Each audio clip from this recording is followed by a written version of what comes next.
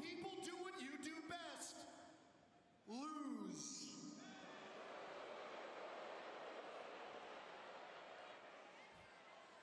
Max, just for a moment, let me take this in. Because I never thought I'd have All right, guys, we're here. a feeling like this again in my life. So, just for a moment. Hell yeah, W's on chat. It is double or nothing, guys. For giving that gift to me. And now I'm going to give you a little piece of advice and a little piece of history, which is, yes, I lost a lot of matches. Yeah. There's a young man named Dwayne "The Rock" Johnson who might recall a couple of victories I had as well. They don't like Dwayne. But here's where you and I differ. In none of those matches did Mick Foley have a match that ended in 2 minutes and 15 seconds. That's not a loss. That's a disgrace. So unless you want to be known as the man whose matches can time an egg, you better put your big boy pants on, because you got Darby Allin to contend with. And when you see Darby Allin, yeah, you see shades of me, but you see a younger me, a more athletic me, someone who wants to win more than I ever did. I was content to steal the show, and he's not, because he's going to simultaneously steal the show and take away what you love most, the AEW title and your hair. You know, I never noticed. Are we seeing a bald MJF tonight? Bald, bald, bald. I wish I was there. Until I got a little close to you, Max. You've got wavy hair. And tonight, it's waving goodbye.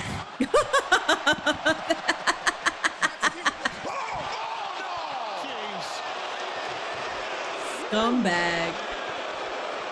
Scumbag.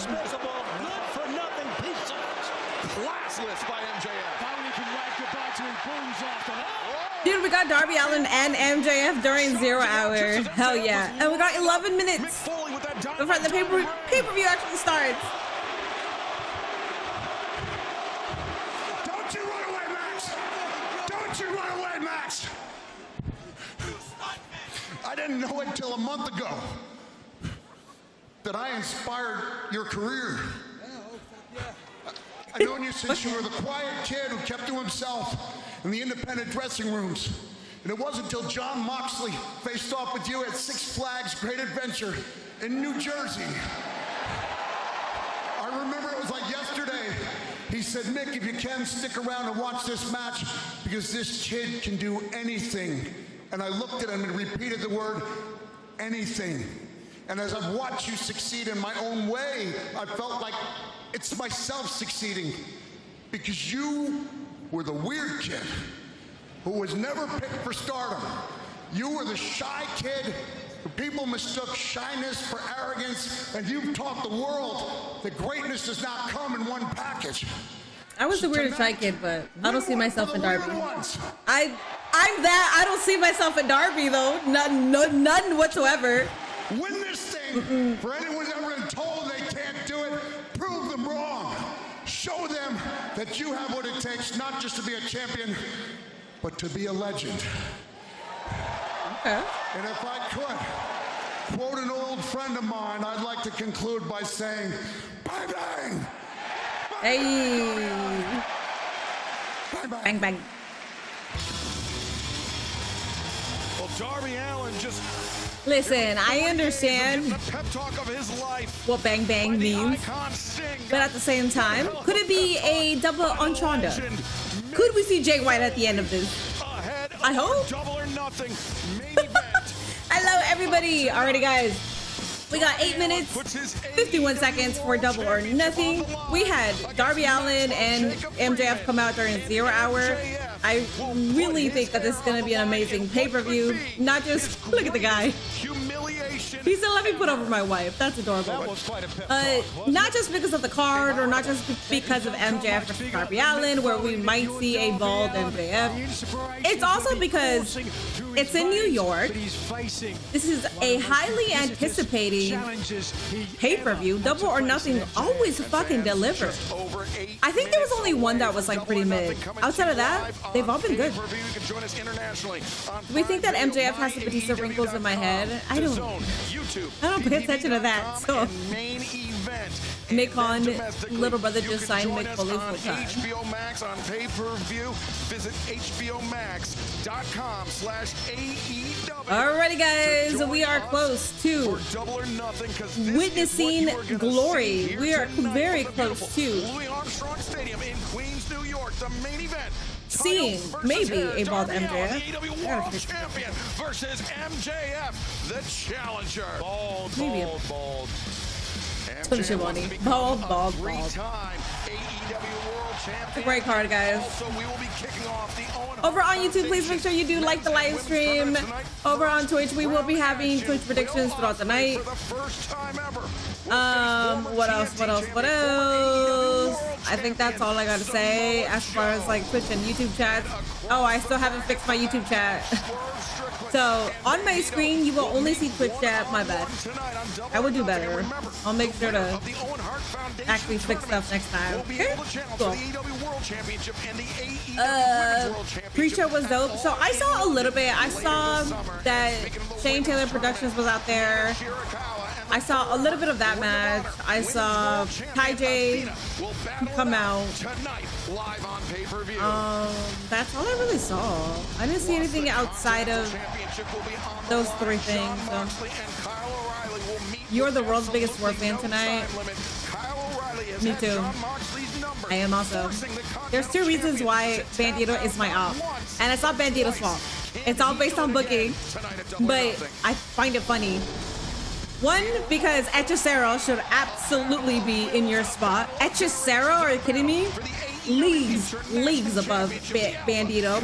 Secondly, because he's Ring of Honor champion and he is broadcasted on Dynamite and multiple pay-per-views. Yeah, Athena, we don't get her. We're getting her tonight. But it takes a long time until we see Athena on Dynamite, which is stupid. I don't like that. So those are my two reasons. They're stupid reasons, but they're right reasons. I mean, he doesn't like YouTube like that. No, I do like YouTube. I don't know what went wrong, and I haven't had time to actually like sit down and investigate it, unfortunately.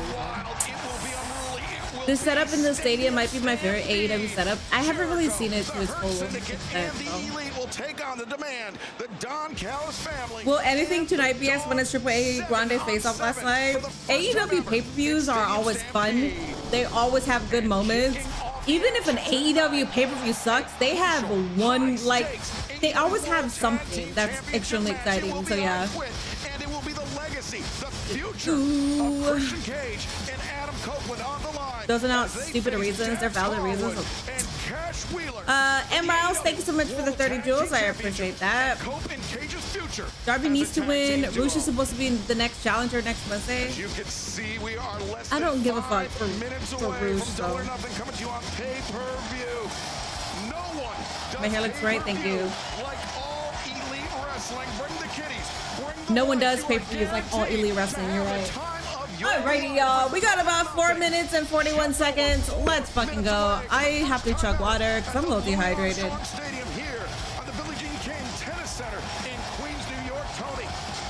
Billie Jean King. Are we saying Holy Shida tonight? No, fuck that. If we are saying Holy Shida tonight, I will crash the fuck out. Also, let me fix his main. I gotta fix my main real quick. I gotta make sure that the pearls are in the front. Tonight's AEW pay-per-view will end at 1 a.m. Eastern, so hopefully you took a nap before it started. Last pay-per-view ended around like 12:30, right? The main event started around 11:30ish, which is very rare. If you're very accustomed to watching AEW pay-per-views, they do not at all. The main event does not start before midnight, but it did last time. So I feel like we're doing better with the pacing. But tomorrow's a holiday. tomorrow's a holiday, so I also feel like 20con is more so like, fuck yeah, holiday. All right, we're gonna go until 2. Alrighty, guys. Let me go to the pay-per-view real quick because that was a pre-show.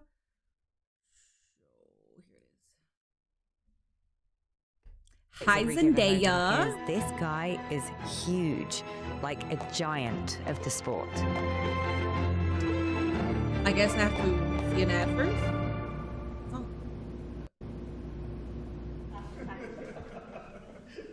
What is this? Yes, it's a shake. What is this? Why am I watching this? I'm watching it on DAZN tonight. But there's a And of course, What? whey protein, chocolate. So Oh, we have 3 minutes left.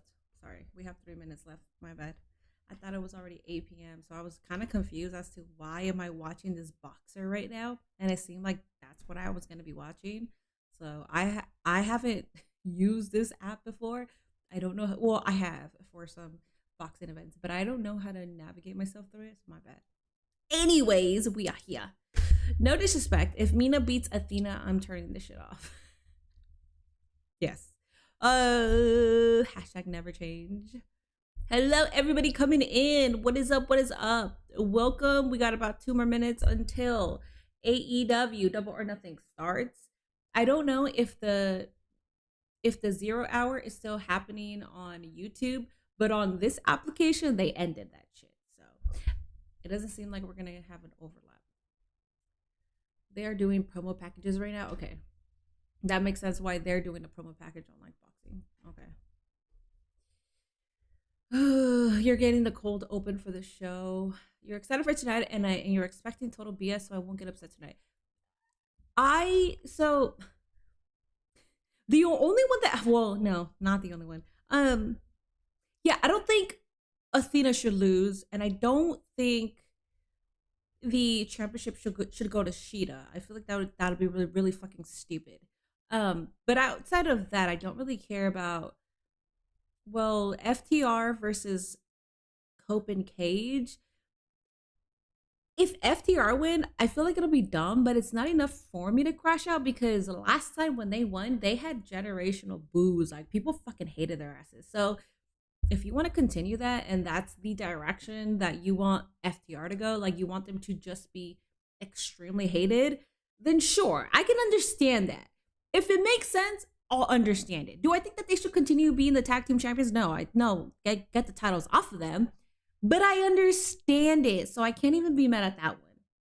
I think the only two that will make me crash out is if Mina wins and if Shida gets the title. MJF is going bald. Could they have MJF win the title and still get shaved? If a bunch of the locker room come out and pin him down, I could see that happening. But it has to, MJF has screwed a bunch of them. So if they all come together, if MJF cheats, does a low blow, does something to win, and Darby gets mad, and then Darby calls a backup. Basically, the backup could easily be everybody that has gone against Darby ever since he became champion. Kevin Knight, Mike Bailey, Brody King, Pac. Pac is in the Death Riders, but all of those men could come out and pin down MJF. So, yes, I could see it. From Queens, New York, All Elite Wrestling presents Double. I'm hoping to drink some haterade tonight. I don't think this title should be taken off of Douglas. Alrighty, guys, we are in Queens, New York for Double or Nothing. I hope you have your caffeine. I have a little bit of yerba over there that I actually might get right now. We are kicking things off with a high-stakes matchup, and let's head to the ring and Arcadiora for the introduction.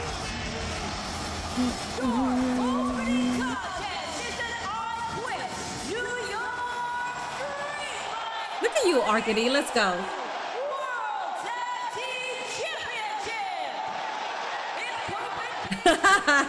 I wish I was there, man. The energy. Holy shit. Yo, this energy is crazy. I wish I was there. On this day. Queens get some money, dude. Introducing the challengers.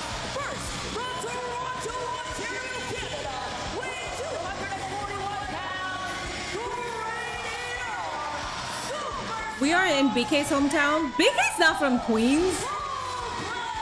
He's from New York, but he's not from Queens.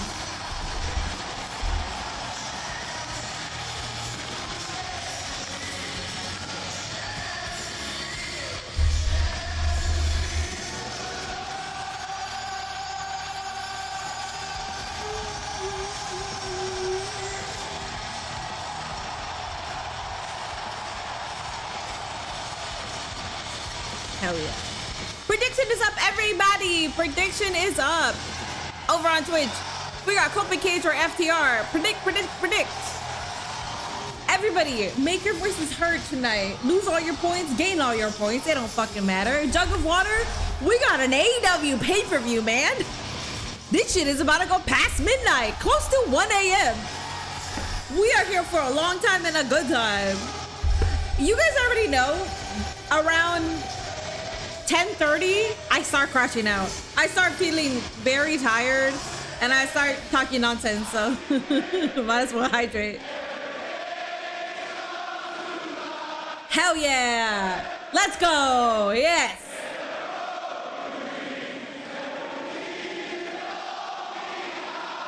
Embrace it. You beautiful man. Let's go. So well deserving.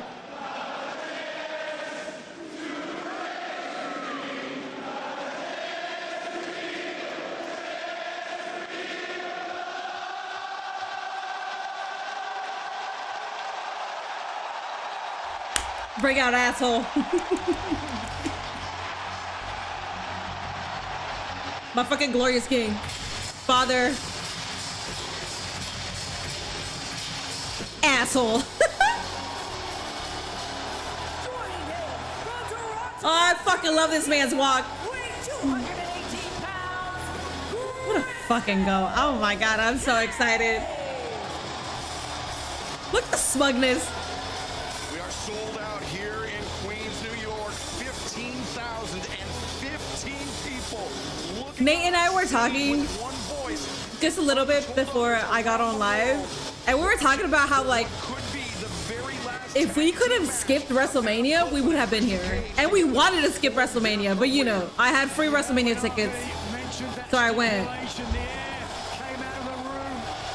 I would have easily skipped WrestleMania to be here, though. Of this match in Louis Armstrong Stadium, and for Copenhagen, perhaps they do not have all the time in the world. Anybody? W minimalist set design, very New York. There's always scaffolding around. Yeah. We're going double or nothing on the predictions. Yes, let's go double or nothing on the predictions. Hi, BK. BK, by the way, Black Man said that this is your hometown. This is Queens. Your name is BK. Rican for a reason. BK stands for Brooklyn. Rican stands for Puerto Rican. He's a Puerto Rican from Brooklyn. Y'all better put some respect on father here, man.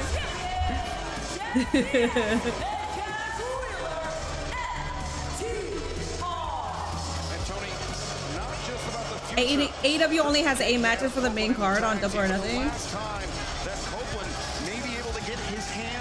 They're doing better. All In is gonna have like 13 matches, 13, 15 matches. Yeah, 13, 15 matches probably. Do you think New Day will show up? No. So the only reason why I don't think that New Day is gonna show up is because somebody asked, hypothetically, if the New Day shows up at Double or Nothing, what will happen? And then somebody, who was it? Was it Sean Ross Sapp or was it Dave Meltzer? It was somebody credible that, like, it's Dave Meltzer, you know, but he knows what he's talking about. Somebody said if they show up, not only does New Day get sued, but also AEW gets sued. So I also don't know. Are we sure that they're on a 90-day no compete clause? To hold on to the titles. I miss Chris's original WWE theme with waterproof bra. Did you read the McFoley news? You do not No. put a spike pile driver on someone unless you want to injure them, and hopefully, I guess. They definitely are. I guess. Well, because I know if you get released, you're on a 90-day no-compete clause. Beth Copeland. But if you quit, then you're not. Look at the face of Adam Copeland. But they mutually agreed. So I guess they probably. How about Cope and Cage have to realize Alrighty, y'all, let's go. We are starting off hot. what lies ahead. And remember, this is an I Quit street fight. The only way to win is for one member of the team to say the words, I quit. Good thing it's not both members, because if that's the case, Cope and Cage couldn't lose, because Christian Cage would never say I quit. Christian Cage said I quit in the I Quit match for the TNT Championship with Adam Copeland. But that wasn't his voice. That was Adam Copeland throwing his voice. You believe anything? All right, now there'll be no chance tonight.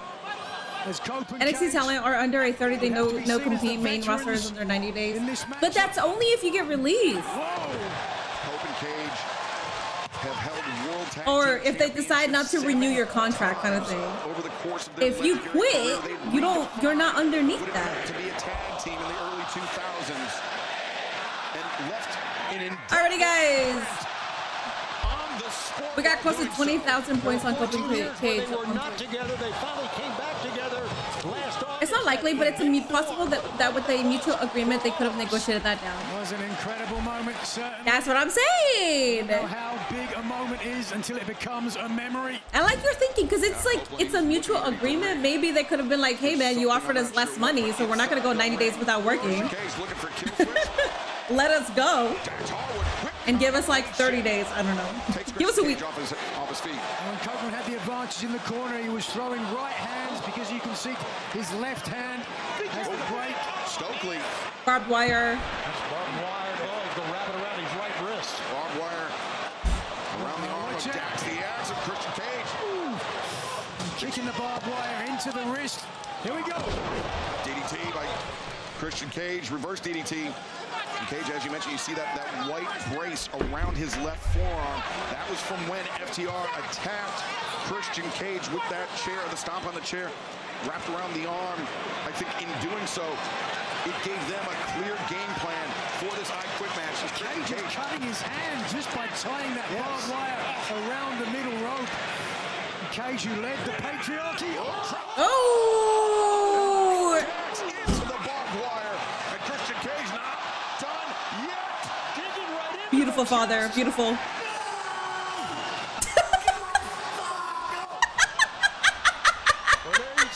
Oh no, Dax is making me laugh. I hate this shit. The referee Don't make me laugh. stuck in the mouth of one of the combatants. And the prongs of that barbed wire. We're not about to sit here and be entertained by Dax. And there are two referees armed with That's Stokely's job. here at Look at ringside. this. Cage just got the belt away from Paul Turner. Turner, hold on to your pants. Damn, we're getting Before I spanked. fall down. Repeated lashes from Christian Cage. And now Cope. He whipped Cass This is all already peak, yo. Look at that. This man is unhinged. Fury being unleashed on the AEW World Tag Team Champions. Copeland's capricious, reckless. Gonna temper like a honey badger. And right now, he's half crazy. You better quit.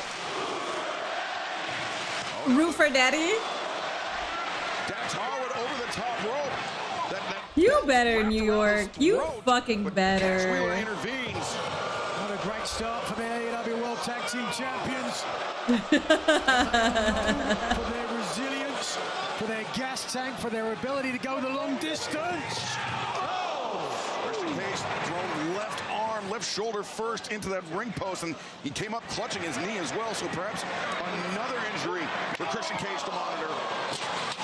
You're right about resilience, Nigel. That's one of the things they're known for, and you're going to need resilience, everyone in this one. And you saw the attack on the Damn. left arm. FTR immediately Wonder if Beth will make an appearance in this match. bringing a ladder into the proceedings. I hope she does, because It's a battering ram. FTR were the ones that attacked her. So yes, absolutely. I hope she does. They kind of put the ladder And I hope that's how they win the titles. Bad intentions. Bro, y'all are fucked. FTR, they are making you their bitches. That's it. Come on. I like FTR when they're not glazing themselves and the Young Bucks are as the best thing ever. I like FTR when they don't speak. Mina, do you think we see Mercedes Moné? Yes. One more time. One more time. What a crowd. Take a look at this. Yeah, sold out here. Our first trip to the Louis Armstrong Stadium. We got tables, guys. Well, we've seen the ladder. Now we're seeing the table. This does not look good for FTR.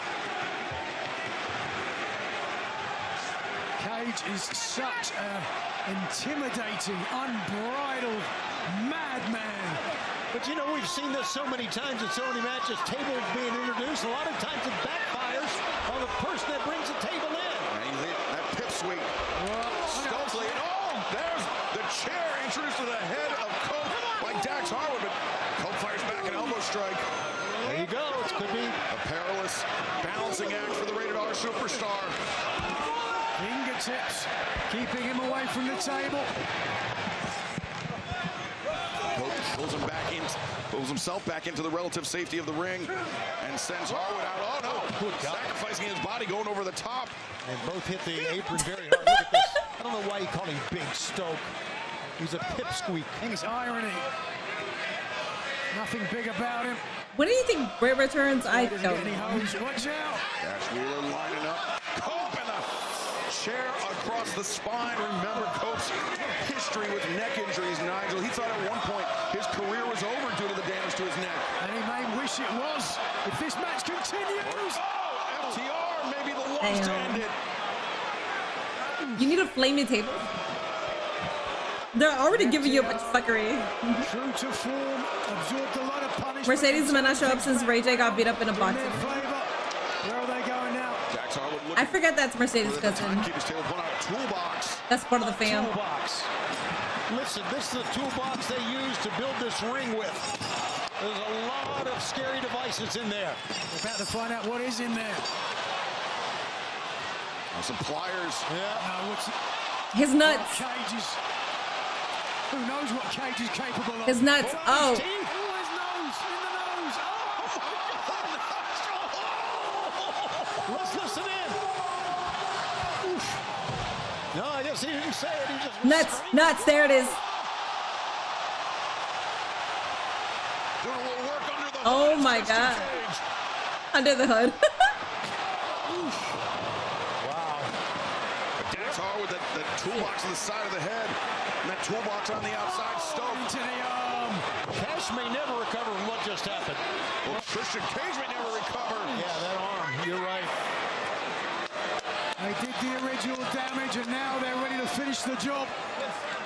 Cage, a one-armed man.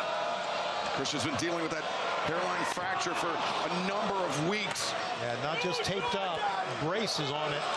Christian Cage, a valiant effort. The man who led the patriarchy like Troy Aikman, led the Dallas Cowboys. He's fine. Wait a second. No, Cash brother. Wheeler. Cope fighting for his life. Trying to fight off both members of FTR, both members of the AEW World Tag Team Champions. Oh boy. Now, Cope. Oh, Mil Diaz. Thinking pile driver on the Spanish announcer. I got so distracted by the dude that got up immediately. How the fuck are you not trying to pay attention to this? That dude just went upstairs, did not look back. How? Holy shit. Come on. Actuating it, driving Cope's head and neck into the unforgiving oak of the desk. Yeah, Cope was bleeding already. That hurt everyone. If we can get another look at that, both members of FTR colliding with the head and the neck of Adam Copeland. Is this elimination I quit, or if somebody says I quit, the other team give wins? as well. The neck. I don't know. I think it's just I quit, and then that's it. You saw the Whichever member the quit. body. How The graphics department cooked with the New York City theme. The graphics department always fucking cooks. Every single time I see a graphic of theirs, it just looks...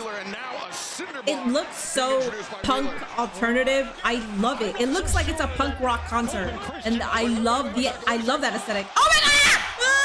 Christian Cage very nearly had his arm shattered by that cinder block. What the fuck? He's going to be upset. I'm sure he put that under there for loose later. But no! I mean, it's hitting the cinder. I mean, you're hitting the cinder block. More chair! Somebody check on the chair. You don't quit. I banged your mother. Well, that was not an I quit. That's only Christian Cage could do. Oh my god! Christian Cage, defiant, but in serious trouble. You're okay, father. You're fine. Gordon Soley, 4 words, 26 letters. AEW, AEW, AEW, AEW. Christian Cage fighting now as Adam Copeland, after the pile driver on the announce desk, has not moved. Yeah, What is that? And it may be 2-on-1 the rest of the way, gentlemen. Is that a huge nail? Matter of time now. To be honest, graphic department got the color of the trains wrong. Damn. Am I tripping or does that do nothing to his arm? That does nothing. No, that doesn't do anything. What a start indeed. Nobody. Christian did just say that he banged his mother. AEW. This is pro wrestling. Christian Cage biting the head. What if Stokely says like quit to cost him the match? He could. Meanwhile, They quit. He could throw in the towel. Wheeler, the shot from behind. That could happen. Christian Cage, wait a second. FTR could be thinking stuff pile driver. This time inside the ring. Go fuck yourself. Oh my god. Avoided Dax momentarily, but here it comes. Now. So fucking good. Cover stuff to work. What's Big Stoke doing? Stoke is trying to He's undo the top rope. Look at clearly Stoke's got plenty of experience with his wrists. That's a big old hook right next to him.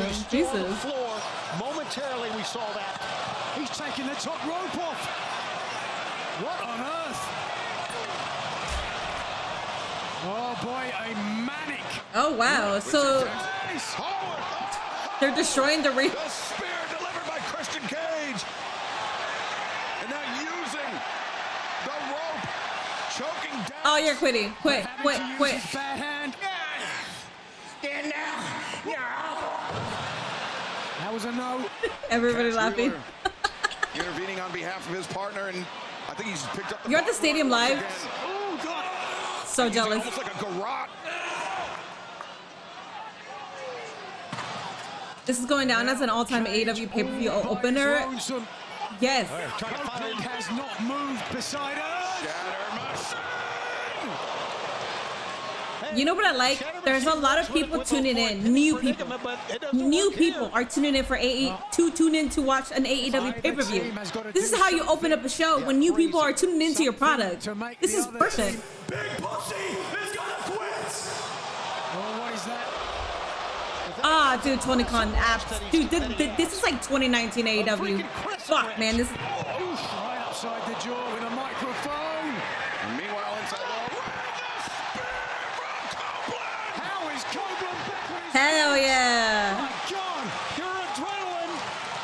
Hell yeah. A second spear delivered by Copeland just when his partner, just when his future as a tag team needed it most.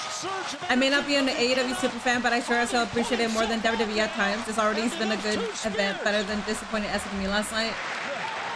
You can always expect a good product from AEW pay-per-views. As countless others have found out throughout their careers of the rated R superstar. It's like a madman. Not like he is. He's certifiable.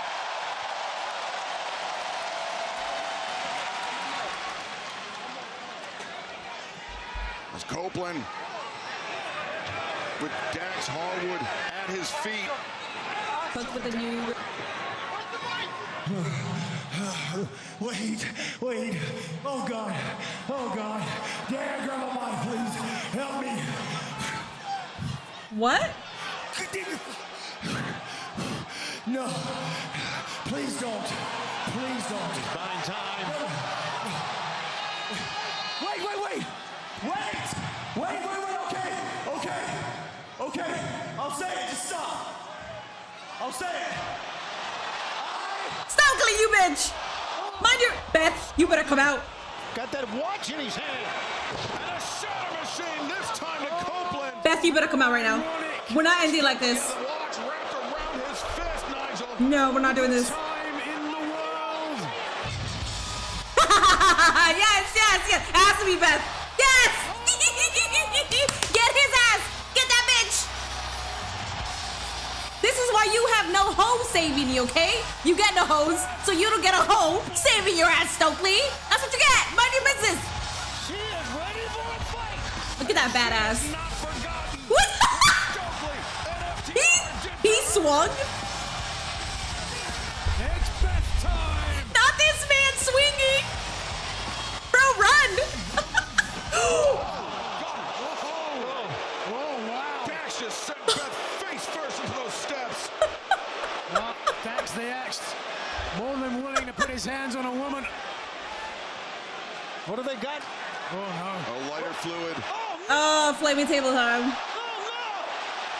Well, this has already been an incendiary matchup. What in the hell is wrong with...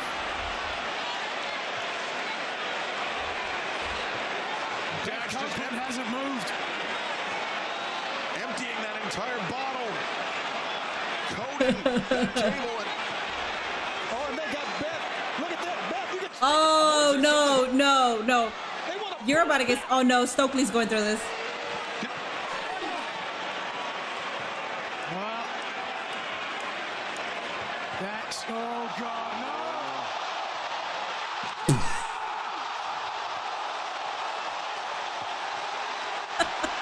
You dumbass. The last possible moment. Beth moves out of the way. And Stokely and Cash crash. Stokely has hoes. He just doesn't let people know about them. No, he doesn't have. Hell, this is just the first match and they're burning people. What the hell?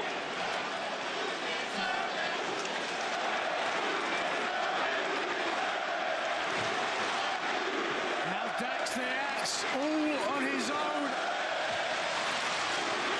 Oh, this is not good, Be the gentlemen. concerto. And it could end a career. This could be the final concerto in the tag team career of Cope and Cage, but it could be the final concerto ever for the Rated R superstar. Cope! Listen to me. If you want to see your two daughters tomorrow, say Bro, ain't no way. quit. No.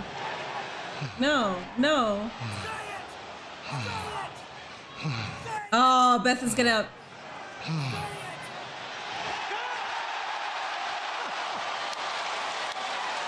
Cope saw his wife. Called for Beth. Oh, payback! You deserve a chance, yes. Christian Cage now laces up the legs of Dax Harwood. Oh, God! Scorpion deathlock. No! Can Harwood survive? Oh, come on. You... Yes. And it's Dax who quits? Yes. Quit. Oh, God! Oh, God! Wait a second, Cope, he's waving. Waving to Beth for something, and Beth She's so strong. bending those steel ring steps. Oh, Spike! I was looking at how strong she was. I didn't realize what was underneath the steps. And Beth Copeland wielding Spike as Dax Harwood trapped. No, God! Don't do it! You quit. Quit. I quit! Our new AEW Tag Team Champions. Let's fucking go. So well deserving. Booker T with the 199. Tell me he did not just say that. Thank you. Yo, 10 out of 10. Oh, dude, W's on chat for that. 10 out of 10. Pay-per-view, and it just started. And it just started. Holy shit, man. Dude, that was a fantastic opener. Oh my god. I see clearly, yes. And no ads, no. Well, no, because we're paying good money for this shit, so yes. Oh. What a journey and what a battle back for Cajun Cole. An incredible matchup with both teams doing absolutely anything they could to secure the victory. This was perfect for real. Dastardly intentions and FTR looking to put Beth Copeland. You have new people tuning in to watch Double or Nothing. You have so many new people. I saw like 5 tweets. That doesn't mean that there's a lot of people. But if I'm seeing 5 tweets on my feed talking about this is my first time tuning into an AEW pay-per-view, it's not just those 5 people. There's more. This is so perfect. And this is how you open up the show? And there's no ads? The Will Meister with the 100 biddies. Am I the only one who finds the fire spot poetic, given that Mick Foley's there, Adam Copeland's in the match, and his ladies involved? I thought it was poetic, but I forgot about Mick Foley being there, so that makes it even better, yes. Fuck yeah.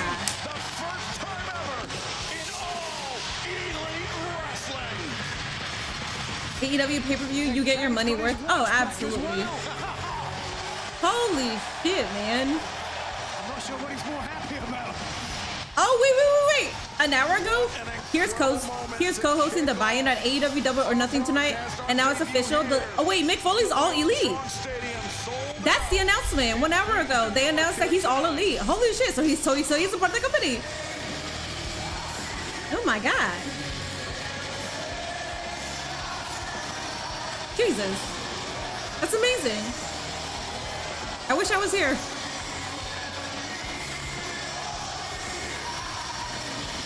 True, there's no ads, but they also pay $39.99 just to watch a show. That's how WWE pay-per-views used to be. You used to pay $50 for a pay-per-view because you pay to view the show, because usually for pay-per-views, you're getting a product that's a lot better than what you get on television. The matches are better. You're probably gonna see blood. You're gonna see a bunch of violence. You're gonna hear a bunch of crazy shit. That's why you're paying for the pay-per-view. So I'd rather pay $50 for a good product than watch a premium live event that, depending on what service you got, you could pay $30 for ESPN. You're paying $70 plus for Hulu Live, YouTube Live, like all the bullshit, and you're getting ads. You're still getting ads. No, for a mid-show, absolutely not. Keep taking my $50. Don Callis has given his blessing. We will see. I will give you $50 every single month. Oh my god. For this international championship. Alright guys, Takeshita versus Okada's next. Hell yeah. Wrestlers of their generation. Foley and MJF had an incredible segment hyping up the main event. Yeah, they did. I did see that. I liked it. The greatest AEW international. Damn, TK is not slowing down. What the fuck do you mean Okada versus Takeshi's X? I know. I miss paying $9.99 for the WWE Network, and I remember when Michael Cole was saying, "For how much? $9.99?" I would get annoyed because they kept advertising it, and now I'm like, I didn't know what I had. Blue Gold, so thank you so much for gifting that sub to Mike Awesome. I appreciate that. Thank you. It's $40 on Max. If you're already paying for an HBO subscription, it's worth paying the $39.99 because you're saving $10. If you have DAZN, DAZN is a boxing application. Hold up. ただの画像ではない。ただのイメージではない。写真はどうやって俺がこの物語を歩んできたか、それを全て語ってくれる。ここに来るまで簡単なことではなかった。多くを犠牲にし、そしてこのゴールだけを見て俺はここまで来た。まだ手にしていない未来、でも俺はそこに確実に向かっている。岡田和親、ダブルオナシングでは俺がお前を Oh, he's winning. そしてそれが Takeshita should win. になるだろう。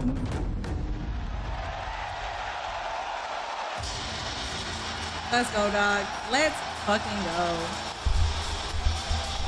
Who do I got for Okada versus Takeshita? I think it's Takeshita, but there's gonna be some matches, guys, where I don't want to have a prediction. I just want to enjoy it. So I'm not gonna have a prediction for every single match. I feel like when you premeditate who's gonna win, you kind of ruin it for yourself. And some matches, I just don't want to have a prediction.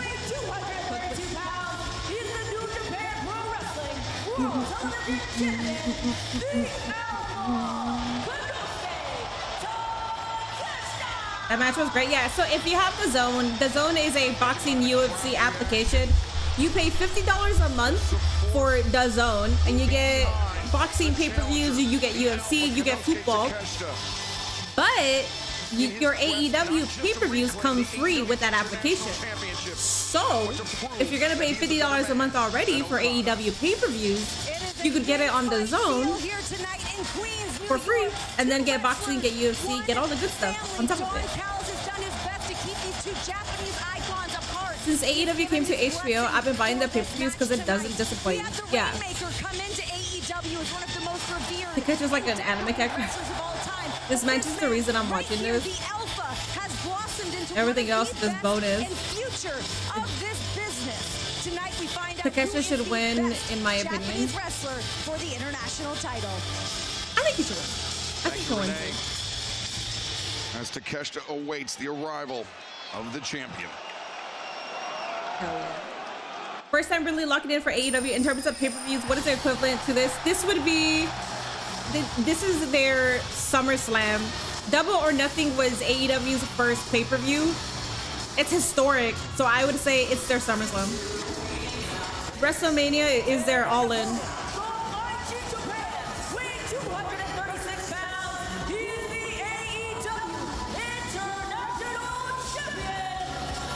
This is God.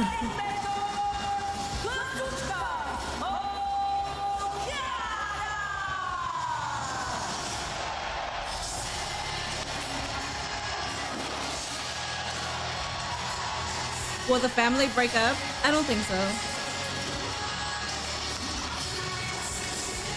My AEW is also an option. How much is that? Rip Stokely, he died as he lived with no girls.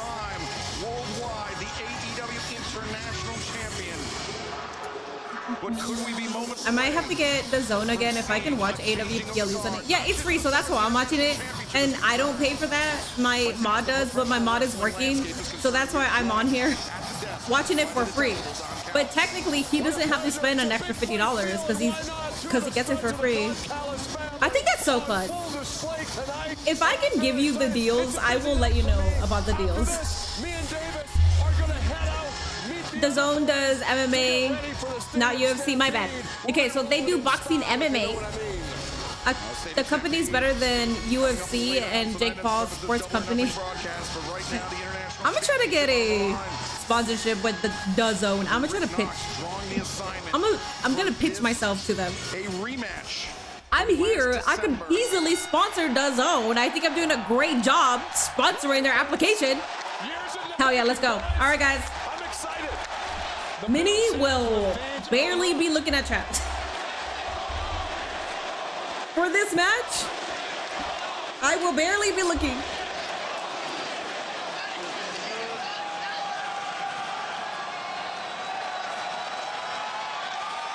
These two look like mirror images of one another, don't they? Both the same size. The Prince and the King. And here we go.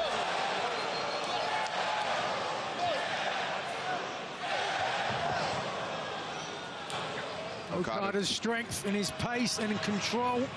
Okada flinched first, though. He went for the kick to the midsection, took the side headlock, and just bounced off the chest of the champion. Certainly a feeling out process that speaks to the respect that both champion and challenger have for each other. Takeshita looking for the trip. Okada underneath the leapfrog. Takeshita the back elbow. Caught Okada flush now. Sunset flip attempt. Okada rolls all the way through. Maintains control. The wrist rainmaker attempt early. Takeshita raging fire. No.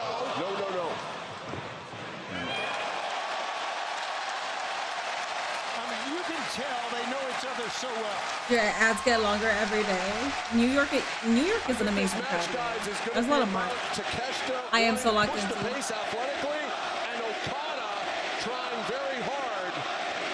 trying very hard to slow it down. All right, guys, there's a Twitch prediction. We got almost 20,000 on Takeshita. For double or nothing. They are on their feet. Fuck, Don Callis is right, man.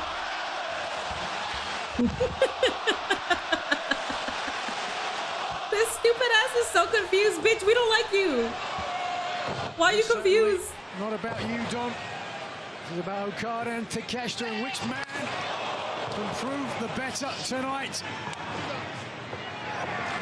Takeshita underneath. Lariat attempt by Okada twice. And now Takeshita line. Wow. Did you have a chance, Don, to talk to either of your men about strategy going into the match?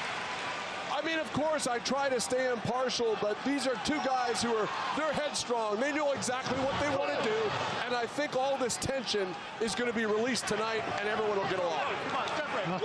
That remains all of this tension is going to be has been building over the last year. Takeshita looks to usurp the international champion. Oh, beautiful.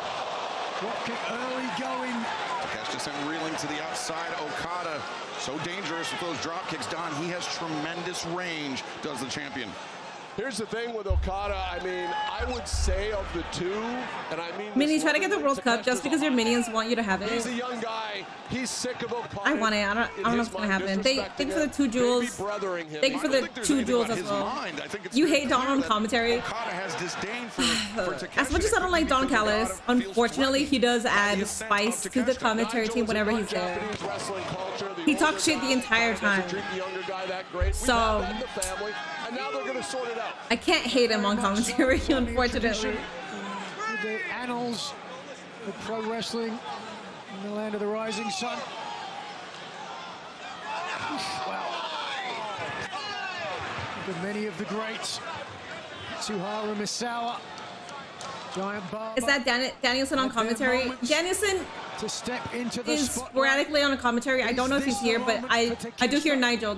Nigel, Don Callis, Excalibur. Before he's intent on reclaiming that title, but and I think it's Tony Schiavone. I don't think Danielson's there. I don't hear him yet. Kazuchika Okada. Oh, wow. Hear that break. Okada trying to slow Takeshita down, targeting that low back. Okada, Don, you've called him great, Japan's greatest export ever, whereas Takeshita is the firstborn of the Don Callis family. Do you have any kind of preference to either of them, or straight down the middle for you? I see both of them as assets, as I see all of my talent as assets. And where you are on the pecking order goes by what did you do for me lately? And these two guys have always both delivered. You favor Okada, admit it. Okada, look at this cocky cover. Oh, yeah. Great cover. Normal in a family, Tony. There's always one kid you treat better than the others. And that's I love Okada. But I'm a great family member, so I don't do that. He's such a I like to treat them as equals. I mentioned earlier, look at the strength of Okada, his ability to control the pace of a matchup. Absolutely commanding once he gets the advantage. For Takeshita. Again, a cocky cover. The disrespect continues to flow from Kazuchika Okada toward Konosuke Takeshita. You mentioned the fiery aspect of Takeshita. Thank you for 95, Anime Empire. I appreciate the 95 this young man. Just look at the facial expressions of both. Takeshita's angry, he's fiery, and Okada's cool as a cucumber. Just sticking his chin out there, Okada, the international champion. Not concerned about the right arms of Takeshita. crack of a whip. Okada definitely has more snap. He's so stupid. Normally, I would have given the edge. Oh my God. Takeshita really relishing, Okada really relishing this moment, but Takeshita was ready for him. Takeshita is so... Taz might not be there either. They change out commentary throughout the pay-per-view. Sometimes I don't pay attention to who's on there, so I always have to like pay attention to when somebody asks. Takeshita's hips and the flexibility, the way he pops like that is incredible. Yes, it is. I agree with that, Don. It's amazing. What an athlete. We saw both men trying their finishing maneuvers earlier. The Rainmaker versus the Raging Fire. Now, back cinch on it. Took way too long. Took a minute to play to this New York crowd, and he paid for it. Yeah, both got hurt that time. Thanks for another 95. I appreciate that. Okada up on one leg. Have a good stream. Oh, he was ready for it. Takeshita used Okada's own momentum against him, guys. Takeshita with Okada on the outside. It's the take to the sky. And Takeshita very nearly landing on his feet, but still scores with the tope. And favoring that back. If you remember a few minutes ago, Okada drove that back into the railing. Look, the back landing flush to the shoulder of the champion. So a little more damage there, but as this match continues, Takeshita pushing forward, redoubtably. As I mentioned, the only previous one-on-one meeting between these two men took place last December, World's End, the semifinal match, the 2025 Continental Classic. It seemed like Takeshita was on his way to dethrone the Continental Champion, to advance to the finals. Oh, wait a second, Okada. Here we go. No. Brings Takeshita to the center and the neck breaker. But Tony, we remember it. Takeshita, or excuse me, Okada used that screwdriver. Gia is in the room with me. Planted behind the WWE needs to learn from Tony Khan and Mark Calloway on how to book the show. Yeah, did you know about that screwdriver, Don? That was a long TKO needs to learn in general. I think Triple H gets a lot of hate, and it's not even the majority isn't even his fault. Trying to use that it's TKO, but he's the puppet that takes all the blame. Okada seems like he will go to any lengths to prevent Takeshita from usurping his place, not just in the Don Callis family, but in the hierarchy of professional wrestling. Now, Shivani, do you agree? Hell yeah. Give us the finger. It's in Okada's favor. No, I don't. Okay. TKO needs to learn how to go the fuck away, yes. That too. Oh, look at this. Okada just rubbing a middle finger in the face of Takeshita. The disrespect. Here it comes. Building. Grab the right wrist of Takeshita to set up the Rainmaker. Yeah, and Takeshita. No, look at that. Wow, there's that athleticism you talked about, Shivani. The bypass and Takeshita. Blue Thunder, no. Almost got it. Okada counters. Okada transitions, looking for tombstone pile driver, perhaps. Takeshita desperately kicking his feet, and now tables are turned on the champion, Takeshita. Oh, drives down Okada. Another one? Yeah. Keep going, keep going. If you're trying to take down Okada, you gotta keep going. You gotta keep going. Hit it. Ah, damn. I was gonna say, hit it with the Rainmaker. No sell Takeshita. Let's go. It was just a drop kick, so it's fine. If he no sells a drop kick, we're okay. Will Ospreay will no sell the one-winged angel. I'm kidding. I'm sorry. 15,015 people sold out here in Louis Armstrong Stadium, and they are on their feet for this one. It wasn't always like this. WWE from 2021 to 2024 was peak booking, and that was all Triple H, which is what I'm saying. Like, I feel like Triple H just gets all the hate when he's not even in control. They've said he's not even in control. He's basically the puppet, and they're the puppeteers. The first man back to his feet. Both men were struggling up. Takeshita with the assistance of the ropes, but Takeshita spilling through now to the ring apron. Yeah, Takeshita got up first, Nigel, you're right, but he plummeted back down to the apron.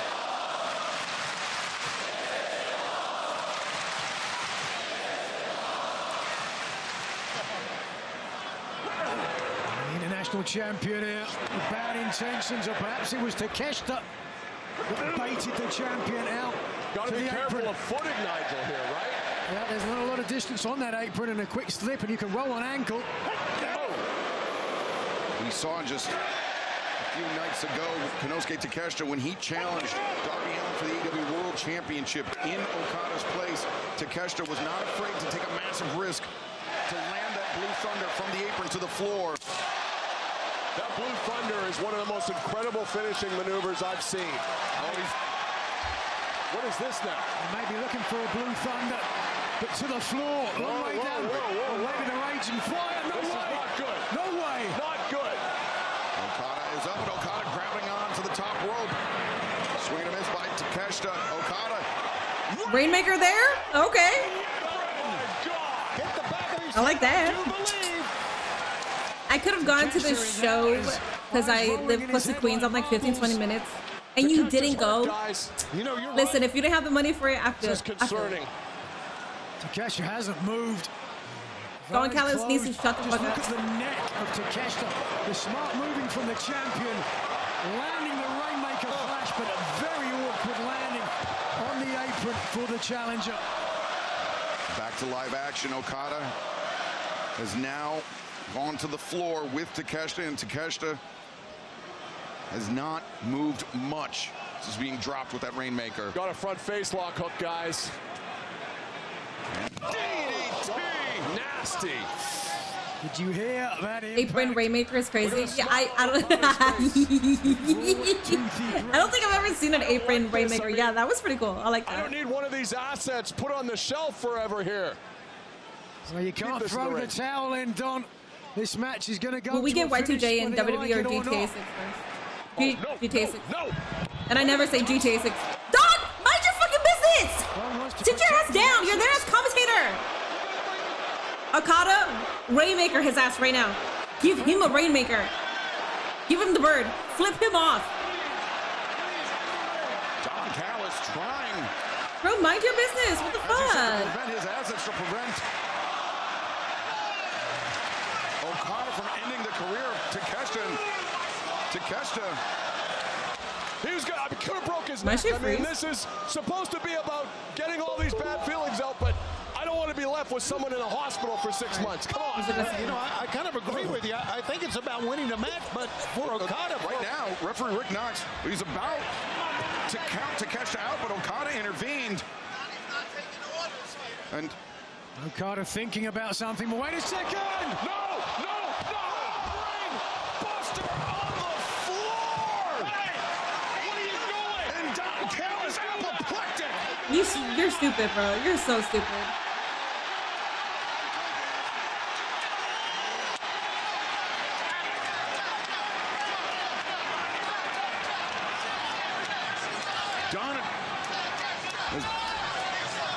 Don, it seems like Takeshita may be done listening to you. Don is just trying to get some order and a return match to the ring. No, he's a fucking buzzkill. Okada is out on his feet. Hell of a kick delivered in the corner. As now Takeshita brings Okada to the top. Oh boy, long way. Okada, as much as I love you, it's your time, man. It's your time too. Or it could be Avalanche. Put this man over. It's your time to pass the torch. No, Okada behind Takeshita. Okada Rainmaker intercepted. Yo. Counter. Takeshita. Hops on Okada, German suplex 2. Oof.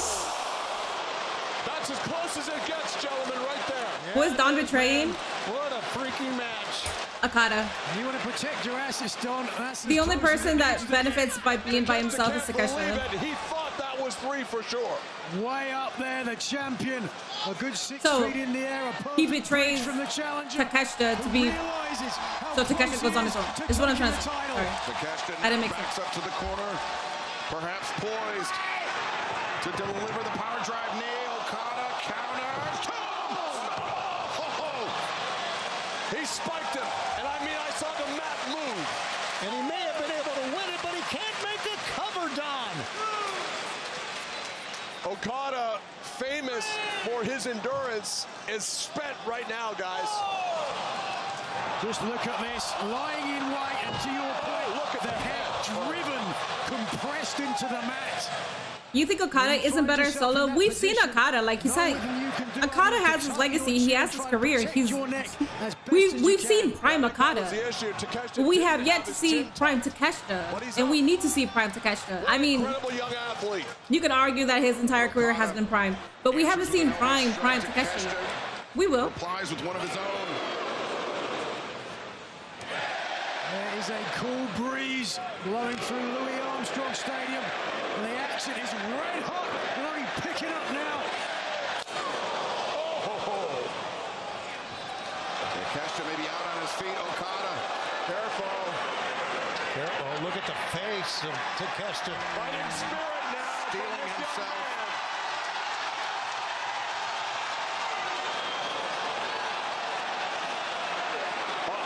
Wow, openly defying the champion. Oh my God! There's something behind it. Saw the spit fly about 3 rows deep there. I just know Okada was like, Elbows left. give me your hardest hits, man. Okada, Rainmaker, no. Blue Thunder. You gotta do more. This is Okada. No. Okada. Oh, back and An forth. emerald frozen of sorts, almost completing. But this might do it, the challenger. Spaghetti legs. Ain't no way, dog. Yes. Beautiful. Takeshita. That's it. Pinfall. Okada, narrow escape. That was very close, Okada. Yeah, I know, that was very close. Cost him a 3. Power drive knee block. Get his ass. But Takeshita battering down on the head of Okada. Okada backslide. Takeshita goes through. Wrist control continues for the champion. He might do 3 Rainmakers. Just imagine Excalibur. I have both of these guys. They're incredible. Okada, the drop kick. Here comes. Bro, Swerve. Thank you.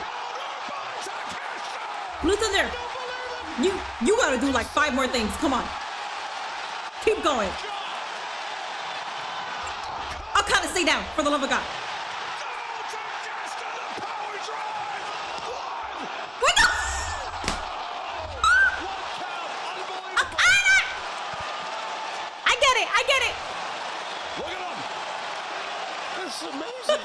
This is an intensity in Okada I don't know that I've seen. He's angry.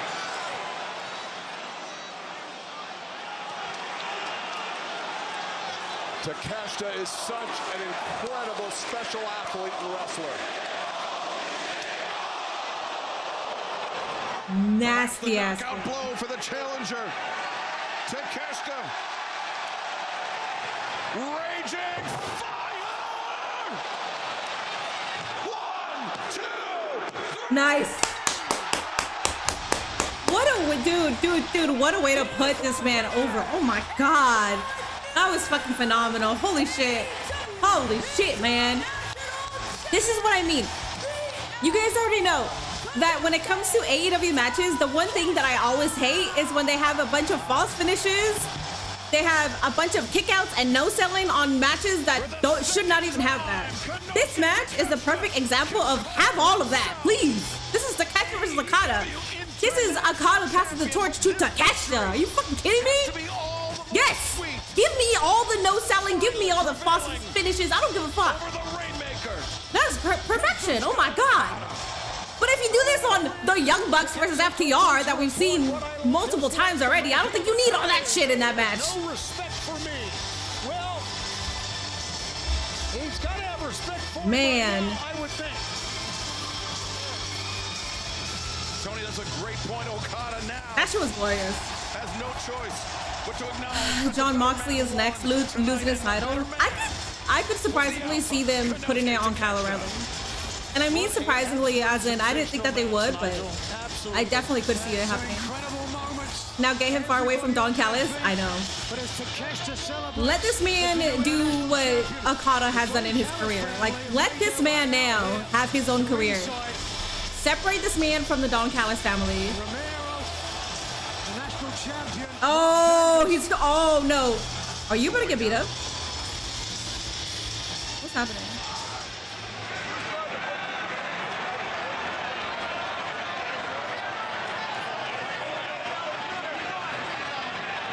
No, no, no. He won it fair and square. No.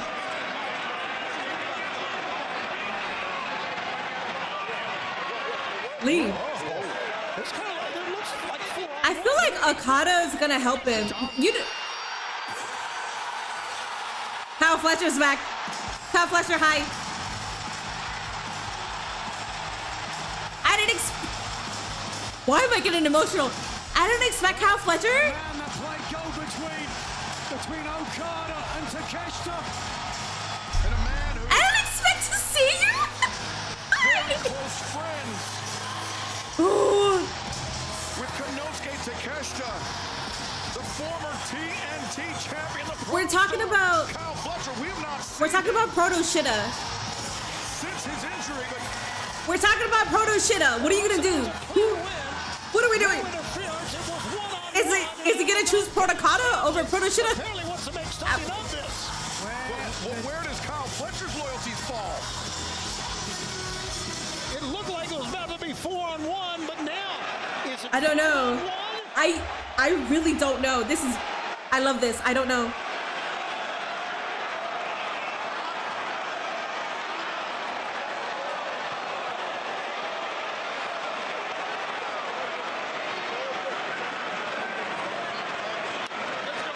Oh no, oh no, oh no.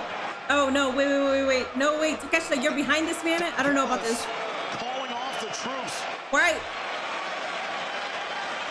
He does not want to see this completely consume the family.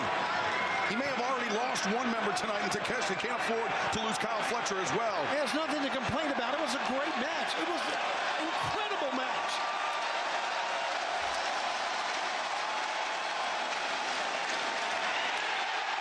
You better stay like that. You better keep that. Congratulations to the new AEW International Champion, the Alpha, Konosuke Takeshita. The world is excited to see where he goes. Keep it like here. that.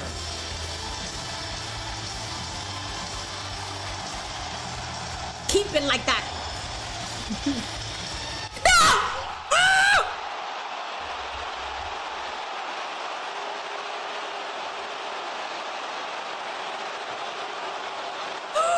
That's cinema. The way you see Takeshita trying to grab his hand, that's...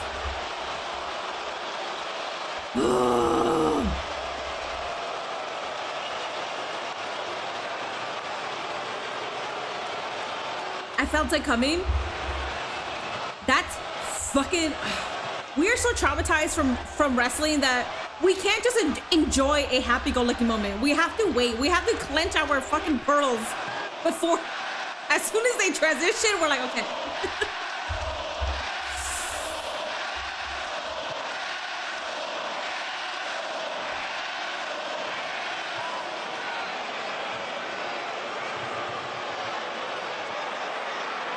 Well, Takeshita is on his own now. That's good.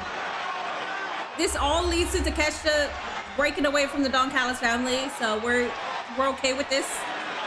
I just did not want to see them break up. They were my favorite couple.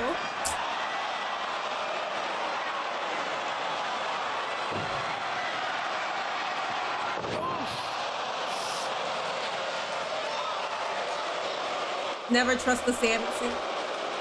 It's very light pink, but we could call it salmon. I hope it was worth it, Kyle.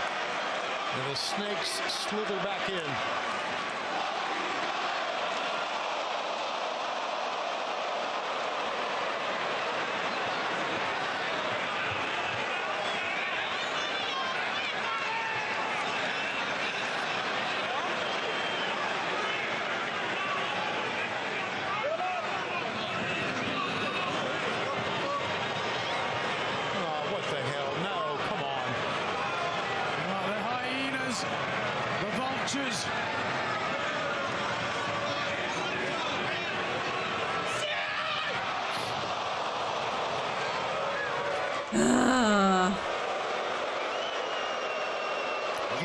Cool. Takeshita is breaking away from the Don Callis family. The Don Callis family still exists. The Don Callis family did not break up. They are still very much together. The only person that is out is Takeshita, and that is what we wanted. So. Horrible showing does not diminish a match that we just saw, gentlemen, because it was. It does not diminish that match. That match was spectacular, man. I felt like either Takeshita or Okada was gonna leave or get kicked out. Yeah. 14,000 people are expressing greatness tonight. Dude. This is that Randy segment from Evolution, thumbs down, beat down. It's done in professional wrestling so much that you have to expect it, but at the same time you don't want it to happen. Sometimes you don't want it to happen. Sometimes you do want it to happen.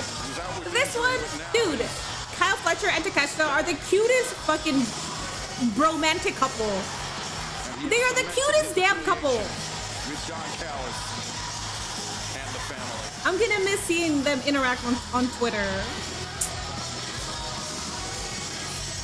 They gotta keep kayfabe alive. Damn. Triple threat at All In would cook so hard. Yes, it would. Cal versus Takeshita at All In or Forbidden Door? I think Forbidden Door. What an opening, 2 matches and a Cal return is crazy. I didn't think Cal would return this quickly. I feel like his return came fast, no?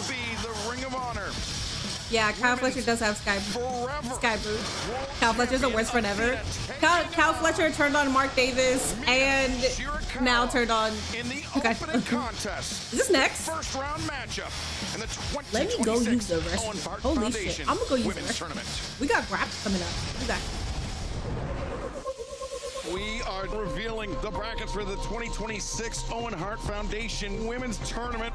It will be Athena and Mina Shirakawa in first round action. I've been the forever ROH champion for over 1,252 days, and I have left dozens of cold bodies in my wake. And I'm pretty sure she's one of them. But Athena, the old face! Athena, I have dreamed of winning the Owen and winning the AEW Women's World Title and ending you. Death Before Dishonor, I kicked your ass all over the arena. Why do you think this is going to be any different, honey? Mina just DDT'd Athena on the floor. I cannot dream anymore because now I will live it. And your next Owen Hart Foundation champion, me!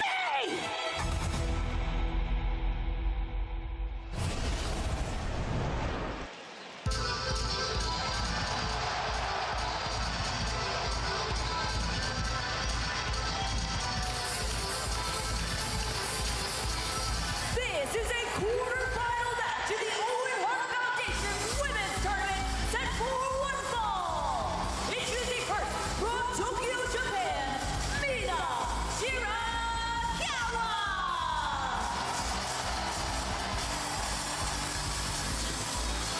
The winner of both the men's and women's Owen Hart Foundation Tournament. Not only Alrighty, y'all. We got good lady grab. We put 15K on Athena as usual. Athena should absolutely win this. Alrighty, guys. We got Athena versus Good Lord Mina. 28,000 on Athena. Bobby Heenan is somewhere proud of this very moment. Okada won Continental belt on the first month in AEW, and now it's the first time seeing Okada win the belt. Oh, he did. Wait, did he? What a crowd to see. Oh, yeah, the yeah, Owen yeah. Hart Foundation Tournament. I'm actually getting into AEW. I love the matches so far, but the fist off was bad. Knuckles didn't even come close to the head. Love everything else though. Well, the thing with AEW, when most of your wrestling moves are very hard hitting, and you're being hard hitting for the most part, it's okay if the fist off doesn't connect. Sometimes I'm okay with it not connecting, especially because they're taking hard hits.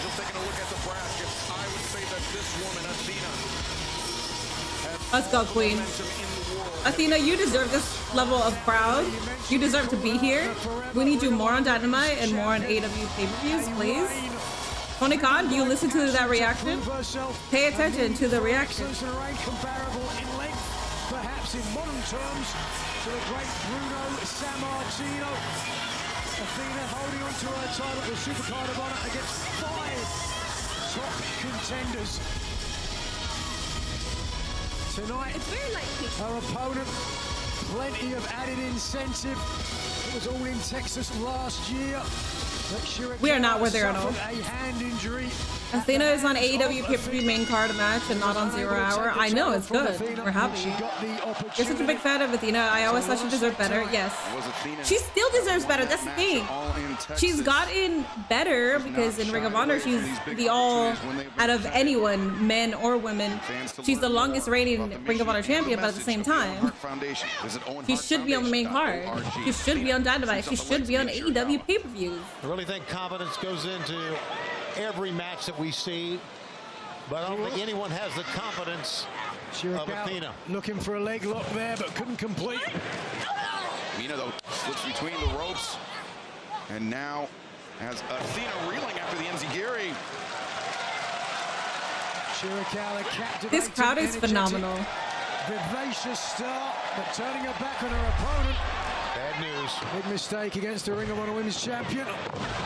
Mina, though, perhaps ready for it. Her feet drop kick. Caught Athena on the front of the knee. Athena was looking for oh God. Maybe on the Athena, are you selling this? Athena? With some difficulty. As Shirakawa now the hammer throw reversed by Athena. Athena charges. Oh, just a flying kick from Athena. That was a great athletic move by Athena, gentlemen. Oh, this does not look good. Oh. On the apron, driving Mina down and lining up. Shirakawa against the steps. Oh, thank you, Owa. Athena. Now we need Keith Lee to return. We do need Keith Lee to return. The aggressive Athena, commanding as ever. Sending Shirakawa into the Spanish announce desk. Shirakawa's baiting in the champion. Oh, maybe not. Oh, knocked out the kick. The board. Wow, that was an She's impact. So Say good night. Yeah, Athena's done all this, gentlemen, after being thrown to the steel steps. Just look at the impact there. And a short circuit on the LED board by the impact, Nigel. I mean, that is tremendous power unleashed by Shout out to AEW for turning tennis venues into wrestling ones. Loving the setup vibes for tonight. My favorite one has been the golf course one. 2 count from referee Aubrey Edwards. Previous champions. Certainly any in the men's division. Now the command that Athena has, you've got to think this is really her match to lose.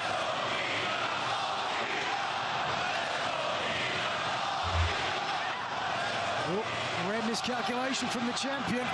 Sidestep by Shirakawa now. Body lock. Transitions over. Pinning predicament. No, Athena able to break free, but Shirakawa manipulating that left leg of Athena. Sensing an opportunity. Well, Shirakawa's made good use of the figure 4 leg lock on occasion. So the damage to the left knee of the champion certainly. Okay, I respect your answer to that. WWE completed again here. Shirakawa, the former tag team I don't know. of Tony Storm. I don't know. I don't really care about connections. I think the only time that it bothers me is when the camera clearly shows that they're not hitting it. I feel like you get angry with that more. And the only punches that piss me off are Roxanne. I hate to say that. I hate the way she punches when she's on top of somebody. She's like just, it's like a windmill. Like it's, I don't like it. Nasty stomp down the back of the knee. You know, we've been talking so much about the Owen Hart Foundation tournament and what it means, and some very, very emotional words from Mick Foley during the buy-in about Owen not only being a great wrestler, but what he meant outside of the ring. Some very emotional words. Whoa! And what a great tournament for the Owen Hart Foundation. Champion too strong here. Oh, like a sack of spuds cover. Mina whipped down Athena the cover, but Shirakawa able to kick out. As you can see on the face, the champ's got some temper, doesn't she? Has some barely contained I love rage Mina, but now is the by time to Athena. start You have investing to on Athena imagine now, that especially for a rage future also match being with stoked not Mercedes. just by Mina Shirakawa, The time to invest in Athena was when she made her potential knee injury. NXT debut. Lying ahead. Exactly. It's a great point. Just the tournament, but of course, the Women's Ring of Honor Women's Championship doesn't take much of an injury. We saw recently Willow Nightingale relinquishing the TBS title and her spot in the Owen Hart Cup. Mina Shirakawa answers. Nzigiri off the ropes. Now Shirakawa charging in, back elbow. Shirakawa on the move, sling blade. Now watch out, this is when Athena's kind Good of shit. at her most dangerous. You think you got her down. Mina building up momentum. Now, was looking for the tornado DDT, but the champion stuffed it. Didn't want the challenger to get the added leverage from the middle rope. but Mina, doggedly looking for a second attempt. Got it this time. It is DDT. Oh! Athena got spiked, and her momentum carries her all the way out. Got Athena with these cells. Oh my god. All right, I think Mina's going to go outside. Could be a mistake. Let's see. The time to invest in Athena was when she was having bangers in Shimmer. That too, but I didn't see her in Shimmer. I didn't know about Athena until NXT, unfortunately. What a move! Mina taking a huge risk, and it just paid off. Stuck the landing, taking down the Ring of Honor Women's Champion, who is on the back foot now. Like you said, Tony, that's when she's at her most dangerous. Mina, drop kick delivered from the top rope. Athena in serious trouble here. Yeah, she's still trying to get up. I mean, she's tried to get up many, many times on a bad leg. Well, the challenge is going to help the champion all the way up there. Athena elevated on the shoulders of Mina Shirakawa. Shirakawa got in mind. Ooh, drives down Athena. Awkward landing for Athena. And now Shirakawa. Here it comes. The figure four leg lock. Couldn't complete. Athena sends Mina off into the ropes. Oh, Athena springs up. Tijeras takes down Shirakawa, and Mina, or excuse me, Athena on one leg sweeps the leg out of her opponent. And Athena played out a Super Dragon's playbook with a curb stomp. With a bad leg though. Slow to capitalize. Come on. 1, 2. And I want to listen to y'all on that. Keith Lee will return back to us. I hope so. That knee, Nigel, as you take a look at it right there, is really bothering this lady. And I mean, this girl has not lost a match in like 77 matches. Yeah, one of the greatest win-loss records in modern history. And now, with the damage left knee, slowly to the top. There's Athena versus Mia Yim match. For the old face. Her finishing. I remember seeing a Shimmer match between Athena and Candice. I've never seen that. That sounds phenomenal. instead, the old face. No. Mina hung on. That was the way that she blocked. That was beautiful. Through, sitting back. 1, 2. Athena able to kick out, swinging a miss. Mina on the move. Mina Shirakawa sends Athena down face first. Spike the champion who hasn't moved. Shirakawa, her version of the seatbelt too, and perilously close. That was a very awkward impact for the Ring of Honor Women's Champion. As Mina Shirakawa takes a moment to collect herself, a big welcome to AEW fans watching along at Dave & Buster's, as well as joining us on numerous providers, including HBO Max, Prime Video, Comcast, Charter, Cox, DAZN, Dish, DirecTV, Fubo, PVV.com. Athena gotta be one of the best bumpers I've ever seen. AEW has a free weekly AEW content with lots of exciting things coming soon as well. We hope you'll join us there as Shirakawa rolling elbow strike. And the Hurricane was how Mina broke her fist in Texas last summer on the face of Athena. Now looking to try to break the leg of the champion. Look at the awkward torque. The ankle of the champion right across the leg. And not too far away. Can she make it? Athena making a desperate reach for the ropes, but Mina wrenches her back away from the ropes. Athena the last gasp, a desperate effort to keep herself alive in this tournament. A lot of pressure on the lateral ligaments of already a weakened knee. Well, we've seen in tournaments, the Continental Classic specifically, how an injury early in the tournament can play out as the tournament continues. Unlike the Continental Classic, this is not a round robin. This is win or go home. This is knockout stage from the very beginning. That's knockout right there for Shirakawa, the back fist. And Mina. Glamorous, no. Athena counters. Mina, though, great flexibility, reach with the knee. Athena through the legs. Has the hand capture, now the arm. And Athena, jumping tombstone pile driver. Athena sacrificing her own knee to deliver the pile driver to Shirakawa. Mina Athena should win has this. wrestled a hell of a match, but Athena has shown us something yet again. And again, electing to go to her favorite perch. The champion will fly! Oh, yes! The old face, a cover! Nice. As she should. As she should.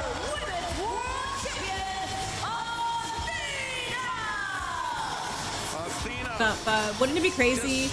We think the wild card is going to be Mercedes, but it's actually Tony. It could be Tony, yeah. Absolutely. To the semi-final round of the 2026. Has Candice LeRae wrestled at all this year? She hasn't. The last match she had was against Jordan Grace. That was in 2025, right? Or was that this year? I can't remember. TK is 3-for-3, yeah.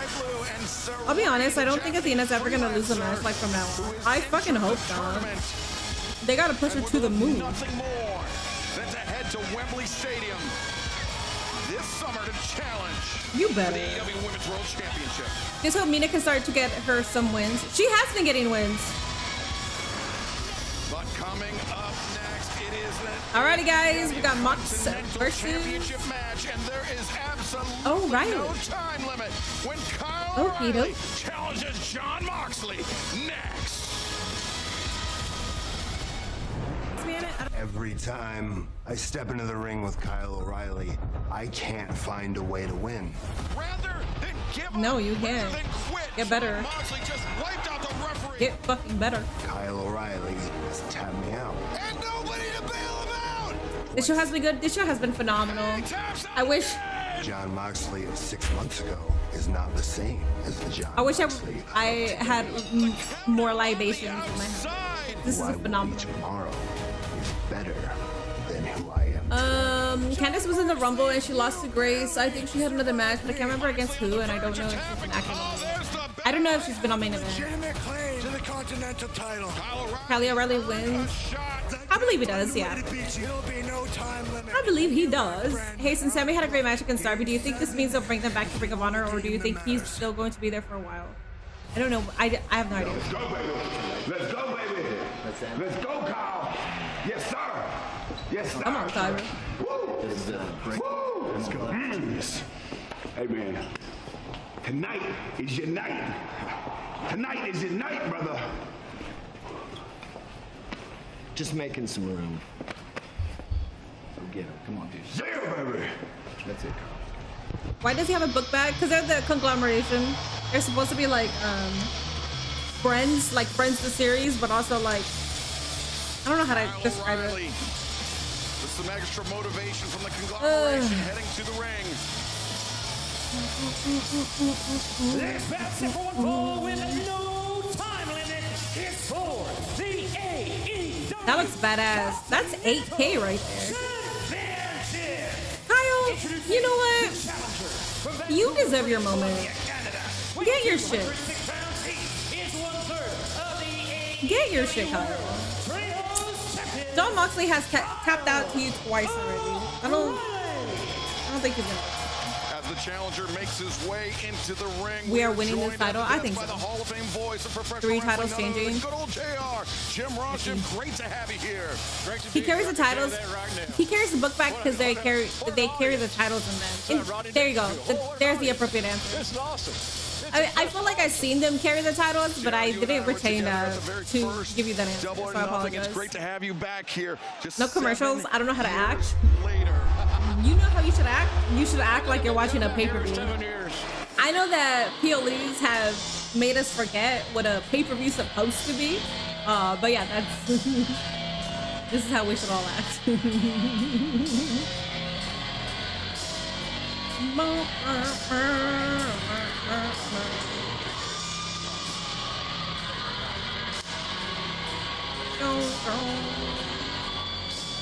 Oh, JR's here? See?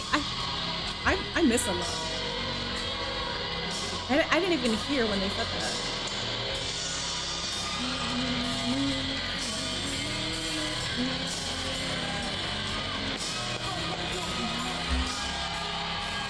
And his opponent, from Cincinnati, Ohio, weighing 231 pounds, he is the AEW Continental Champion.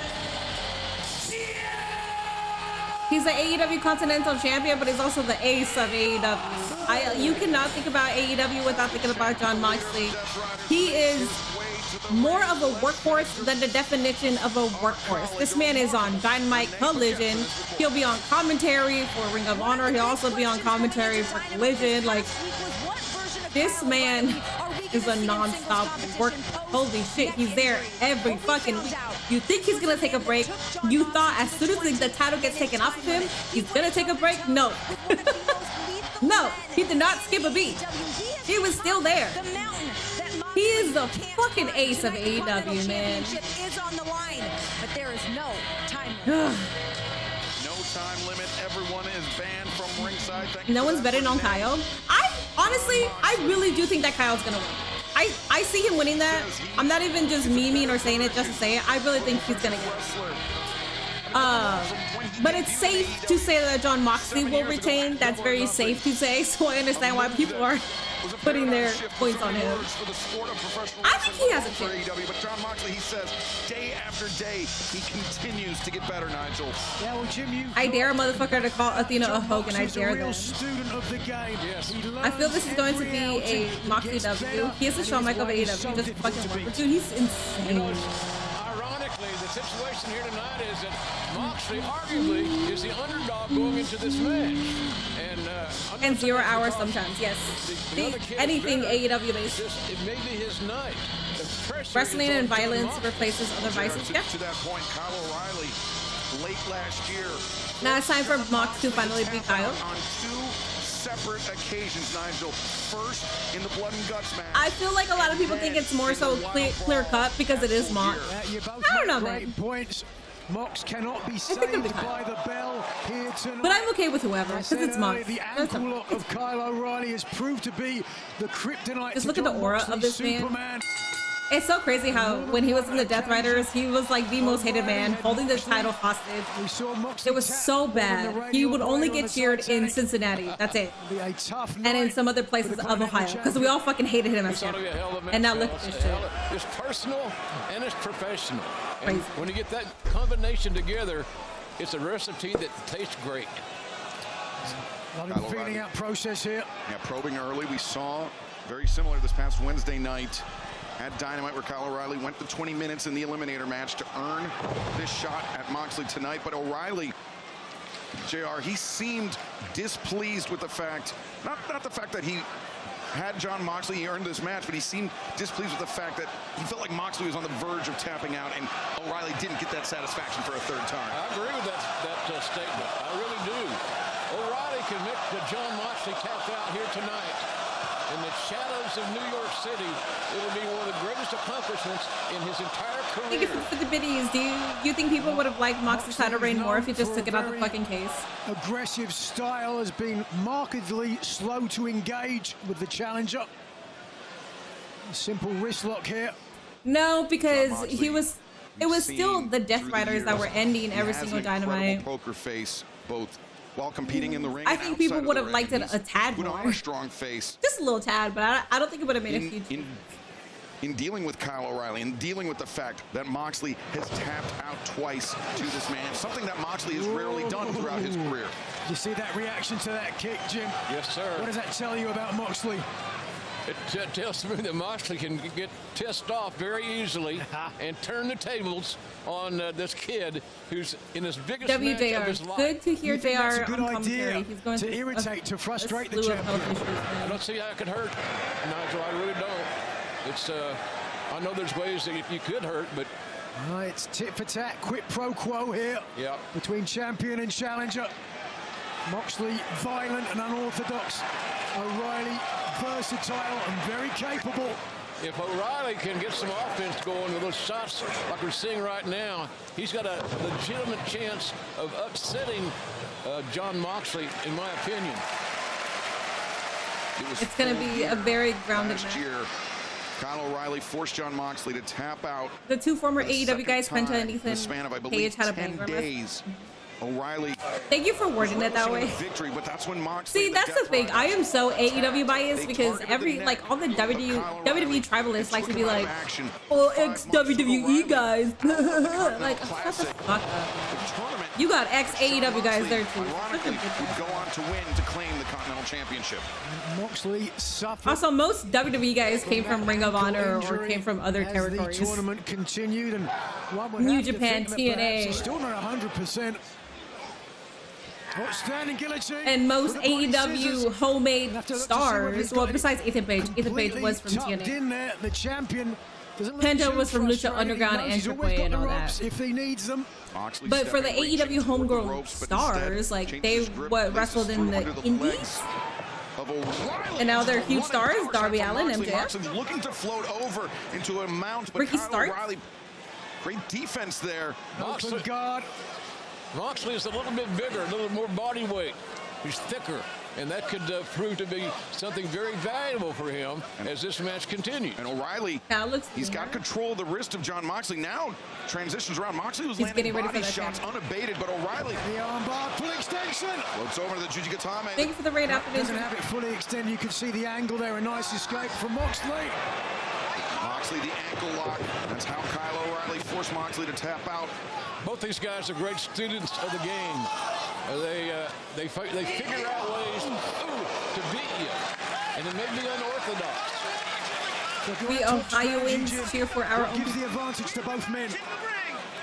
I hate that they did Penta over in WWE. Every time he hits that flip cloud driver and they kick out, I hate it. I grew up watching Petey hit it, and it was this other kid, O'Reilly he's in an opportunity here of a lifetime on a major pay-per-view in front of a sold-out crowd here in the shadows of New York City.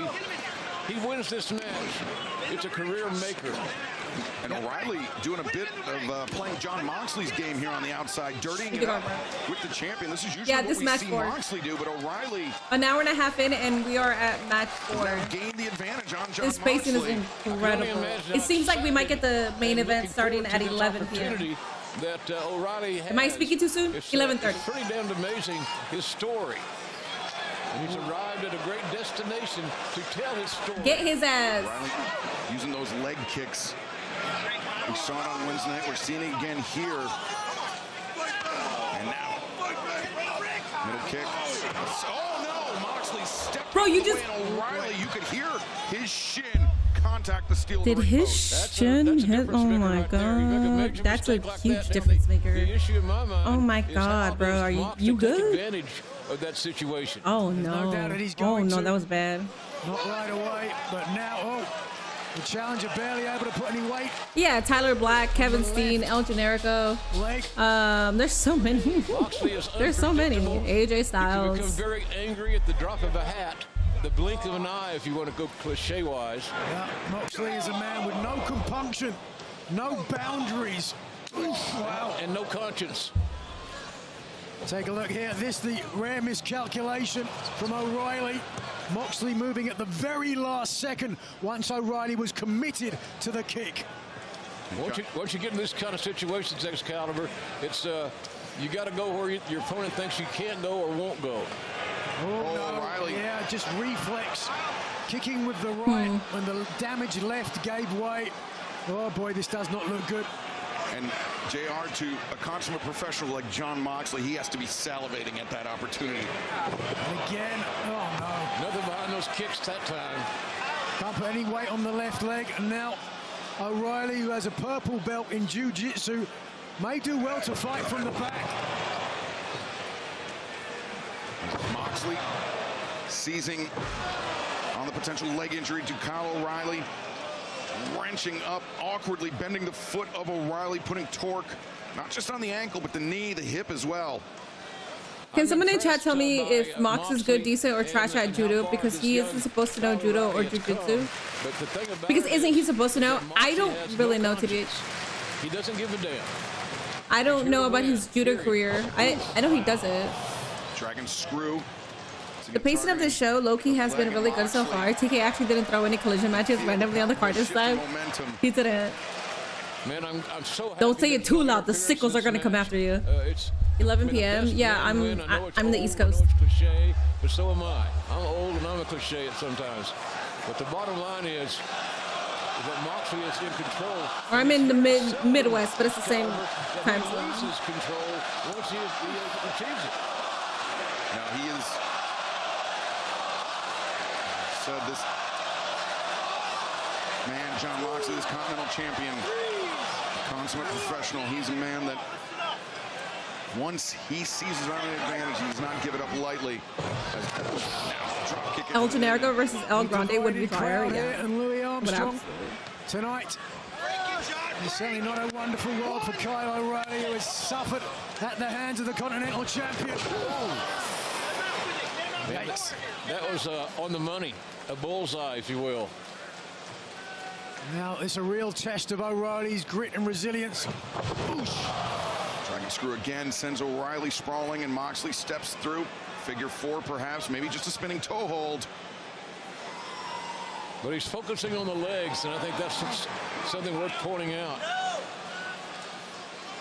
Moxley, almost second to none when it comes to dissecting a body part. And Moxley has.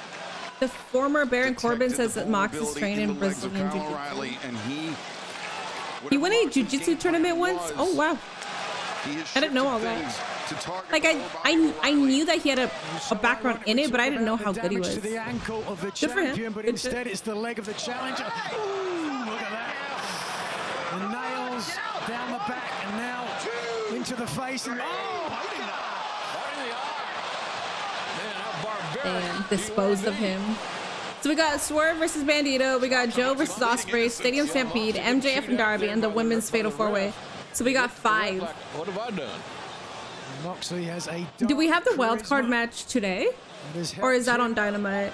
Form an army in the Death Riders. And also, Nigel, a very devious mind, inventive mind in how he perpetrates violence on his opponents. Oh, but O'Reilly, that was fought at Excalibur.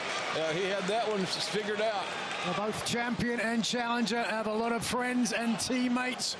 But on the Continental Room, it is one-on-one. The decision will come down to these two men. Oh, it's on Dynamite? Okay. Unlike it typically is on pay-per-view, it is no time limit. Instead of the routine 60 is standing guillotine. Yeah. Former Baron Corbin, no, he's coming back. Man, that knee right to the solar plexus. That's what they're saying. Take you down. But O'Reilly very gingerly walking on the left knee. Come on, O'Reilly, get it. Get your shit. Cracked the ring post. Oh no, he couldn't even run. Oh, Moxley just, kick to the top of the knee, and now it's Moxley's turn to cinch in the front guillotine. O'Reilly's in the ropes. Referee Paul Turner telling Moxley to relinquish the hold. Got a call for a break yet. 2, 3, 4. You better break it. Go. Yeah, making use of every one of those seconds. Like somebody else. Yeah, it's Bishop Dyer until he comes back. And I'm gonna put respect on Bishop Dyer because he's doing great work in the indies. Him and Dijak. I kind of don't like that they're separating Dijak away from his tag team partner, but whatever. Jumping knee with the bad injured leg. Now O'Reilly, simple mount, side control. Vital press, and then now transitioning into the Jujigatame, the cross arm breaker. Moxley has that S grip in tight, but he's losing it. Has the women ever main evented at All In or Double or Nothing? The women have never main evented a pay-per-view. The one time where they should have was Blake Monroe versus Timeless Tony. And the sickos will say, well, blame Mariah because she's the one that decided to leave. Shut your bitch ass up. What the hell? Based on the story, shut your bitch ass up, bro. Tony Khan should have absolutely made the main event. They had the best story in that entire pay-per-view.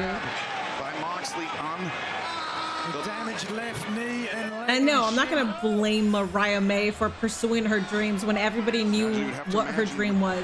Will Ospreay using that death ground, his version of Jujigatame. The Death Riders have been training extensively, not just on application, but defense as well. No question about that. Ospreay will have a chance to put that into action against Samoa Joe coming up, but right now it's O'Reilly who is battling to stay alive in this Continental title. One of the biggest bullshit moves TK has ever made. You watch MOW? I haven't watched it in a couple months. O'Reilly drags him to center, dragon screw. No, O'Reilly sits down with it. Again, how smart was that? Strategically brilliant. Great evasion, he's got the leg as well. Transitions into. This is it. Get your title. The ankle lock in. Oh, O'Reilly had it tight, but Moxley using his heel. O'Reilly transitions around. Those are desperation kicks. Can O'Reilly drop and lace his legs to prevent Moxley's escape? Down to one knee because of the damage to his leg. Unable to stand. I quit. Look how O'Reilly is turning. I quit. Wait, the sickles turn on my right? Yes. Moxley's head, wrenching at the tendons, the ligaments, not just in the ankle, but all the way down the leg, JR. Yeah, and you got to take consideration, it might be a smart idea for Moxley to have a short night here because it's just a twist and a turn here or there, and the ankle's broken. Moxley, no way he's going to give up to this. O'Reilly steps back and stomps on the Achilles of Moxley. Oh, wow. Hard kick. You can hear that one outside. Even with the damaged leg now, I could just imagine Mariah being backstage at AEW asking former WWE peeps for Triple H. Yeah. Masking some of the pain, perhaps. O'Reilly's I can see that too. I can tell you that. He's not the biggest dog in the fight, but he's got a lot of fight in the dog. Referee Paul Turner giving the count to Moxley on the outside. Moxley seems to be trying to steel himself. This is what I talked about, the poker face of Moxley. The words are that he's better than he was yesterday, that he was when he faced Kyle O'Reilly last year. But does Moxley truly believe it? Does he know it? First. Man, you talk about breaking the nose easily. That'll do it for you. Moxley, though, answers with the cutter. Now the question is, how badly... I will die on the hill. The Hollywood ending should have ended the show. That's what I'm saying. I will die on that hill too. And every fucking time, I swear, it does not skip a beat. Every time I bring that up, specifically on Twitter, 99% of the comments from sickos blame Mariah. It's on Mariah's fault. Perhaps because Kyle O'Reilly and then their excuse is like, no way. If you have Mariah May main events, knowing that she was gonna leave, that's a traitor. Why would you make her main event? Count on both men. How much of an effect fucking Moxley back to his feet. That gets the perspiration steaming off his body. That gets a nice reaction with this huge crowd too. They see that Moxley's fighting and fighting, and that's his game plan. I'm a fighter. And Moxley back drags O'Reilly to center. O'Reilly blocks the lariat. Moxley answers with a kick to the face. O'Reilly. He used your move. Moxley. Both champion and the closing shot with the end on the Tron would have been perfect. It would have. Tribalism is, as Kit Wilson would say, toxic. And tribalism on both ends. So WWE tribalists are annoying, but at least they can admit that TKO sucks. AEW tribalists are so annoying because they cannot admit anything. They will find excuses left and right for any sort of criticism. I mean, Mariah May and Thomas Tunney should have absolutely main evented, but even that they have excuses for. It's crazy.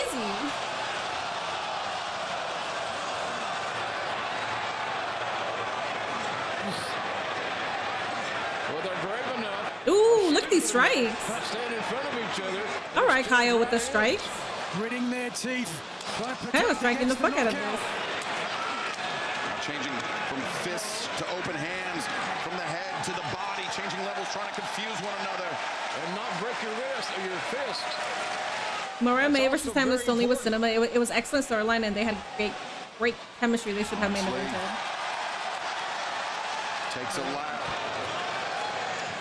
Mariah worked her ass off in AEW. I highly doubt TK would purposely take a main event from her. He probably had his reasons. I don't know. I'm not gonna speak for him, so.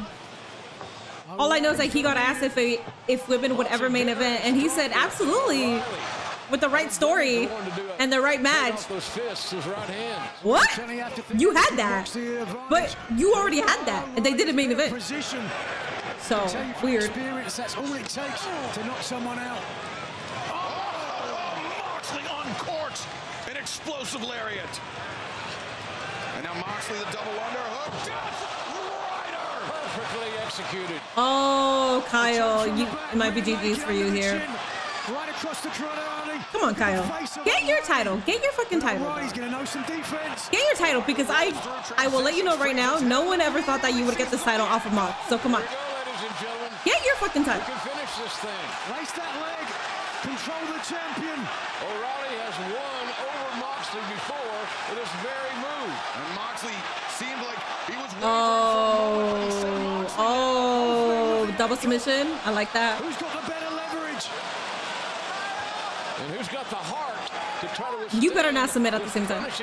Get his ass. That's a pin, yeah. Kyle. Maintaining hold with the leg lace. And O'Reilly, he's reaching. Dude, the selling right now. The selling. Anchored in the center. Like a caged animal, desperately trying to get to that bottom rope. Ooh, go. Oh, no. Oh, my God. Oh, dude, this is cinematic as fuck. Cinematic as fuck. You're GG's. Hell yeah, damn good match. Mox finally got one over Kyle O'Reilly. There it is. I like the dude. That was good.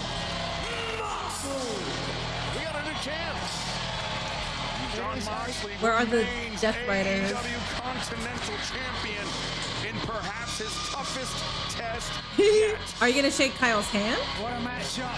What a story. A tale as old as time. Yeah, that was a fantastic match. All right, Death Riders are here. They didn't interfere, Excalibur, during the match that I saw. Got to hand it to them for that. And likewise, O'Reilly's partners, conglomeration, to support the vanquished champion. Shake his hand, Mox. That was a hell of a match. An incredible effort by Kyle O'Reilly, who would like to point out, Nigel, still remains 1/3 of the AEW World Trios Champions alongside Roderick Strong and Orange Cassidy. Yes, but nonetheless, there's about to be 0 misses on this show unless Cheetah wins, bro. Don't even bring that up. Oh my God. Don't even bring that up. I'm sure he'll be no less disappointed that he was unable to add to it with the Continental Gold as well. Banger after banger. Very closely competed, very competitive. And this is a great rivalry. I can watch Moxley and this kid, Kyle O'Reilly, wrestle every day. Good, yes. That's classy. I like it. it. See enough of that. Respect is a two-way street when it comes to John Moxley. The way Kyle O'Reilly did not want to quit, and you believe that he didn't want to quit, the way he was selling and flopping around like a dead fish, or not even a dead fish, like a fish out of water, that man was fucking flopping like the little car dealer sign guy. That was, oh. Dare I say, you guys could correct me, dare I say Kyle O'Reilly's best man? fans, we now will kick off the 2026 Owen Hart Foundation Men's Tournament. 8 men. Jim Ross kind of needs to step away from commentary. I can't even lie. It sounds like he doesn't want to be there. Well, he has a lot of health problems. He has a plethora of things that are happening, and JR is a GOAT. He's a legend in commentary, so I'll take whatever he can give, even if it's not what he used to give. I don't care. I'll take it. Alrighty, guys. Will Ospreay versus Joe. I hope. Bango after bango after bango after bango. We had your back. Jim Ross keeps saying I could watch this kid Kyle every time, like he's never seen him before. We can turn you into a weapon like professional wrestling has never seen. They killed the old me. They rebuilt me into a murderer, into a killer, into what I've been this entire time, an assassin. At Double or Nothing, I'm going to give you exactly what you want. I'm going to give you your dream match. Our first taste of action in the Owen Hart Foundation Tournament. And Jim Ross is old. He's earned messing up once in a while. Yeah.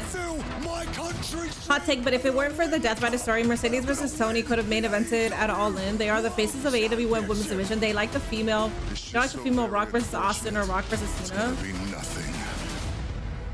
Mercedes versus Timeless Tony could have main evented, and so could have Mariah May versus Timeless Tony.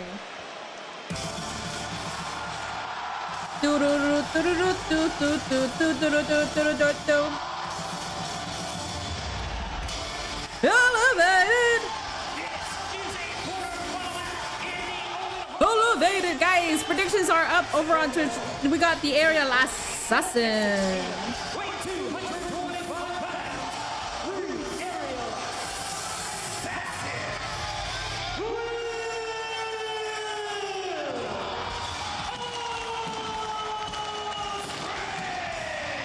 The fuck?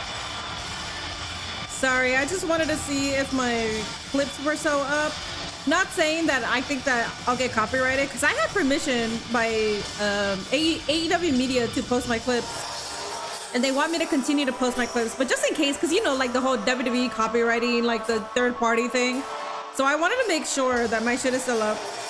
And I clicked on one, and somebody commented saying, not number one, by all metrics, AEW is number 2 and will always be number 2. And it's like, so you want to be a dumbass tribalist right now when we got a 20 out of 10 pay-per-view? Kiss my ass, bitch. Go away. I know your ass isn't even watching if that's how you feel like. Like, I don't give a fuck about metrics. Like, I don't care about numbers. I don't know the fascination with that shit. People always want to talk about that. Is that Mox? They're still here? At the ringside for this one and joining us back at the desk is the ineffable Tony Schiavone, the human suplex machine Taz, as we have the Darby Allin, Justin Roberts inside the ring. You know, Will Ospreay told SB Nation after all that's gone on, the results being with the Death Riders speak for themselves. I can't argue with them at all.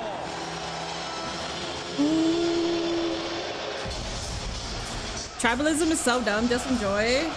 It's also like so stupid to say that when this blows any WWE pay-per-view of the entire past, of like the past 2 years. Like, we haven't even finished. We haven't even fucking finished. Like, go away. Shut the fuck up. Oh my god. As long as enough people are viewing that the network or streaming service is happy, that's all that matters. And technically, AEW metrics they're rising. If you really want to talk about metrics, they're doing a lot better than they were doing a year before or the year before that. A lot more people are tuning in to watch AEW. So shut the fuck up. Oh my god. Let's go. We're starting. Everyone is getting that 4K. Let's go. Alrighty, guys. Prediction over on Twitch is up right now. We got Ospreay versus Joe. Look at this, Ospreay. Look at the boot scrapes. Taking a page out of Joe's book. Disrespect. Oh, just bodied Ospreay. Well, that's what happens. You disrespect a legend right there in Joe. You get bodied and shut down. Joe's still feeling the effect. He's at one knee.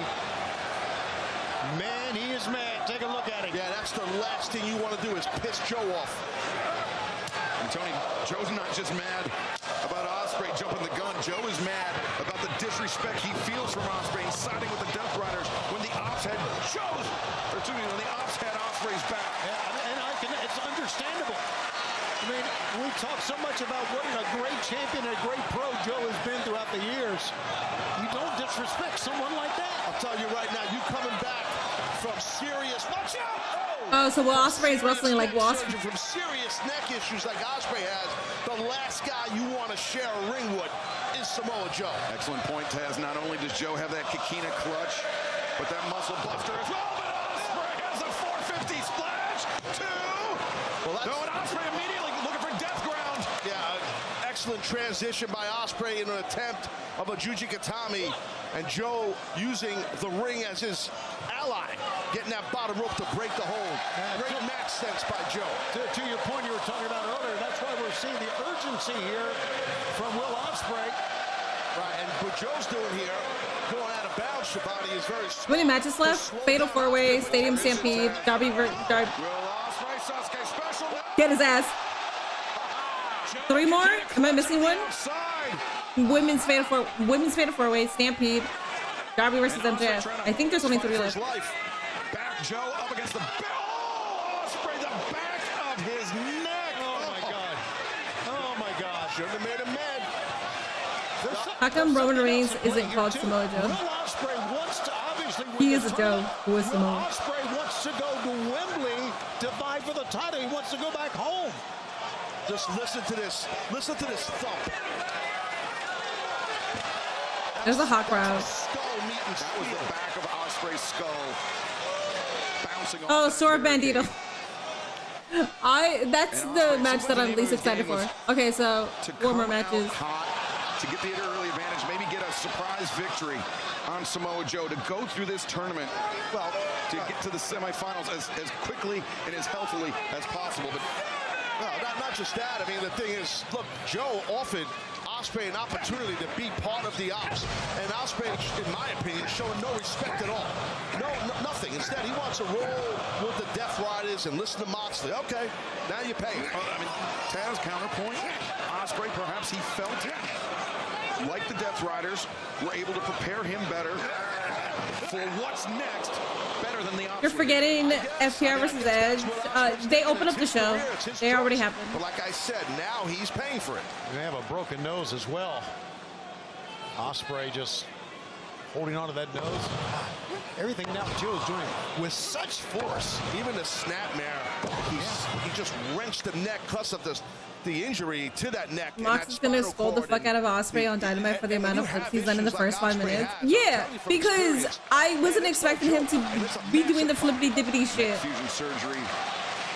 I like a grounded Ospreay just because it's a different Ospreay, and because of the neck surgery, I need a grounded Ospreay to be able to enjoy his matches. If he's not doing that, then I'm just always thinking like, bro, you don't have to do this. Ooh, I like that merch. He cannot outpunch Joe. Ooh. And Joe's doing the right thing. You got to keep a guy like an athlete, special athlete like Ospreay on the ground, on the mat as much as possible. Avoid him flying around. Wrenching the neck of Yeah, the pacing of the pay-per-view has been very good, but I think Tony Khan has every single pay-per-view that he has, the pacing is even better every single time. I mean, he's having fun right now with Ospreay's neck. Who won? It was Cope and Cage. Wembley Stadium, all in London, coming up later this summer. Cope and Cage won. Beth Phoenix came out to help them. Stokely got put through a flaming table, and he still has no hose. Championship, as would Samoa Joe, but to do so, not only will these men have to go through one another, they'll have to go through either Mark Davis and Jack Perry in the semifinals. And Joe, quick series and the chop takes Ospreay off his feet. And then on the opposite side of the bracket, you've got Swerve, Strickland, and Bandido, Claudio Castagnoli, and Brody King. There are no easy matches in this tournament. Yeah, everybody is tough. Everybody could easily be the next AEW World Champion. Easily. Oh, nice counter there by Ospreay, though. Will needs to do what Shelton Benjamin did and be a more heavyweight wrestler who pulls out the crazy flips on occasion. Confidence that he had after beating. See, I'm normally not the type of person who likes to tell a wrestler how to wrestle, but when you got like neck fusion surgery, and I know you don't need to do all the flippy dippity shit to like impress at least me. I don't give a fuck. He said, I just want you to be safe. The Death Riders can turn you into a weapon like pro wrestling has never seen. I think Ospreay knew that the muscle buster was coming right there. Stomp. That left arm, Joe Taz throughout his career has dealt with issues in that left arm. That's why it's almost consistently taped up in his matches. Well, you're right. It's a bad secret that's kept. And I think Ospreay did his homework. Leaping Gamagiri took Joe off his feet. Well, I got to give Ospreay credit. He fought back here to get both of them to a position where neither man can get to their feet at the moment. So you can kind of call it even at this moment. Stokely has hose. If you don't believe me, look at him. You know he loves the garden. That's funny. As Joe on one knee, Ospreay for an arm breaker. Samoa Joe receiving those chops. Now the hammer throw reversed by Joe. But Ospreay comes back. Corkscrew kick. Down goes Joe. Ospreay the cover. 2. Joe able to kick out. Yeah, veteran kick out right there. Popping. I don't know what the WrestleMania of AEW is. The WrestleMania of AEW is all in. Kick to the face, as you'll see it right here. You think Ospreay should win the title? So Ospreay right here. Look at this. All In is at Wembley, so it's in Will Ospreay's turf, in the face and down. which is where I think the majority of us, ever since he made his debut, think that he's going to get the championship at All In Wembley. Ospreay instead changes to the kicks. Could be thinking for another Oscutter. There it is. I was waiting for that spot. I was waiting to see. Nice. I like it. Near leg is hooked and Ospreay able to kick out. That was vintage Joe right there. Look at the sense of urgency by Very Joe. vintage Joe. Bomb. 2. Ospreay kicks out and Joe immediately. Great transition. To a version of the Boston Crab. Now step over to hold face lock. Cinched in. Samoa Joe wrenching back on the neck. The face of Ospreay. Trapping the arm too, so you want to trap as many limbs as possible on the upper body to maybe get a tap out, but Will knows. Mina, you got two guys cutting promos on each other in the chat. Bro. Each and everything Joe does is just wrenching on the neck of Ospreay. My fucking mod returns after not being here for a while and starts arguing immediately. To force the break from Samoa Joe. Tony, I always talk shit about black men. 2 men This is to have held the TNT Championship and the AEW World Championship. They're fucking arguing. I don't know. They're arguing about wrestling. I haven't really read that much, but I know that they're going back and forth about against something. MJF, and that's Darby Allin. Wow. Yeah, top to bottom, we have such great athletes that just push their body to the limit here. Good God. How about that kick? Yeah, that was a hell of a round kick by Joe. I need a muscle buster. Look at the stain that Joe Muscle buster. Waved him off. Yeah, it looks like he's teaching a life lesson here to Will Ospreay. Ospreay, defiant back up.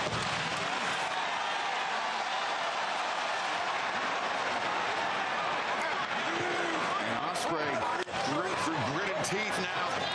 Wow, what a little comeback here. Oh, Joe open hand shots momentarily. And a rolling elbow strike. Oh my God. Joe is lowering the boom on Will Ospreay here, gentlemen. Yeah, like you said earlier, Shavonda, you do not want to try to outstrike Joe. Joe winds up. Ospreay floats over. Oh my God. Styles clash from Ospreay. 1, 2, no! That was incredible. I can't believe he got Joe up like that. I'm curious what song is going to be on loop for Stadium Stampede. Joe must be having PTSD from a couple decades. I hope they don't go cheap and go with Fozzy.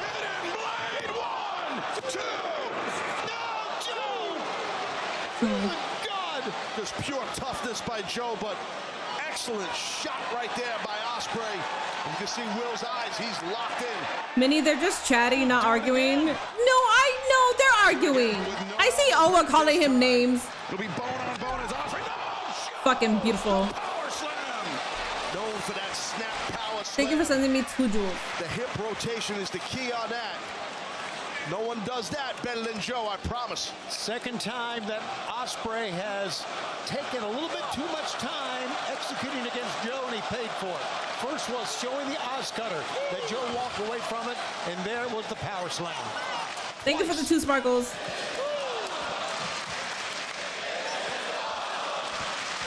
You think Samoa Joe could have another WWE run? Samoa Joe said that he could retire whenever. Like, he could retire next week if he wants to, so. No, I don't think it's, no. As Ospreay, La Mística. Oh, very nearly, instead. Yeah, right back to that arm. He's going to get for a flying armbar here into the Juji. For death ground, as he calls it. But Joe, great submission defense. He has the S-grip in tight as Ospreay trying to wrench those arms apart. Oh, great. Joe just turned over. Well, the key is you turn in and then stack them into the rear choke, but can Joe get enough pressure with that offense that's been put on that left arm, Excalibur? The Kikina clutch, but Ospreay gets his hips to the outside of Samoa Joe's, and now Ospreay vaults backwards, pinning predicament. 2. Joe forced to relinquish the hold. Charges in, swinging a miss. Ospreay connects, though. Ospreay charges. He said, get your ass down. He said, get your ass down. Let me push this, because I'm about to start yelling and cackling. Within sight of the ropes, but not within reach, Taz. No, it's close. Joe's got the legs in, though, too. Will's attacking the grip, trying to get separation from his Joe's arm. Straight choked his ass, man. The body lock is in tight. Ospreay, he's fading. You can see the hands dropping. Choking him out. I think we're witnessing Joe's final run. I think so, too. I don't know how long that run is going to last, though. No, we know Ospreay's not going down like that.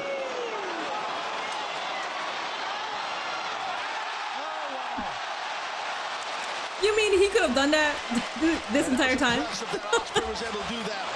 You mean he could have done that? Bruh. That hold was on a long time. The rope wasn't moving anywhere. The rope is stationary. It takes major effect on Ospreay, Taz, but it's not without a cost to Samoa Joe either. If that injury to that left arm or the damage done to the left arm, Double or Nothing has been 10 out of 10. Well, no, 30 out of 10. And tight that entire time. Yeah, fair point. But Joe, he's got more weapons than the Kikina clutch. Yeah, like a muscle buster, which he's got Ospreay set up for here. Muscle buster. No. Ospreay to his Yes, you better. You fucking better, Joe. Because you know that man does that to everybody. Okay, shit. Shit. I did not expect that. Okay. I did not expect that. That match fucking ruled. I didn't expect him to lose like that quickly. You know what I'm saying? I expected Will Ospreay to win, but I didn't expect him to lose the way that he lost. You got your last jab in.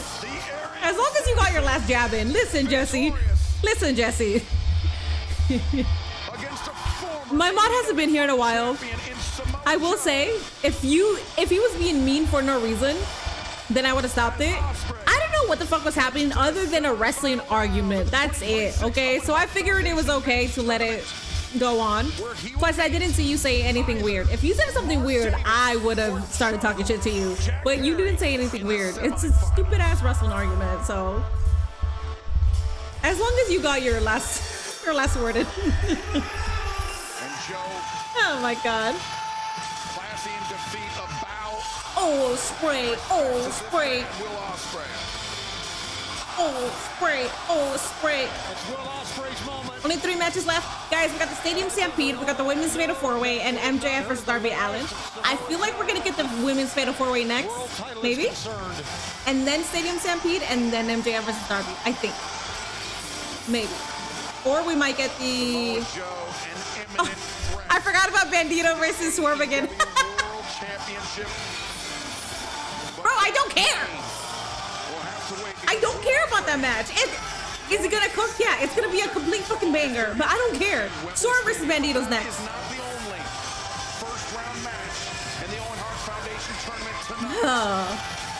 Coming up next, Strickland, former AEW. The pacing of this is wonderful. Bandido in an opening round match in the 2026 Owen Hart Foundation Men's Tournament. I was just trying to point out that El Generico was Sami Zayn, and then I brought up Nick Bockwinkel because of MJF. Really reminds me of him. Miss Lady, I've been watching wrestling since AWA. Oh, I would have been a brat to you because if you're telling me that, I saw your comment actually. You were like, did you know that El Generico was Sami Zayn? So what I do here, I usually fake like I'm surprised. And then I just I start asking stupid questions because I feel like if you're gonna tell me that El Generico was Sami Zayn, I feel like you just learned that. So at that point, I start becoming a sarcastic idiot, pretending that I didn't know that. The most dangerous. Instead, I took the high route and I ignored it. And I think I did a good job. But then my mod attacked you, so apologies. I beat you. Damn, you drink water by the jug? I normally don't, but I'm here for a while, so I don't really feel like getting a glass and doing this every single 30 seconds.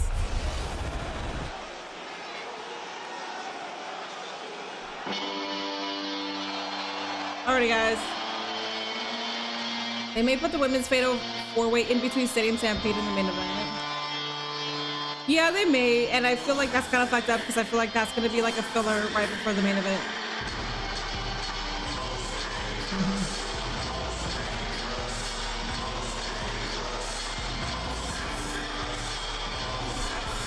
Wasn't there another Women's Owen Cup? That's on Dynamite. That's the wild card.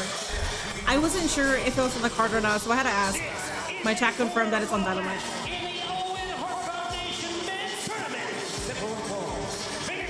Yeah, telling people masked wrestlers' identities will get you trolled in here. Unfortunately, yeah. I don't know. I find some joy in it. So far, this AEW pay-per-view has been extremely entertaining, for sure, enjoyable. I don't understand what's going on with WWE TKO. I know.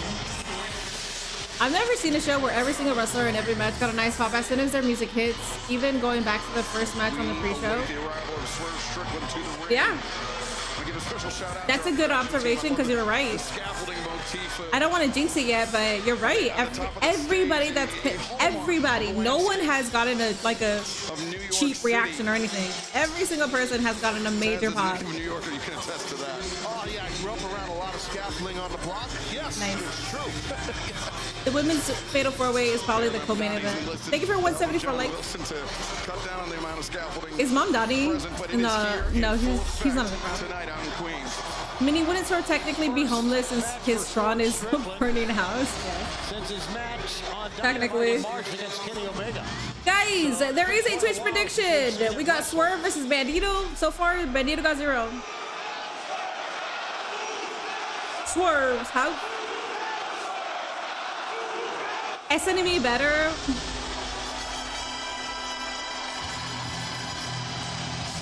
SNME for me,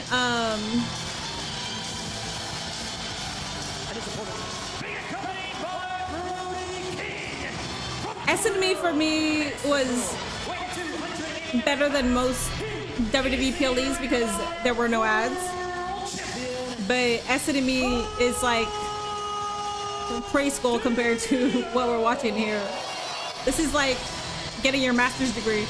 Bandido, who had the best 2025 of just about anybody in professional wrestling, now he ain't slick doing the beat it dance with that jacket on. I didn't even see it, damn it. I was yapping. I didn't see it.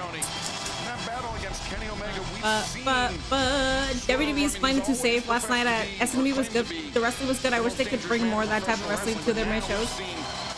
The wrestling was good, but I just don't like that SNB is fully expected to not have title changes. I don't really like that. when Bandido had defended the Ring of Honor World Championship. Lots of MJ love the last couple of days. I like that too because Netflix is being very calculating by making that documentary right now. That's so stupid, bro. He is ready to go, brother. So I like that he's getting love. Has to be ready for a fight. Now Bandido's strong, he's agile, but Strickland's going to try to pound him to the mat. Alrighty, guys, we got Bandido versus Swerve. Similar to what I think Joe had to try to do with Ospreay. You want to keep 31,000 on Swerve. On the mat as much as possible, and I think Strickland. I highly think Swerve is winning. Strickland and Bandido just charges forward, and these two men just throwing. I really thought that Leo Rush was coming up. I tell you, he could come out for the charge. Shoulder tackle by Strickland. Oh, and it's a kick.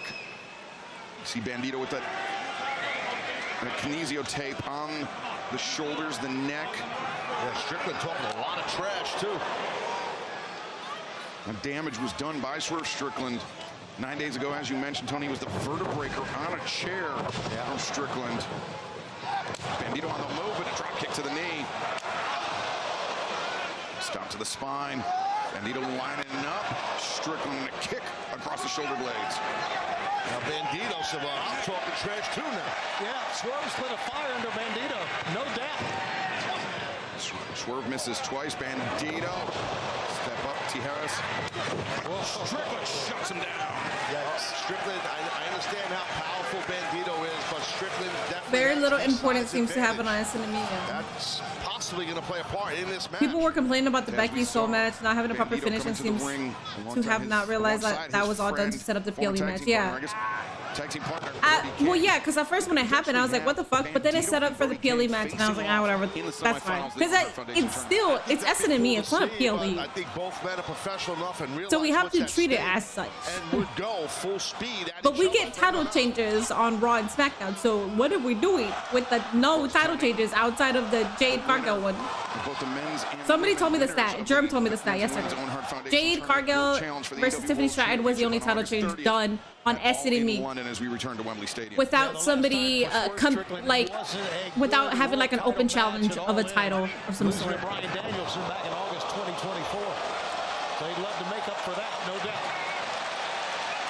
Bandido. You get what I'm saying? Like taunting Swerve Strickland.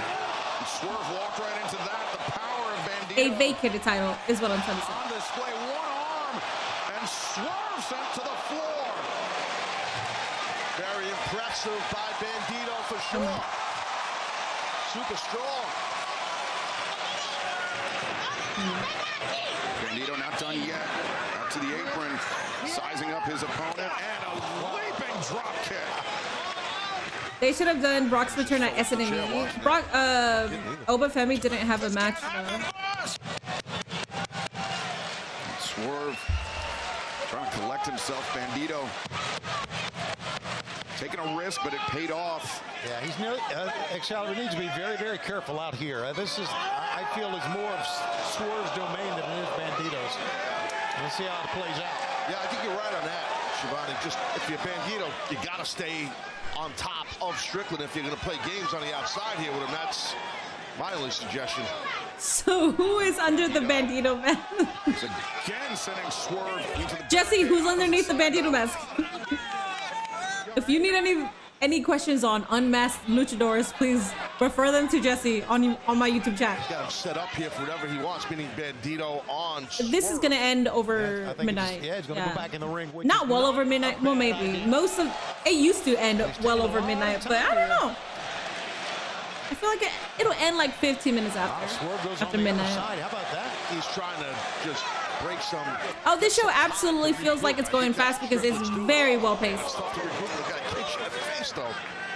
After this, we have 3 more matches, Tony, and it's been 2 hours and 15 minutes. Last time at Wembley Stadium was when Swerve was AEW World Champion, and he had to face the winner of the 2024 Owen Hart Foundation Tournament, the American Dragon, Brian Danielson, in a match where Danielson wagered his career.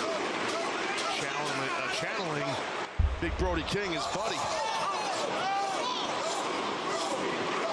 Bandido off the apron. Oh.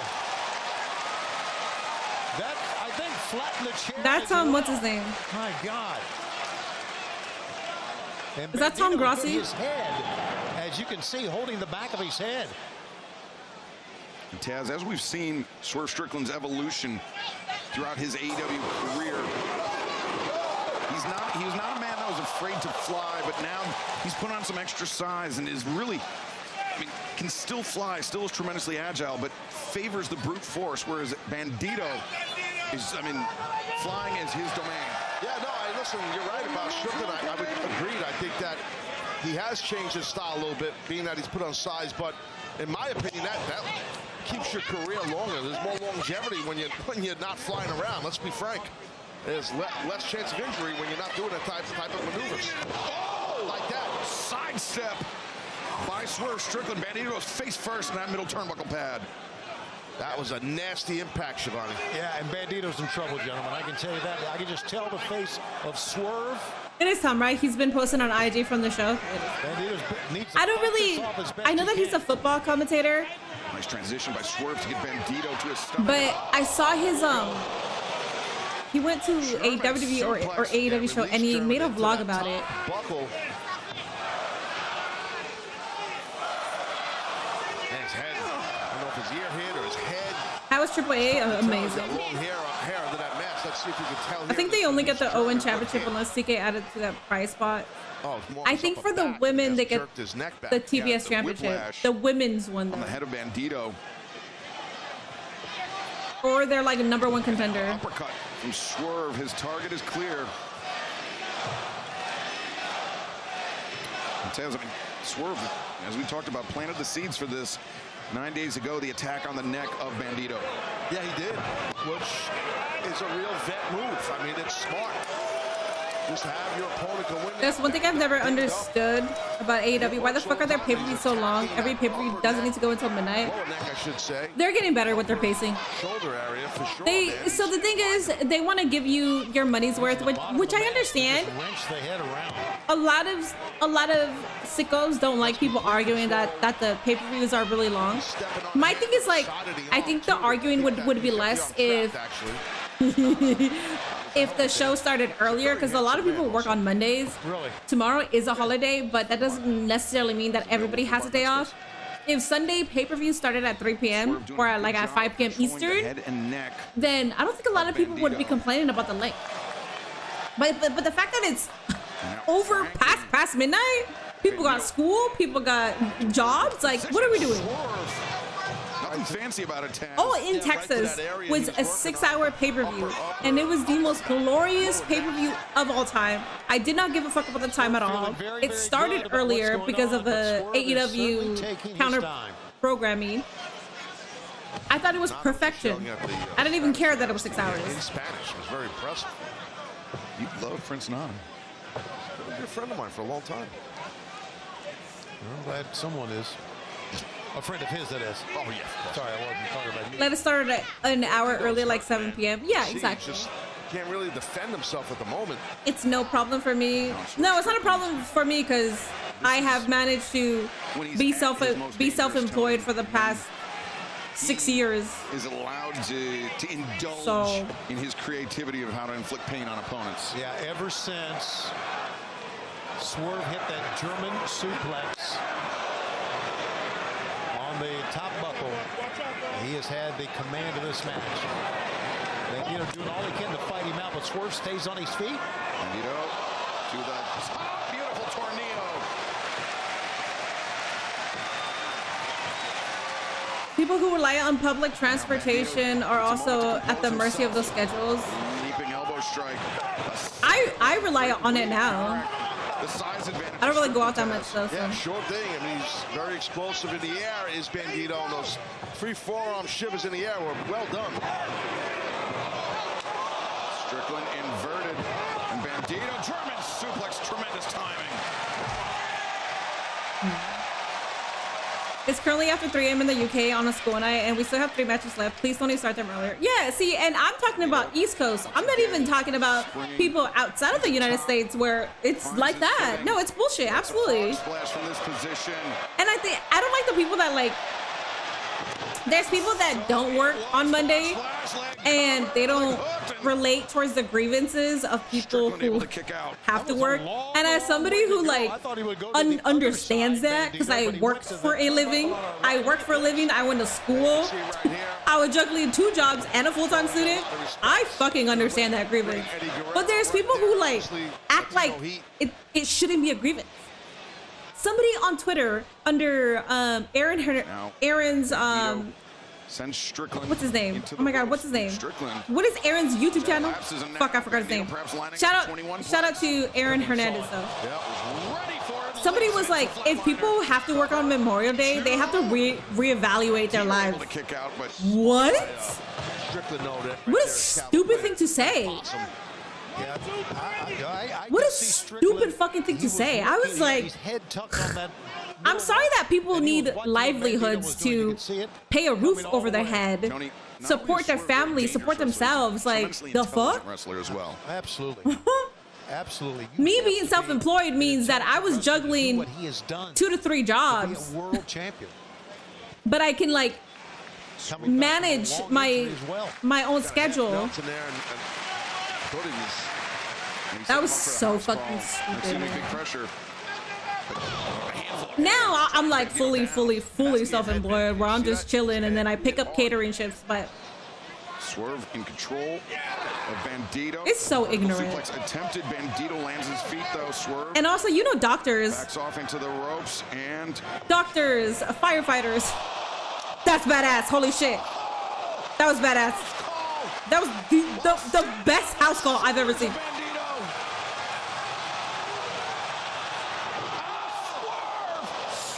Damn. No, that should have been it. When I went to Double or Nothing last year, I didn't mind going till 9:30 my time. Yeah, Pacific time is different though. I used to be in Pacific time. Great memories. I'm not gonna lie, this could have been a top tier Dynamite main event. I agree.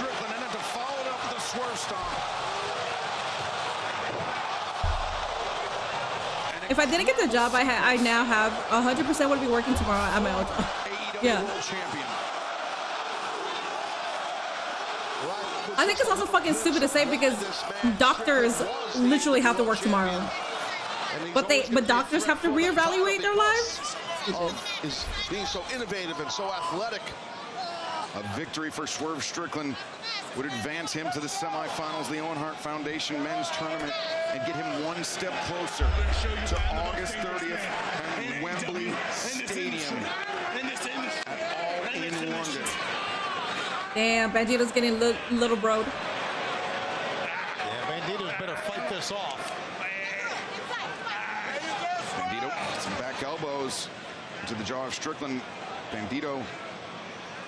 In a second, Swerve changes his grip. Now Bandido reverse. That's badass. From the apron to the floor. Oh man. I like the close up on the people. I agree. They better check on Strickland.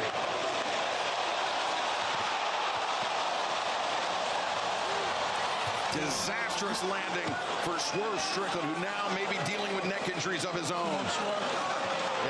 Dude, New York is one hell of a crowd. Oh, I'm so sad that I'm not there.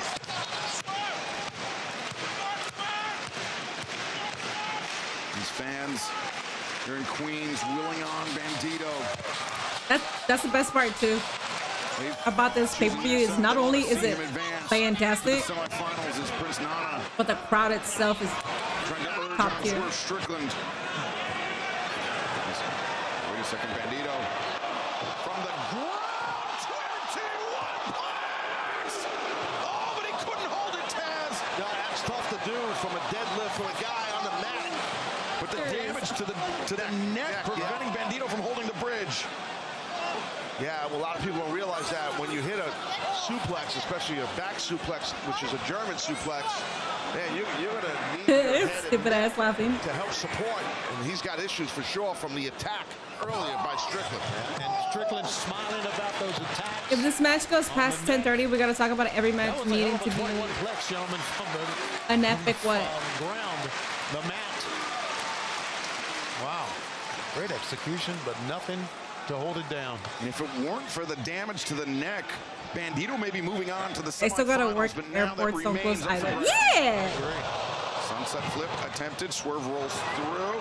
Swerve, sunset flip of his own. Bandido rolls through. No. Bandido. All back. Hook on run, a spike. Strickland on his forehead.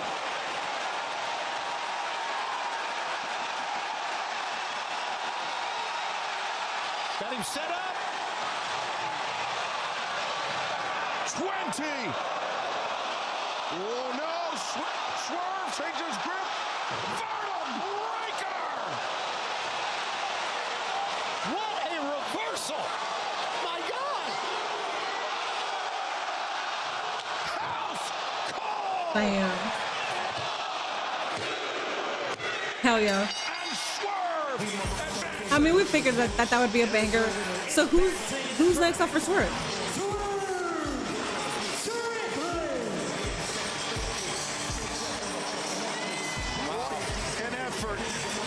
I'm trying to figure out if they're gonna look at that guy. I'm trying to figure out if they're gonna run Swerve versus Bandido again, or is he going somewhere? Like, is he going somewhere else? 3 more matches, guys. As we said earlier, Tony, no easy Swerve versus Will Ospreay? No, it's not Swerve versus Will Ospreay. We don't know yet. It was as good of a transition that we have ever seen. I mean, that was well done, Taz. It really was. It was heavy impact. Hence why the doctor, our doctor here is checking right now on Bandido. Leo Rush, fuck up Swerve now. Strickland on a very impressive victory. And you know, listen, It did feel like he would be the next guy. Yeah, that was an incredible match. I was yapping through it. Hey, you better do that. Step closer to Wembley Stadium on Sunday, August 30th. London, England, all in London. For the winners of the men's and women's. It'll be Brody. I'm okay with that. For their respective world championships. You can scan the QR code to the bottom of your screen. Visit AEWTIX.com for your chance to join us. Sure faces the winner of Brody versus Claudio. You know, I forgot that this was for the tournament until they showed the tournament bracket. I thought Swerve was feuding with Bandido because of the way that they were doing it.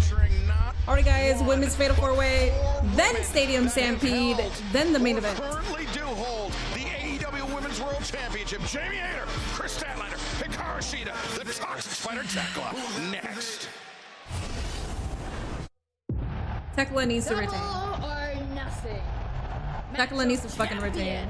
Every woman in this match has held this little baby before, but there is only one woman holding it right now. Tekla, so unpredictable. This might be a 4-way. I missed Taz breaking down submissions that used to be, yeah. It was a cool bit. Because every single time he would break it down, I'd be like, oh, I didn't know that. Things do change, but one thing hasn't. Hater hits hard. I won that world title before Who pre-fired the prediction? I don't know, but please don't do that. I didn't realize that they did. Even though it's everyone for the You guys might be slightly ahead, so please do not pre-fire the prediction because then you are spoiling who wins. I'm not going anywhere. You want to go? Let's bloody go, because you'll soon find out, sweetheart. The unfinished business is my favorite kind. Nobody is built like me. Ospreay faces winner of Jungle Jack Perry. Team Shida Hound.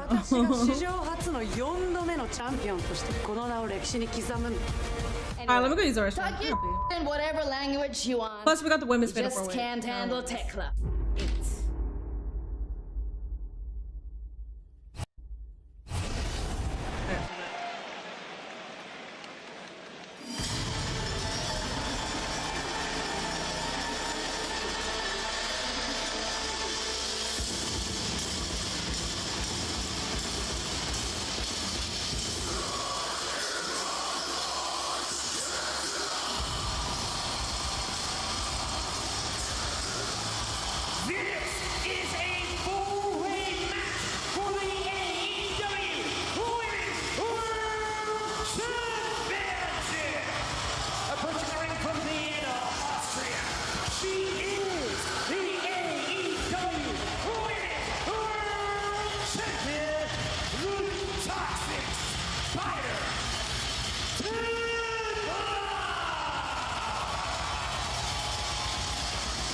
this young lady's been a pretty tough world champion.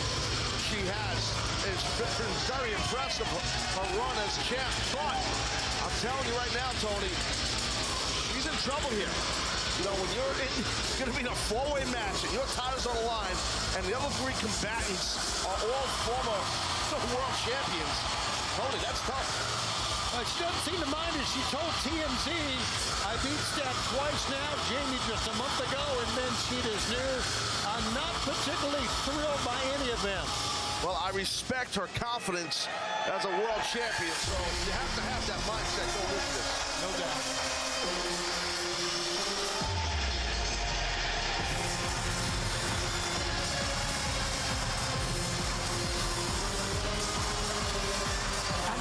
From Southampton, England,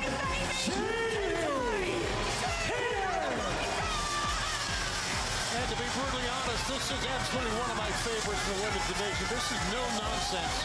What you see with Jamie Hayter is what you get. I agree. Jamie is definitely all business.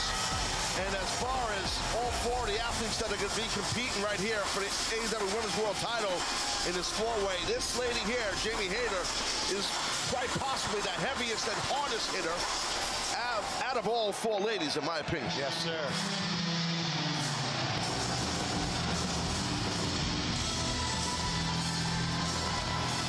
from Long Island, New York, Chris Statlander.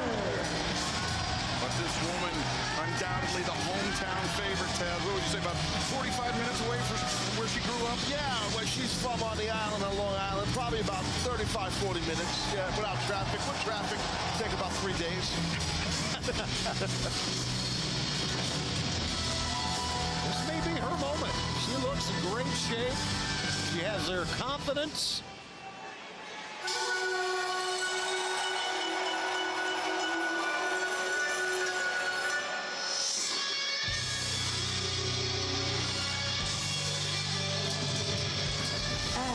From Okada, Japan,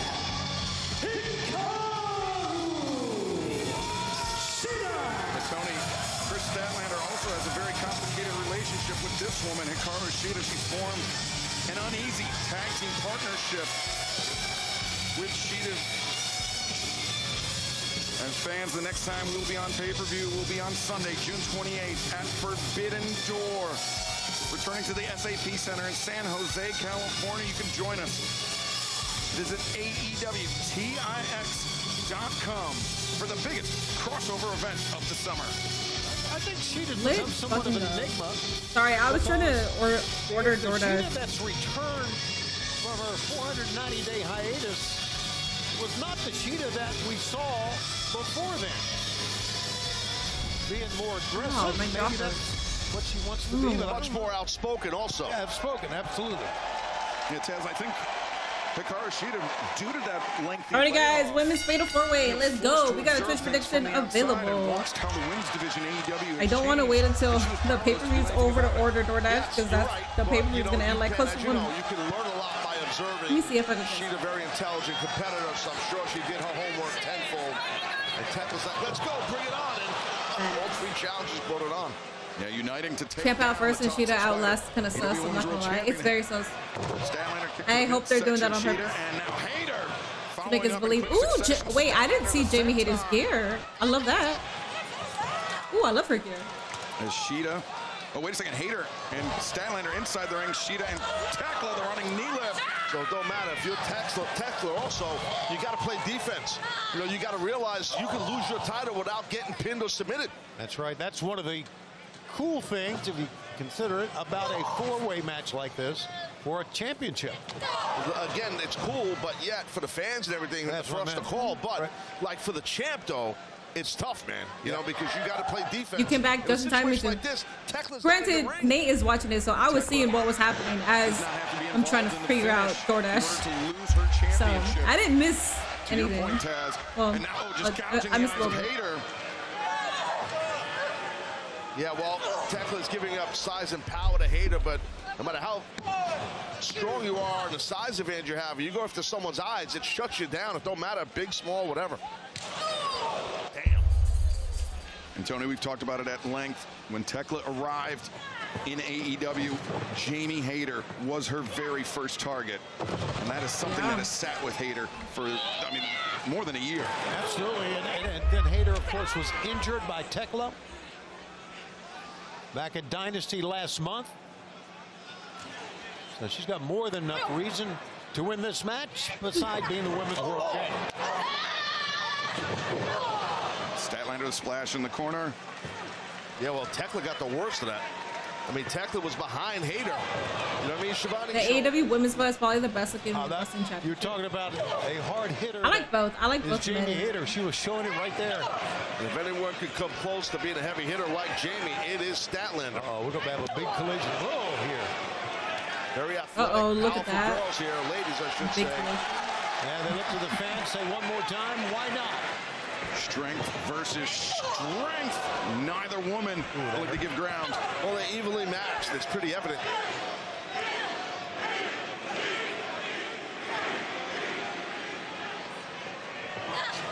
Fans here in Queens, big Pat LaFrida fans.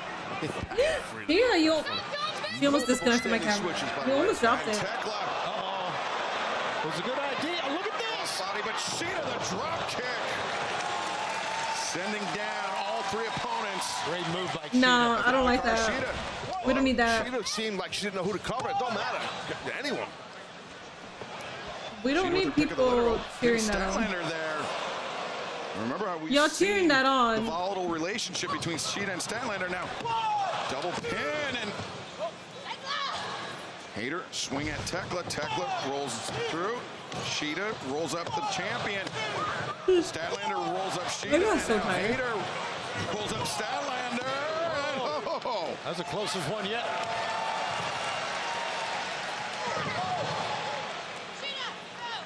And Zigiri from Sheeta has Hayter in the ropes on Hayter. Nasty fall to the outside. Well, check out what's in the ring right now. I don't want Papa John's. I already found some. Tekla. Wow. Tekla anticipated the dive from Statlander. No, crowd, no. Don't give Tony Khan any ideas. High kick from Hayter on the outside. And those have Tekla. Don't be giving him ideas. She's going up towards the ring as Tekla. Tekla is just so smart. She is smart. She's picking her spot. Unbeknownst to Hayter right now, Tekla is behind her on that top turnbuckle. There she is. Tekla takes down all three challengers in one fell swoop.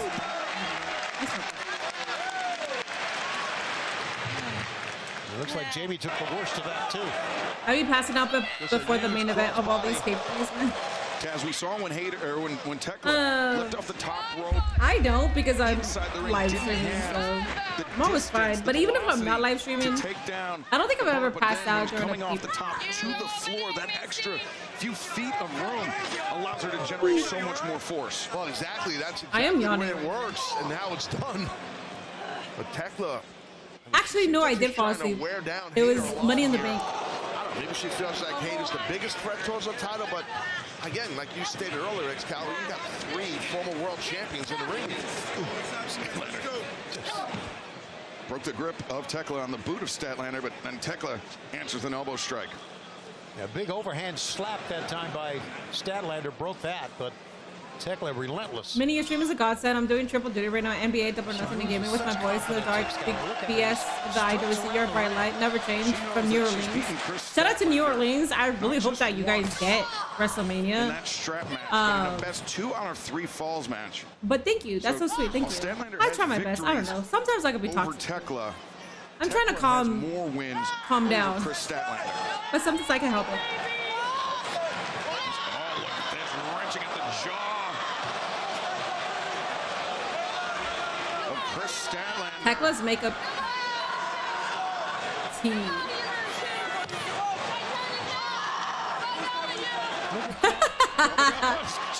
That's a big mistake. She's so funny. But Statlander chomping down on the fingers of the champion. That was a wild turn of events right there. It was a rare mental lapse by Tekla that allowed Statlander to get back in control of the champion. And those body slams, they are full body slams. That last one, she drove Tekla on a hip. That is not a fun feeling. I've had that happen to me. Not fun. Trust me. I think I fell asleep for the MJF Hangman match. Granted, I worked the day and I was like, yeah, that makes sense. That was a damn good match. That match went close to an hour, right? It was like 50 minutes? Or was it like a little above 40? Upside down, and wow, great core strength by Tekla bringing herself up to her feet. Or maybe it wasn't Tekla that dragged her up. And whipping Tekla face first in that top turnbuckle.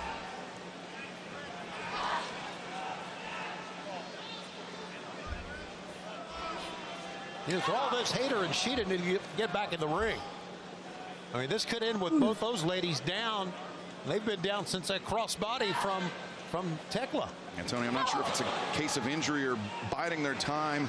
Could be. But either way, Tekla now has Chris Statlander. Oh! Spider suplex. Many fall asleep. I'm yawning. I told you guys when the stream started though. I said between 10:30 to like 11-ish. That's when I get tired. That's what you were talking about, Excalibur, biding her time, and the time was right. And now Jamie Hayter. Taz, that's the important thing about these four-way matches. Picking your shot, especially in the later stages. Lay off my Sheeta. Everything, it's timing in it. I'm only on Sheeta's ass because I don't think that we have room for her to be a champion right now. And just wait. I think Sheeta's great. Wait until it's time to strike. But I might crash out if she wins, so you might want to mute me. Sheeta looking for another one, but Jamie Hayter ready for it. And Jamie Hayter, Saito suplex. Discus lariat. And Tekla the spear. Hayter headbutt stops Tekla in her tracks. And now Sheeta and Statlander. Nice. Backdrop suplexes of their own. Jamie Hayter for the win. Fans appreciate the effort of all if Jamie Hayter wins, I'm okay with that. But I really want Tekla to what's going to retain. happen here, Taz. Could be a mistake that leads to Becky Lynch deserves to be disqualified after showing Jessica Carr last night. It's up in the air right now. Becky Lynch is great. I don't know who has the advantage. I also agree. All four competitors. Do you think Sheeta should be champ of the future? No. If Tekla walks out of here with that world title, in my opinion. She's a two-time AEW Women's Champion. 2 or 3? I think it's 2. Anybody's match. I think Sheeta's mainly there to cross Chris the title. As this match continues of I hope retaining so. the AEW Women's World Championship diminishing. And now, just wild blows, a flurry of wild blows from all four women. Hell yeah.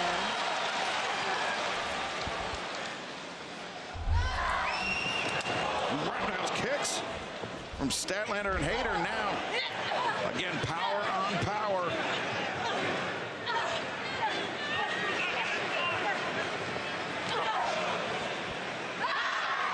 Here we go again. Damn! Chris got the upper hand in that, and holy shit. Stomachs collide. Sheeta's got Tekla here. Tilt-a-whirl backbreaker. And now Hikaru Shida. This match minus Sheeta could main event just based on the names.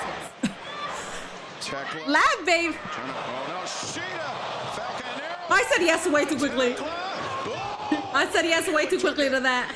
I didn't realize that you were that you had to dig there. Round kick was real impressive. The round kick catching Shida. Square on the side of the head. Tekla.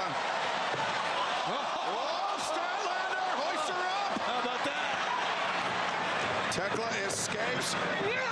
And Hayter. Nice. Exploder with an overhook of the leg.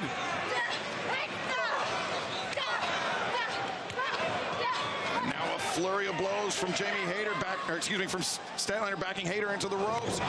Oh, damn, that jumping knee was nice. Target, but she'll take the result.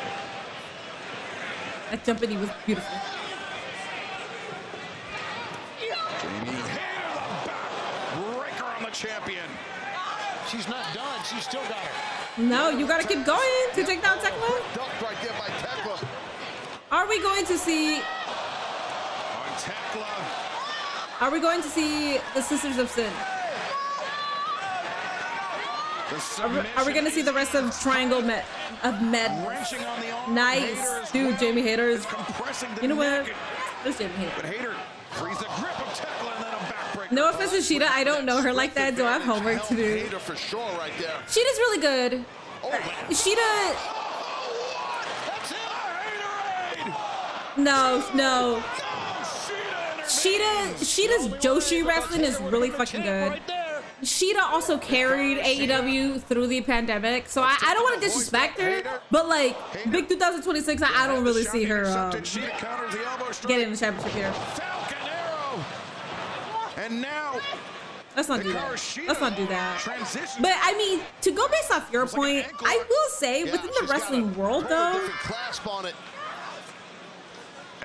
her get that post arm of Jamie Hayter. I don't necessarily think that she's a main eventer. Like, I don't think she could main event in big 2026. I'll probably get hate for that. That's fine. It was inadvertent. The knee strike that took out Statlander. There it is. Well, it shouldn't have been inadvertent because she's trying to win a championship. Exactly, and that's what it's all about right here. This women's world title. No friends, no allies, nothing. She just sent hard into the steps, and Statlander, the pump kick, takes out Hayter on the outside now. All right, mommy. Mommy stat.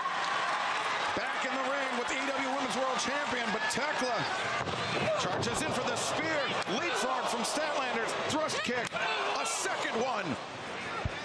And now Statlander. Maybe a little Sunday night fever. Oh, damn.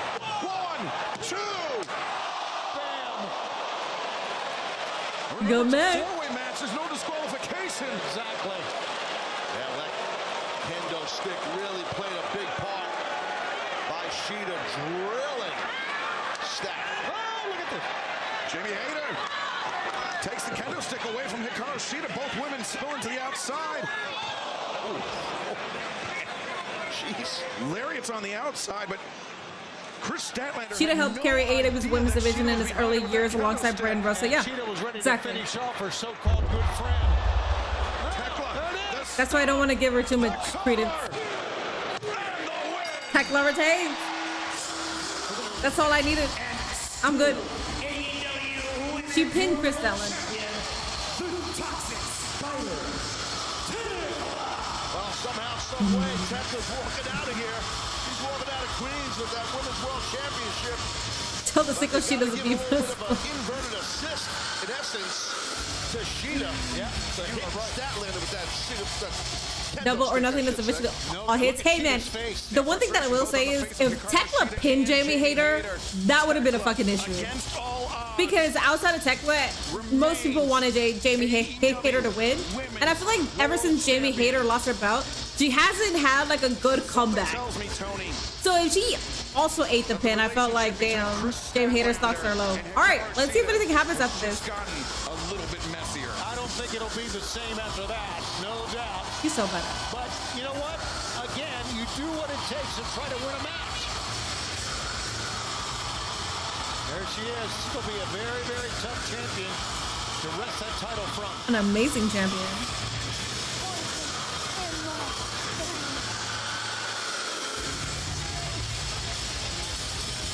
The toxic You're so bad.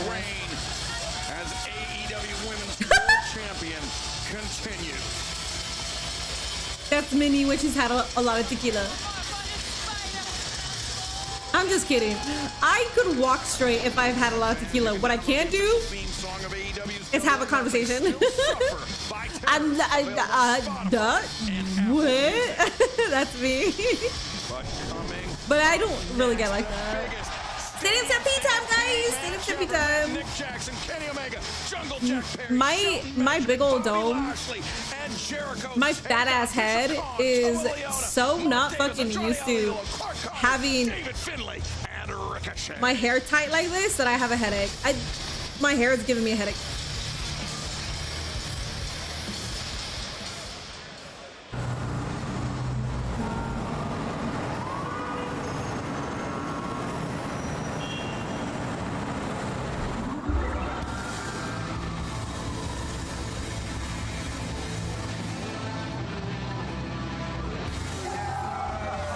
Alrighty, guys, let's fucking go.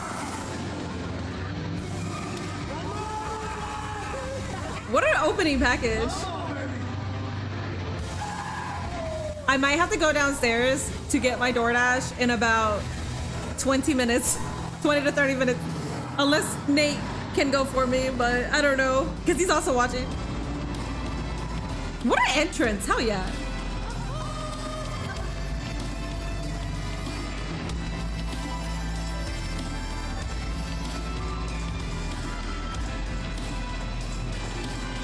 It is a cinematic match, yes.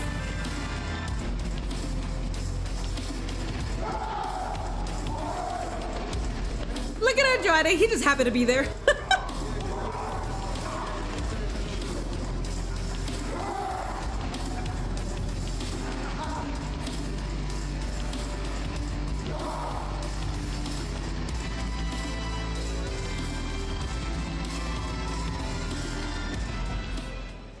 Beautiful package.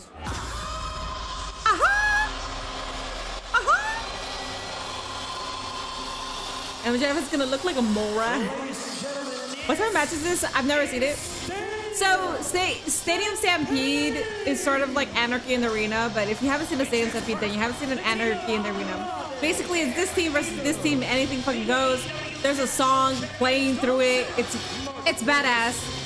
It's chaos. It's fuckery. The first ever Stadium Stampedes was in a stadium, like an empty ass stadium. Ricochet, and the demands, Tony, they have made it their mission to run Chris Jericho out This is badass. of all elite wrestling, and they have. Yeah, it's a big ass Street Fight War Games thing. What I will say is if you could go back and watch the first Stadium Stampede, you'll get like a look at what a Stadium Stampede is. I will say I think it's very fair for them to have this match here instead of a whole cinematic match, because people are paying good money to see this. So it would suck that they're just looking at the TV, even though based on your seat, like you are just looking at the TV for the majority of the time. Maybe invoking the spirit of the baseball For us, it doesn't matter because we're watching. Baseball next door at City Field's not been good. I can tell you that. There's always next year, Taz, as you know. Kiss my ass. Hell yeah! Yes! Yes! Let's go, Unk. I'm coming. Let's go. You would have never guessed that Chris Jericho and MVP would be doing this right now.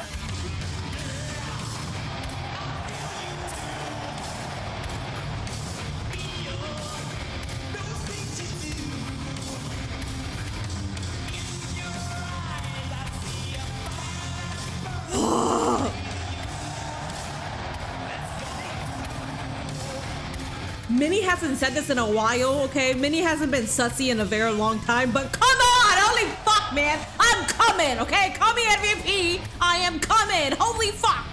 Oh! This is so badass.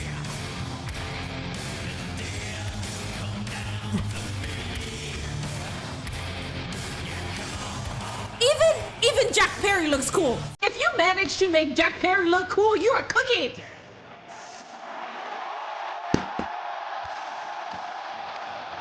Obliteration. Oh my god. Oh my god. This is my Mount Everest. Choke me.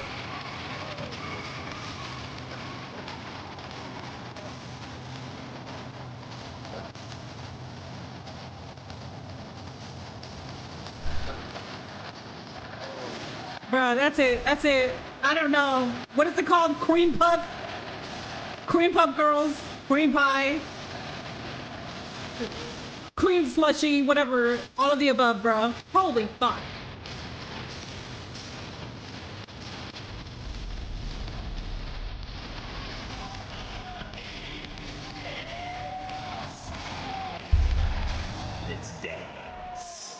I'm weak. That shit was so badass. I am so weak. Bruh. Ba ba ba ba ba ba ba ba ba ba ba ba ba. This is Judas for the largest stadium stampede match ever, and we have literally no idea of what to expect, Tony, other than chaos. Metallica to Fozzy, and now here comes Chris Jericho. And Devil's Dance by Metallica, bro. How badass is that? You're not kidding. You know, as we head to this event, of course, you know, a lot of the guys were Bruh. So Judas on repeat. Hopefully they change it because it's so cheap to do this. Come on. But usually their entrance is the song.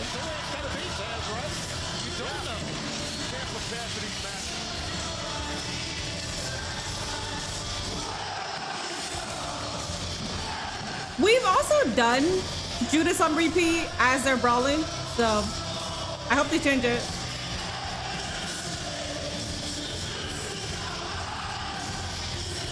Reservoir Dogs entrance was cool. Dude, that was... That... Bruh, I'm gonna rewatch that. I don't think I will never not rewatch that.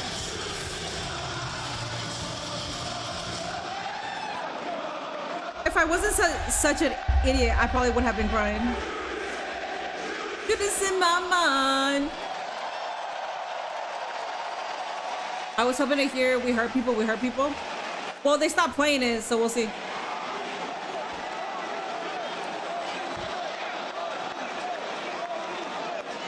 We shall see. Wow. You know, we talk so much about the talent in AEW. Take a look at the ring. This is just some of the talent. A lot of bodies and a lot of firepower. Ricochet has been getting the best of Jericho in this feud. This is where Jericho gets his redemption when he defeats him. But I digress. We heard. Yes, play that. Play that. Come on, dog. Let's go. Holy shit. I think we better be on our toes out here. I agree. They were chanting, we hurt people, and there's going to be some hurt going on tonight. This is so beautiful. It could make a grown man and a grown woman cry. Bobby Lashley pairing off. David Finlay coming behind Lashley is now AEW chant the fuck out of this, man. This is so good. Jericho all targeting Ricochet. And remember, Tony, it was Ricochet that said The Hearst and Deacon are fighting in their he's in AEW had no one to watch his You don't get more badass than that. friends. I just need people that like me more than they like you. Absolutely. And there you see four different angles right there. Stadium Stampede means this can go over anywhere in the Louis Armstrong Stadium. You're right next door to Arthur Stadium. We've had many a grand slam. Currently under renovation now. We are pleased to be here in Louis Armstrong Stadium tonight. But this place may never be the same. Bucks coming in hot. As are Jack Perry and Jericho as well. You got goosebumps right now? Benjamin, the rising knee strike. And oh my God. Lashley sending Ricochet up to the floor. They should definitely be playing the Hearst and Deacon on repeat here.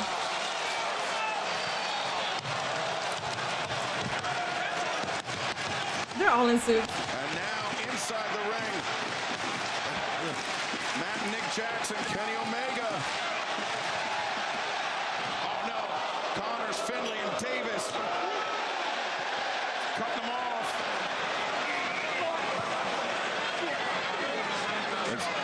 Those are two big men going at it. We do the soundtrack. Tony-Con may not agree with most of the stuff you do, but this shit, right, is one of your best creations. Yes. And Jack Perry in the ring. Andrade El Idolo. Snap suplex.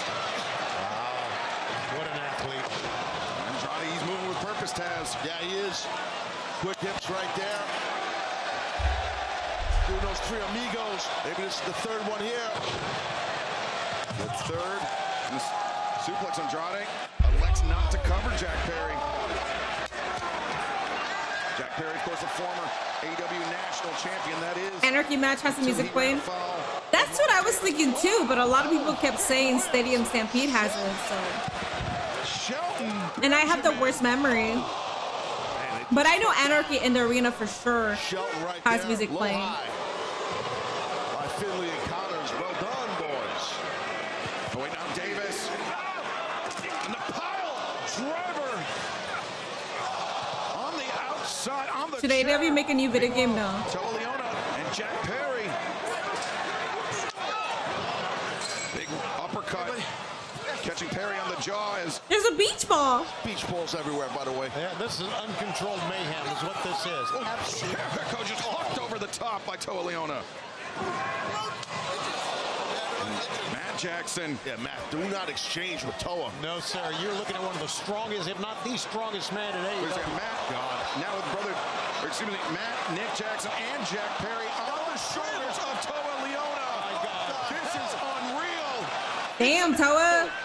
He's an animal, this Toa. My God. Good shit. Good showing. And I don't think I've ever seen anyone do that. That is a first. Try to remember the 3 human beings on his shoulder. Stupid DoorDash. Arriving soon. Holy shit. They're about to be here. And Ricochet. Escalera. Shooting star press to the floor. What are we even Triple Samoan drop is crazy. This makes it look easy. Ricochet, freak out. You think the New Day will show up? No, because of the no compete clause.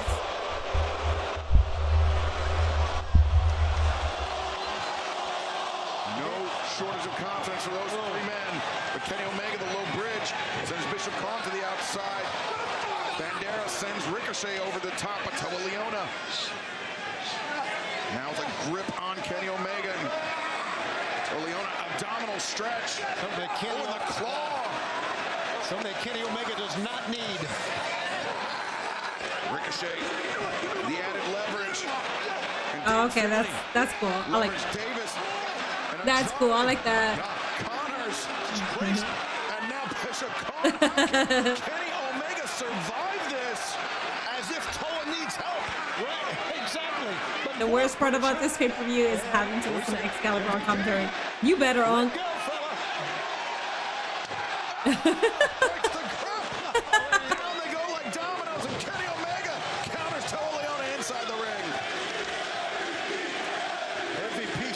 Bro, we cannot go one pay-per-view without Excalibur kind of catching strays. Sent to the outside by Kenny Omega. Now the original. Yes.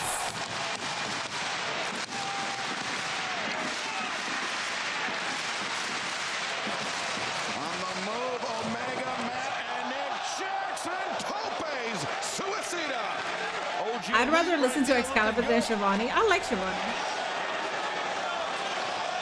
I don't mind Excalibur. I will say he's very dry. Oh shit, oh my god, there's no one. Oh my god. Damn. The gears are turning. Go get it! And there goes Cell TV. No shock, man. Shelton always been a crazy, amazing athlete. There's nothing Shelton Benjamin can't do. Look at Jericho.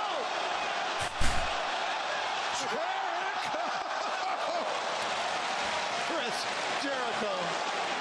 Oh my. Shelton Benjamin and Bishop Khan brawling up towards that scaffolding. Yes, sir. Remember, stadium can go all over anywhere in the stadium.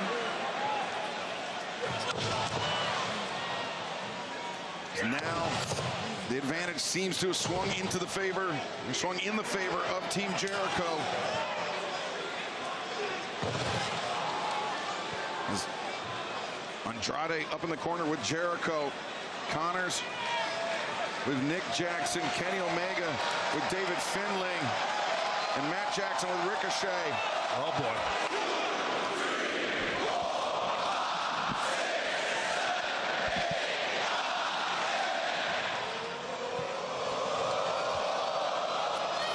Jack Perry. Diving hook on Mark Davis.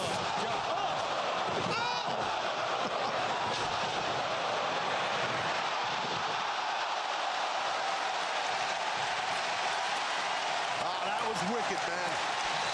Great stuff. Gotta give Jericho credit. He took some time off, but he's back and looking great.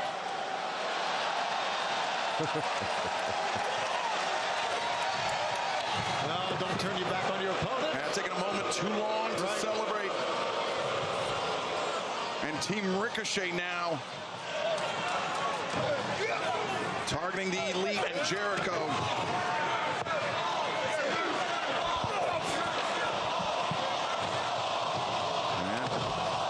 Oh, wait a second. Matt and Nick Jackson, Kenny Omega turning things around. And Jericho sweeps Andrade off his feet. The walls of Jericho as well. And, what the hell was that? I think it might have been the tank for a vacuum cleaner. It could have been. And Jack Perry. What a risk taken by Jack Perry. That powder, it smells like some sort of powder. Yeah, it does. Like, holy cow.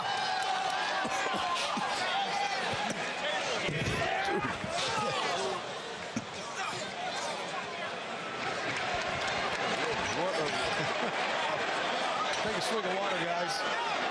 Oh, my. Well, Matt and Nick Jackson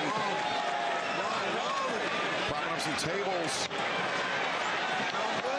They have had their share of issues with Clark Connors and David Finlay, the Dogs.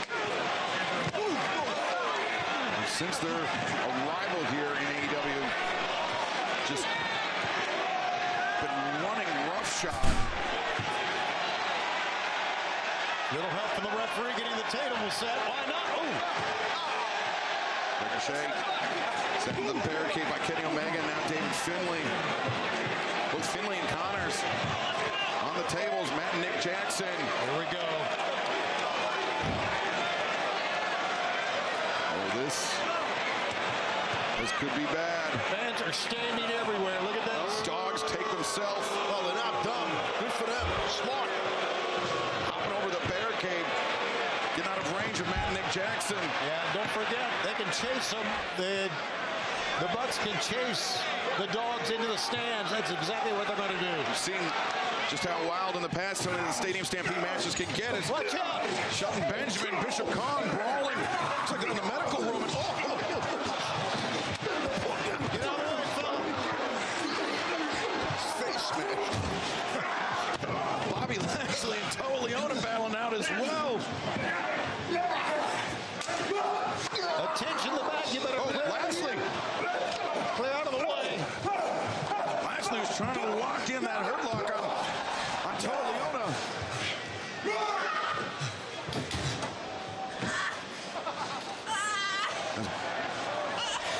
It's fine. It's fine. He's got it from here. Leo Rush. I don't blame Bobby Lashley. Get out of the way. Me neither. That crazy man.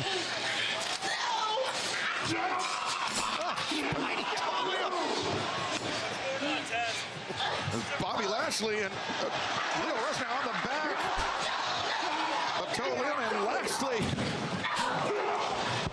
Meanwhile, inside the ring, Jericho, Kenny Omega, and Andrade Alilo. Jack Perry taking a refreshment break on our desk. Like a bath. Oblivious to all the electrical equipment that is. I'm thinking about somebody's going to get electrocuted. Maybe us.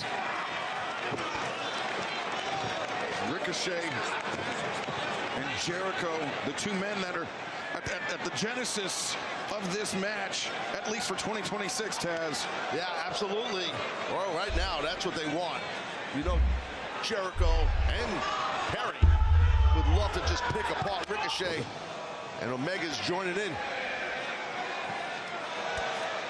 Kenny Omega and Ricochet, they've had their share of issues dating back to the time they spent in New Japan Pro Wrestling. I saw the Leo Rush. Same can be said about Andrade, Ricochet, and Omega. So I saw Leo Rush. Back elbow from Jericho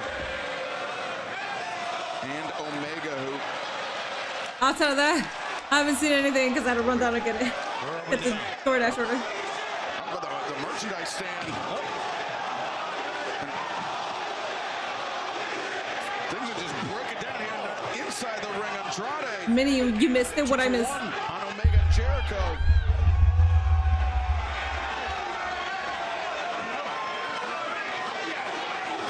I saw it. No. I saw the Leo Rush. I saw it. Yeah, Connor's trying to fight desperately against both Matt and Nick I wish I saw the entire thing. Super kicks and Connor's. Connor, you can Oh, see the girls are there. open. He's taking a ride, as you mentioned, Tony.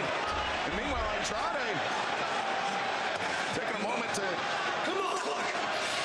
In the midst One of them looked like Penelope Ford. Oh my God, Luchasaurus!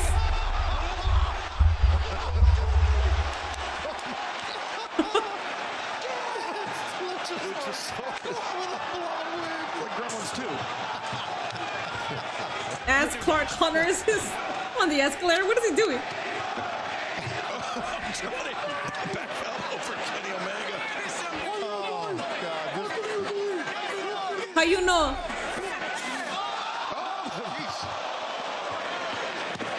A miss, the something. It's. And there goes Ricochet. And yeah, Jericho just sent a Ricochet into the top of our announce desk.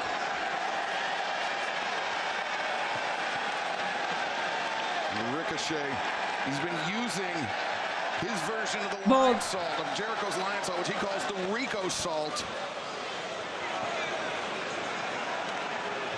Luchasaurus in a wig. This is like 10 out of 10 people. That Ricochet's done, but that may be the biggest indignity. How you know? Well, who the hell knows what's in that bag that Jericho pulled out from underneath the ring? It's an awfully big bag. Jericho. Some packs. What's for dinner? Taco Bell. Could be a cantaloupe. We saw Jack Perry come to the ring with a bag of onions on. We are on the campus of the Billie Jean King Tennis Center. One thing I do like about AEW, they for some reason make matches like awesome. Oh,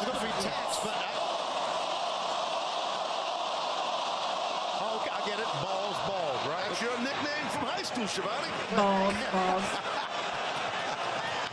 Oh, wait, Jericho. This is fun, isn't it? Yeah. Oh, man. To the tennis balls. Fun unless you ricochet. Goes Ricochet.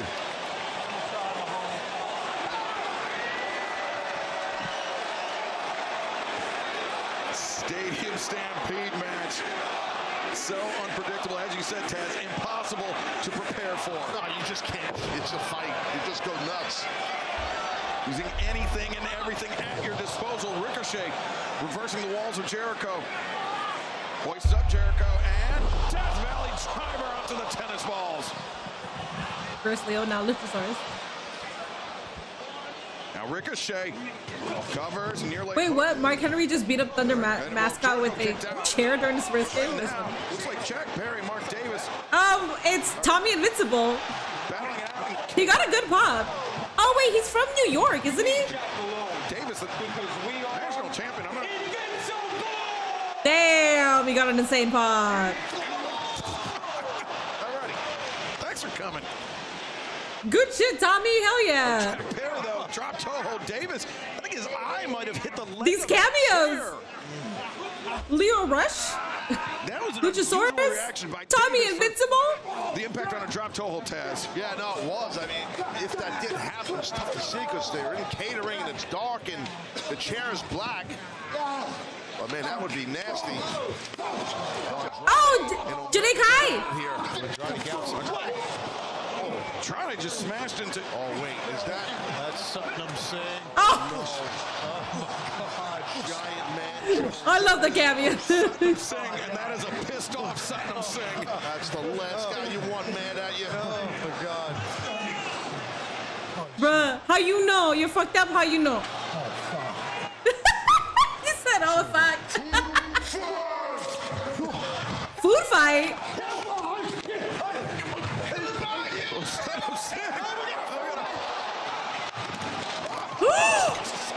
That was on Mark Davis's neck. Is that a post-game meal? Get post-game meals. Did you guys see Janai Kai? She's the girl. She's from TJPW. She's like the bald girl with the little ponytail, and she's a striker. We thought that She's also a part of Lodestone and like a bunch of other stuff. I love her. I'm glad she was there. Like we play there. Like, what are we doing? David Finlay and Nick Jackson paired off as Clark Connors. Setting up tables on the other side of the ring. Finlay, a true wild man.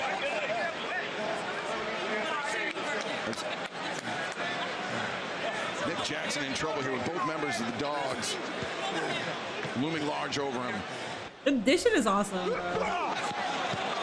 There's no doubt that Finlay and Clark Connors, the Dogs, and make. This is so random. It's amazing. It's so fucking awesome. They definitely have. And you got to be careful with Nick Jackson. He's very savvy. Yes, sir. He's baiting into something here, and there it is.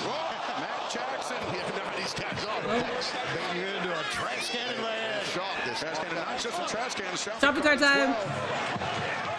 Connors charges in, and he goes down in a heap. And football. Where did football come from? Heads up.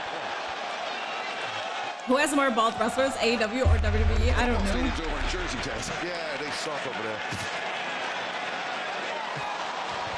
Oh, Clark Connors. Damn. In the shopping cart with the can. Oh, poor Clark. Oh, my God. Matt Jackson down. Must have got that shot. Get the bad wheels. Even a smile on the face of Mick. He's so proud. He's so happy. Wait a minute. They just ran over Knox. He's a monster, this guy. He is. There's nobody like him. Look at him. Knox is still down. Oh, we are having so much fun. We hope you are. Oh, God. Oh, we're having fun. This is tremendous. Now, Total Leona putting Nick Jackson in the shopping cart. Matt Jackson head bounced off the. And he's calling for some help here. He doesn't need help. Oh, Jesus. Oh, my God. Well, that worked.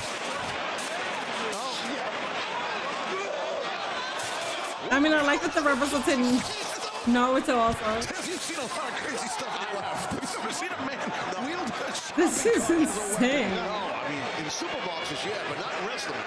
But not over their head like that, I don't think. Shelton Benjamin heading back to ringside.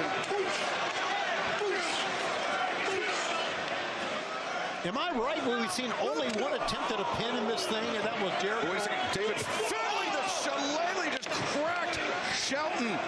That's legal, by the way. Oh, Damn, so I'm rewatching the package and the entire bag.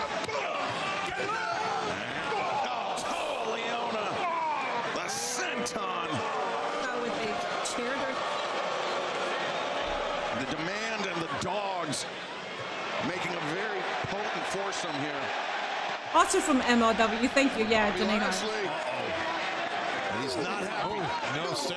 Lashley on the move, hammering Khan with those right hands. Some stupid thing is updated and it got in front of my screen. Fuck. Oh, wait. Khan desperately trying to fight his way free of the grip of Lashley into the ring post. And Finlay, the shillelagh. I want to hit him again. Yeah, Lashley's still on his feet. Are you in front of my screen? Nice. Just speared Bobby Lashley. Again, the Dogs. That's how we fucking do it. Solo was about to attack his own partner. Get out of that man's way. Uh-oh. Oh, no. Jericho and Ricochet.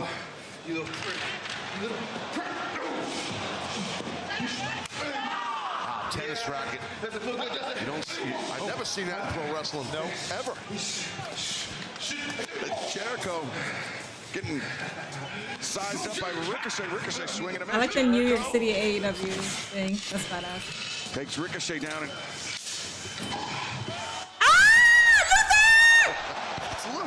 Luther, the butler. I haven't seen you in so long. Oh my God. It's a heck of a tennis racket for Jericho. swats it out of Ricochet's Bald. hands. Bald. Where do you even get a tennis racket that size? Satnam Singh's tennis racket. Is that regulation? Satnam Singh's tennis racket. It is in a stadium stampede. There's tennis balls. Oh my god. To the wall. I don't know what he's got planned now. Ricochet struggling up this. What the hell? Jericho's got the ball machine firing at Ricochet. It's like a jugs machine. Well, kind of.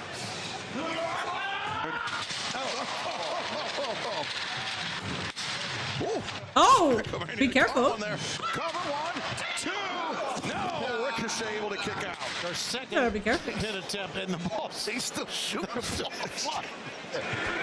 Oh, Lord. Meanwhile, at the shopping cart. Inside the ring, Clark Connors, Matt Jackson, And tennis balls. Shelton Benjamin getting right hands to the face by Bishop Khan.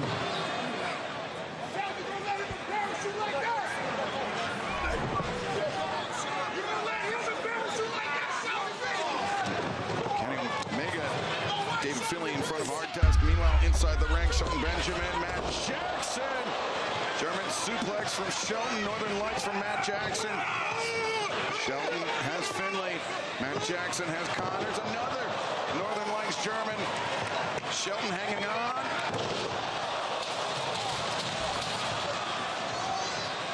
Wow, some athleticism we're watching right here, gentlemen. Badass. And a trash can. And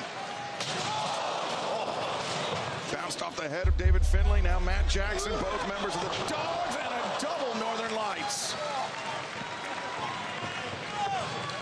Clark Connors in the grip of Shelton Benjamin. Connors trying to hold on to Finlay to prevent the German suplex. And now,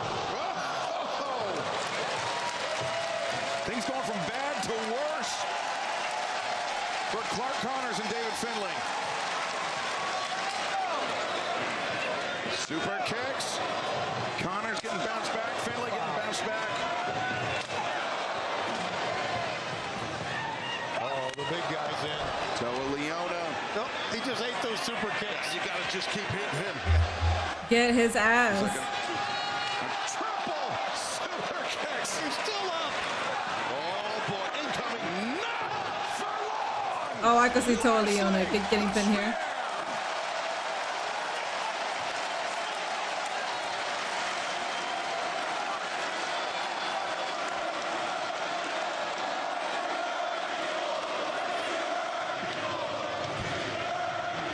Outside of the people. Outside of the stadium, Mark Davis, he's got a bandage wrapped around his eye. I think on the back. I don't know if that's blood. I don't know if it's his blood or not.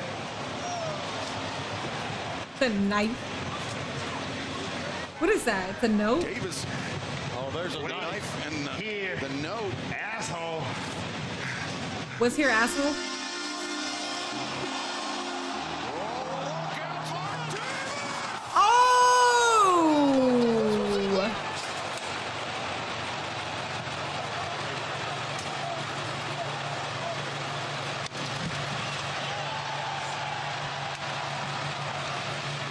You missed him? Oh, I forgot they did show Tommy getting the Jurassic Express. Meanwhile, the Dogs have the Bucks. Yeah. Wait a second. That just murder? That's murder. Look at the powerbomb. Ooh. Finlay and Connors through the tables with the Dogs. Remain on their There's feet. so much Meanwhile, Kenny happening. Omega- oh, no. It's hard to the like midsection, stops take your eyes Omega in his off of it. tracks.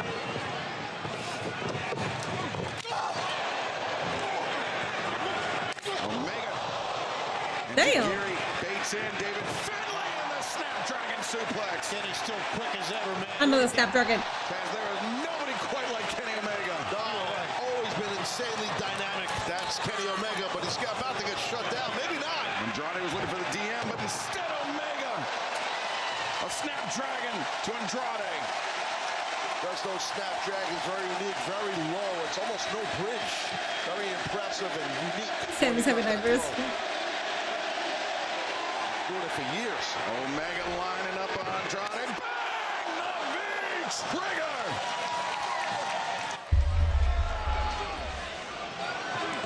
Meanwhile, across the ring in front of our desk, Toa Leona. And, Toa hanging on. Shelton is tugging on the big man. Shelton Benjamin. Yeah, the crowd has been hot all night for sure. And meanwhile, Bobby Lashley just tossing around Mark Davis. Well, I thought Mark Davis was in that. I'm glad he wasn't. This might be worse than getting hit by a post. Oh, Jesus. You're right, Taz. Oh, he's going through that table. You can see Bobby had him lined up. Mark Davis had the hell beat out of him tonight, gentlemen. And Jack Perry, the time. Jericho. Look at this. And Nick Jackson. Oh. Tandem. And meanwhile, Kenny Omega. Hoist up. Oh, one-winged angel through the table? Andrade, you're done. Andrade is out. What a night. Rip, you're out. That's cool. That's sick. New York City's never going to forget this night in pro wrestling.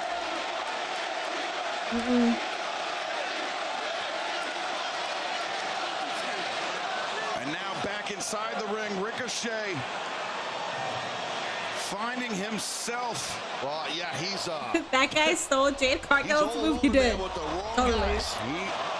He is up the creek. Oh, you bald man. Oh, you bald man. Without a paddle and surrounded this is kind of by enemies. It's sad in a way. Come on, let's have a hard hit. Ricochet. Yeah, let's have a moment for him before he gets speared. Oh, they're picking his shot. Strikes. Yep. Oh my God, this poor guy. Jack Perry this. lined up, launched in the knee.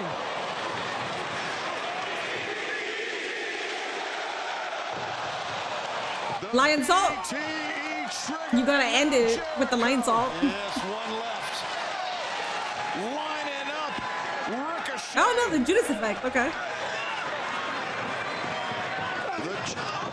Khan. Ricochet pushed to safety by Bishop Khan, but What'd you get? Omega the knee. Oh, sweet. Sweet. Seven-way super kick. And Jericho, the lion salt. That's it. Fucking badass. Fucking shit, guys. All right, give me your immediate thoughts. That's what I will say is, I might have to quickly change my hair. I'm not used to wearing my hair this tight, so I have a fucking headache. I've been drinking so much water, the headache's not going away, so I'm not dehydrated. It's not because I'm dehydrated. This. So I think I'm gonna change. He certainly did. Give me your immediate thoughts on that. That's crazy, right? I know how you're feeling. Yes. Any girl would know what I'm feeling right now.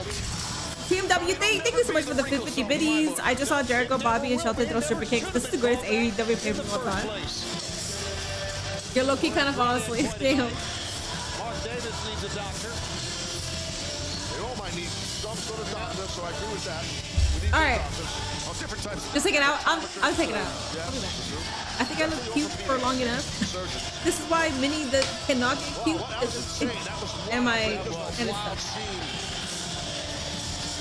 At times it was a lot of fun, but I've been drinking a lot of water. It's not helping. I'll be back. Extremely hard hitting, crazy physicality, innovative, everything. It was a mix of everything. Well, it was an incredible stampede, everyone, but there's only one match left. It is for the title, hair versus title. One to go. Jericho calling on the big guns. And getting the seal of approval, the thumbs up from Shelton Benjamin, Bobby Lashley, and MVP. What a night it's been, but we are far from over. One match remains, and it is for the richest prize in our sport. As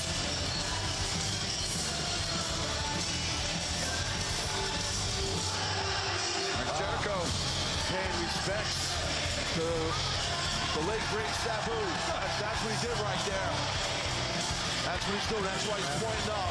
I wish I would have known he was going to do that, but there it is. Sabu used to break tables when no one was on them. That's celebrating a victory.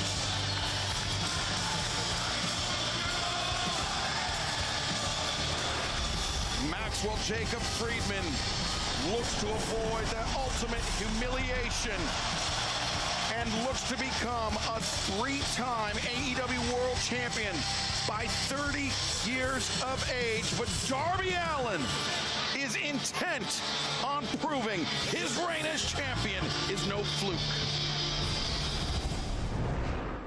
Darby, with love and respect, and I do mean it with all due respect, you're not ready to be world. I'm either gonna make it as Darby, or I'm gonna fail as Darby. Darby Allin is your new All Elite Wrestling World Champion. Give me my belt right now. No.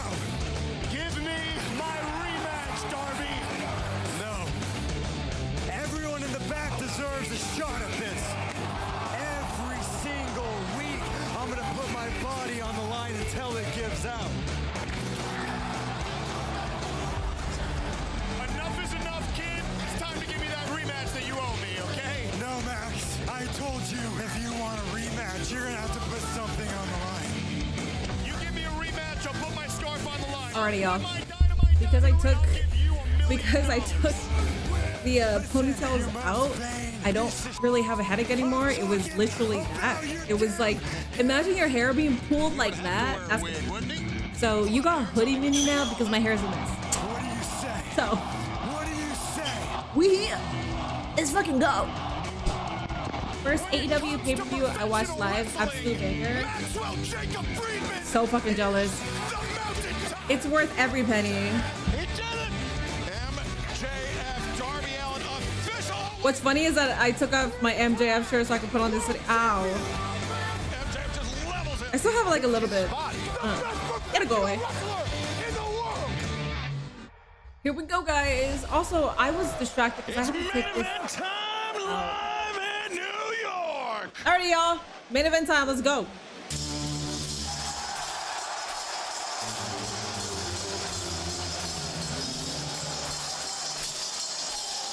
Ba ba ba ba ba ba ba ba ba ba ba.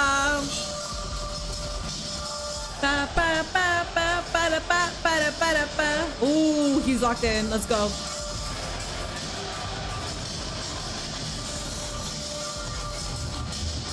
Do, do, do, do, do, do.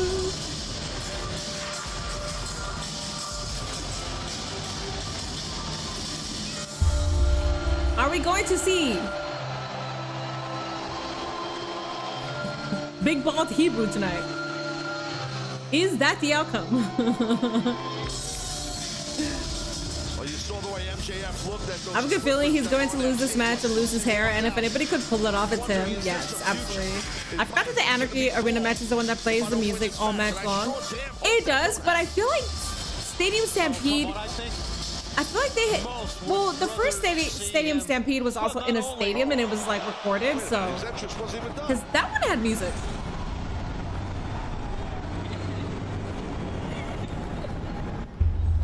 Oh, the Misfits.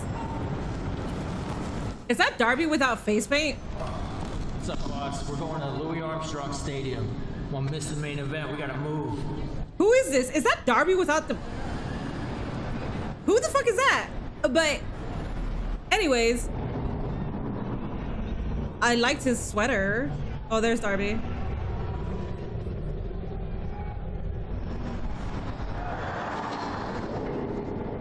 You bet Sting is driving?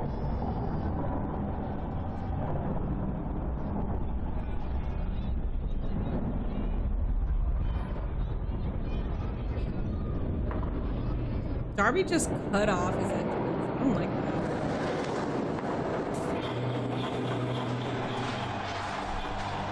Alright, that's sick. Okay. I'm not a Darby fan, but that's sick.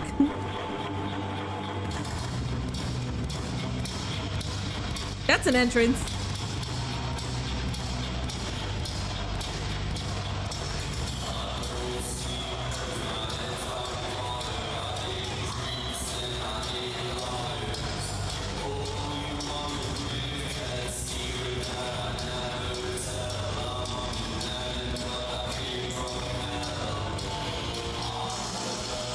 Badass, dog.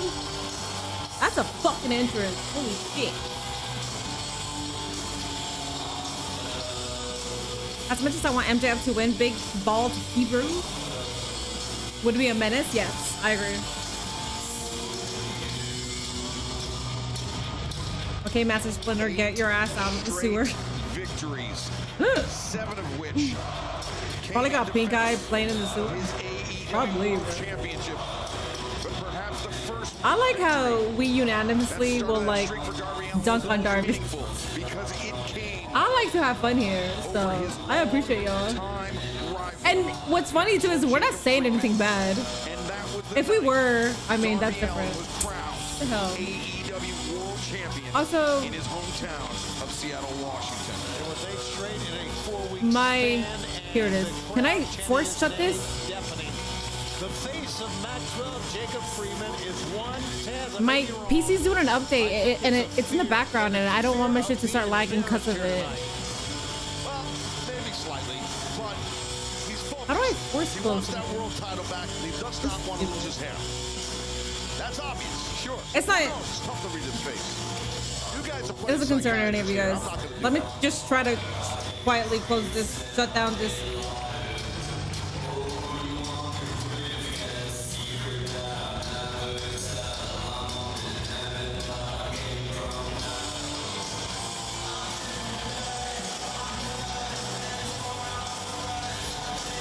And now to make it official for tonight's main event, let's head to the ring. And the Dapper Yapper, Justin Roberts.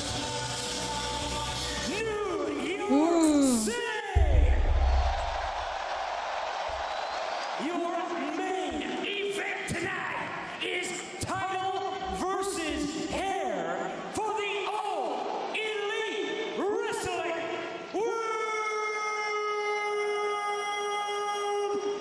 Championship. Got it. I'm stupid. Task manager, easy peasy.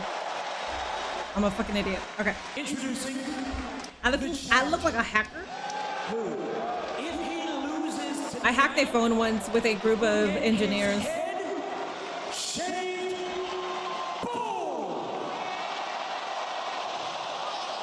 Balder than you, and you know it.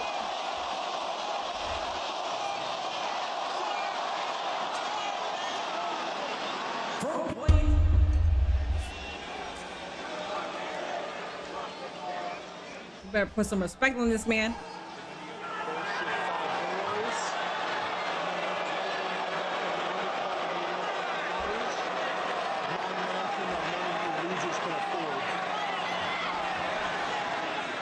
He doesn't hail from any of the 5 bullshit boroughs. Oh, damn.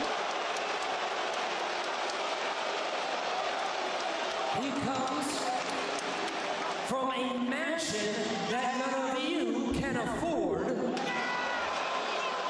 Is he wrong? 126 pounds, Maxwell, Jacob Freeman,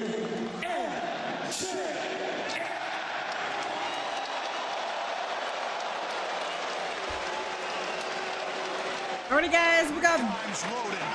Bro, please load us a third one. We all want a huge load of that third one, please.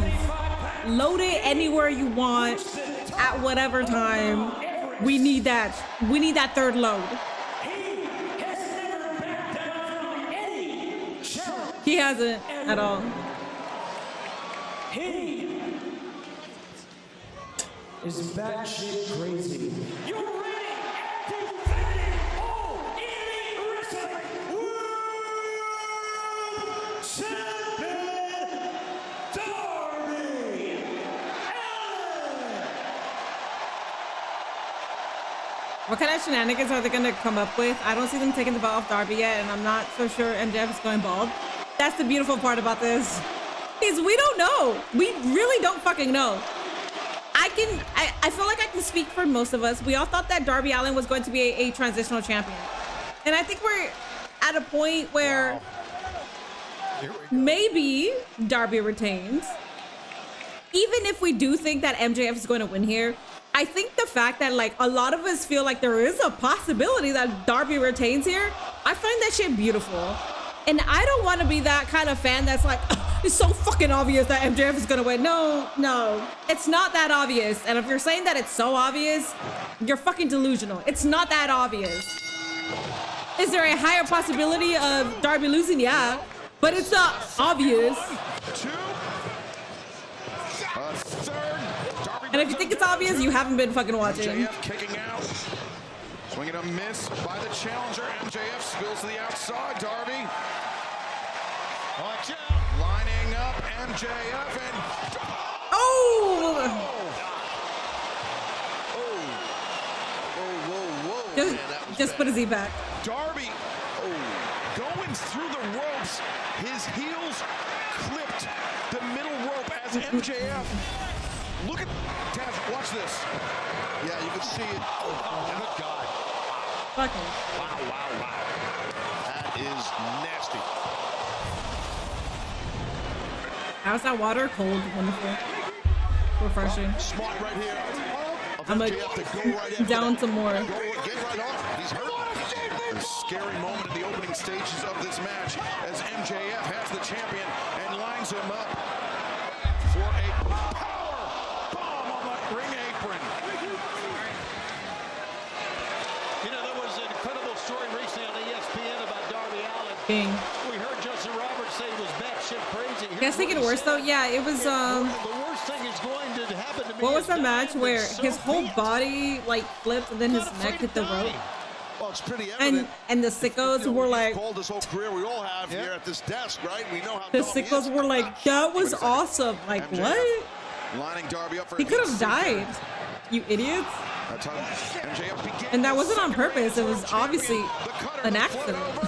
The pinfall attempt and Darby kicking out and MJF biting the face of the champion. Darby has wrestled his whole career by just taking chance after chance after chance. It's amazing. He's an amazing athlete, amazing daredevil, and a fearless man. There's no doubt. The main event is before midnight. This is like the second time. Yeah, the last pay-per-view was also right before taking midnight. that chance too quick. And this rivalry between MJF and Darby Allin goes all the way back to 2019, the very earliest days of All Elite Wrestling. MJF believed that he was the pillar, the foundation that this company would be built on as a young star. My headache is so long. The same area that he landed on, Darby did on the outside of the ring. MJF is zoning in on that upper back. Now the high stack, the cover. And MJF, he resented the fact that Darby Allin came in and other people, the fans, they picked Darby Allin as a foundational member of All Elite Wrestling. MJF resented Darby Allin ever since that. And he has sought Thank you for 230 likes, guys. What's up, Broderick? We saw the side That spot in the spot where he falls from the ladder through. Oh yeah, that one. There was a spot where he like ricochets off his. I forgot the man, but he hits the bottom rope and like it's nasty. Early in the match, and that's when Max has been zoning in on that upper back. But no, you're right in regards to everything you just said, especially the side headlock story. That's been a major part. That move has been a major part of these two men, their feud. When they met years ago, Tony, MJF defeated Darby Allin with a side headlock takeover into a pin, albeit after smashing Darby in the face with that Dynamite Diamond Ring. And it was Darby that defeated MJF. That's what I enjoy about certain title matches is that sometimes you don't know who's gonna win because either guy here is like it can go either way. You just never know that. Yeah, I also love that. Now MJF. The unfortunate part though. Hold up. Maybe thinking that avalanche tombstone, but Darby. I like to pay attention to the story. I like what the story is giving. I can go ahead and put my little wrestling logic hat, but I'd rather not. Because I feel like that takes away from enjoying the story. That takes away from enjoying the match. So, based on the story, based on what the story is telling me, is that there is a very high possibility that Darby is going to walk away as champion. The other part of the story is that he's wrestling until his body falls off. So I feel like he's going to give 200% here, where MJF walks out as champion, and that's because he gave his entire body to this championship ring. And I feel like there's enjoyment behind that. But unfortunately, when you're on the internet and you say stuff like that, people are like, it's so fucking obvious that MJF is going to win. It's so obvious that if you thought otherwise, you're stupid. No, bitch. We're actually paying attention to what the story is telling us, dumbass. MJF going to the outside. And Darby.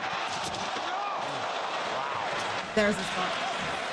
Eddie with the $2, so is AEW better than WWE? I think if AAA, NXT, and Evolve weren't under the WWE umbrella, I would say that AEW is better than WWE, but considering that Raw has been good, AAA is the #1 show, NXT is their #2 show, I can't really say if it's better. And referee Bryce Rensburg I think being very liberal with the count on the floor is Darby Allin. I think AEW is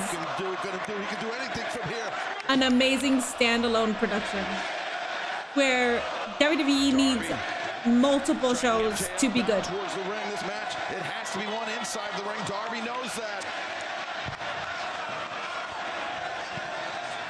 You know, to the point you were making earlier, Bryce Rensburg knows how important this match is. He's going to be very liberal with any count out. He wants this match to end. He doesn't want to count out. As Darby now with MJF down on the apron, Darby could be. Oh, he could be looking to. Oh, Darby, you're an idiot. Oh, you're an idiot. Oh, you're an idiot. MJF is absolutely moving. Yeah, you're a fucking idiot. Oh my God. When I say I don't like Darby's wrestling, this is what I mean. Don't let the sickos know, man. Oh my God. Well, speaking of broken, there's a really good chance the back of Darby is broken. Look at that landing. Are you talking to me? I mean, that happened to Enzo. If you're thinking, no, I'm not at all. What the fuck? I don't know if you're talking to me, Owen, but Enzo hitting the rope was against the Vaudevillains.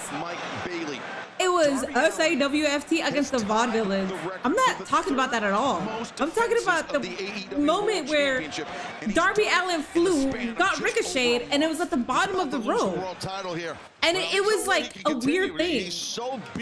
And the sickos were praising that spot, and it was a spot that wasn't supposed to happen that way. Yeah, but through all those title defenses, we've only seen him crash and burn a few I feel like I'm an idiot, but sometimes I feel like my chat really thinks I'm a fucking idiot. Oh, man. MJF. Oh, my God. Oh, no. Oh, God. Stepping over onto the steel. Gonna break his neck. My God. Oh, package. Pile driver. On the upturned ring steps. God. If you don't like Darby's wrestling, then why don't you just stick to WWE, pal? Tony, we've talked about those title defenses. I've been watching AEW again for a month now. I like how they went into this with Darby telling MJF, no, you don't get a rematch unless you put something on the line. Yes. It shows you how bad MJF wants to get back his world championship. Or how bad he does not want to get his head shaved. That too. Yeah. MJF is just, I mean, Tez, you know him. Yeah, I know him very well. Very well. Yeah. He is. The thing is, WWE will always be the big league and show no matter how mid or bad it is. That's not an overstatement, but that's part of, in my yes, opinion, they are the monopoly, yes. great at what he does. And why, before he's Hold up, I'm gonna Google something. You know, he's had so much success and championships. I'm actually very surprised that no one knows the spot that I'm talking about. He's that insecure at times. He's that competitive at times. And thanks to that package pile driver, MJF now with a very clear opportunity to become a 3-time world champion at 30 years of age. Only 7 minutes Here it is. for him, and that history is not lost. January 10th, 2024, AEW Dynamite. Low blow.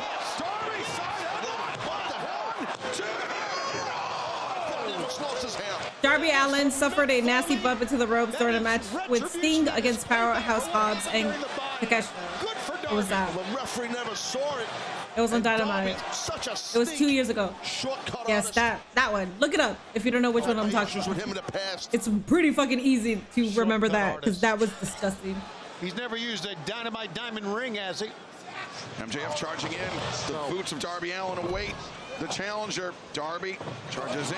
MJF, though, answers the back elbow. See, Darby was a little bit slow after that Ukemi roll, that forward roll, because he's got issues with his back, and now his arm just got shattered. MJF, the diving stomps to the arm. But MJF dealing perhaps with a lower back injury. Just a basic armbar right there. It's over for Darby. You might as well give MJF back. But instead, Darby sweeps the legs. The story that AEW and Darby Allin is telling is basically he's putting his body through hell, but it's Darby Allin. He always puts his body through hell. So he's basically going to go until the wheels fall off. And I feel like with Darby Allin, he always goes until the wheels fall off. So it's a tricky story. Oh my God. If he taps, humiliation awaits. He's not tapping. He just saved his own hair. Oh, cover drop coming up. Darby, cover drop, and MJF ready with the knees. Dives on the cover, and Darby able to escape. What a great counter by MJF.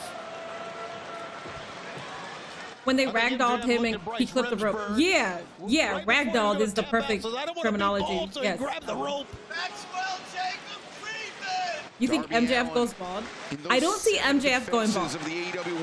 But I think we do live in a world where Darby Allin retains. Inside the ring, wrestling against world-class opponents. In that same span of time, MJF has I think this match would be completely boring if you just feel like Kevin Knight, MJF suffering back to 1000%. Like it's so obvious that MJF is winning. I don't know. I don't enjoy shit like that. Fresher man than the champion. And now another heat seeker. Darby was ready for it. And Darby, oh, he caught Max. Darby. That was a nice ass counter. Scorpion death drop. Great counter by the champion. A double counter. Did not expect that. That was excellently done by Darby. I got to give him a lot of credit on that. That was a great stat you just gave, Excalibur, about the amount of time that Darby has spent in the ring. And there's no doubt you can see it on his body. You can see the way he moves. And Taz, you mentioned your history with Darby Allin. There is no question that he has seemingly superhuman durability. But he is still human underneath. Absolutely. No, you're right. But he just has a certain layer of fortitude and heart and toughness and all these other MJF to win and lose at Wembley to Ospreay. So I feel like everybody understands that that's going to happen. But that's why I really want Darby to actually get the win here. Because I absolutely fucking hate. Over his shoulder, saw MJF taking himself. I hate thinking with the obvious. I hate thinking like that. So if Darby wins, I will actually mark the fuck out. Two, MJF tilts, 1, 2. Darby back down. MJF head scissors. Darby up to his feet on the move. I also want that third championship though. 1, 2. MJF escapes. Darby goes through. Oh, MJF, nice capture of the arms. Darby reverses though. 2 for Darby, 1 for Max. Now back and forth they go.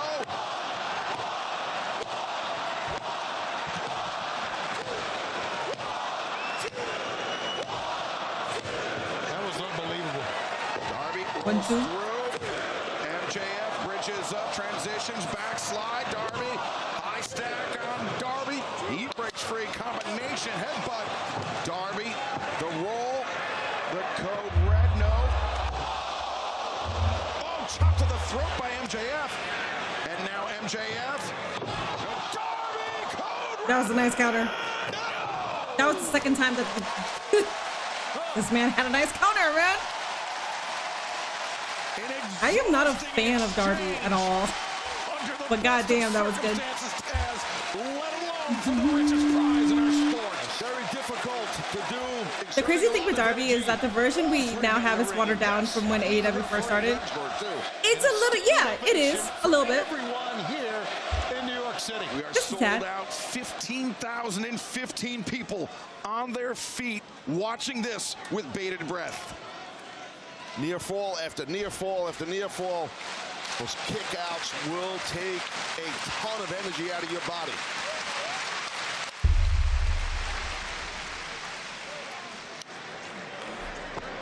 Boy, give both these young men credit. They have pushed each other, and now they're just pushing themselves. Oh, God! PMW with the 50 biddies. I can't even lie. If Darby wins, I'd be down for him versus Heelish Ospreay at an All-In because of Death Rider's influence. Yes, I fucking love that. I love that. I think ever since Ospreay got signed, we all thought Ospreay is gonna win the championship at Wembley. 98% thought that.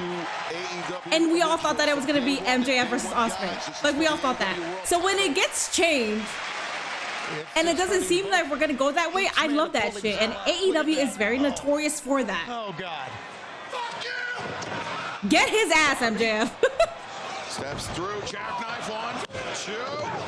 MJF breaks free and breaks. He spills to the outside. We thought Darby was gonna win the title off of Mox. That didn't happen. Darby moving with spin. Oh my God!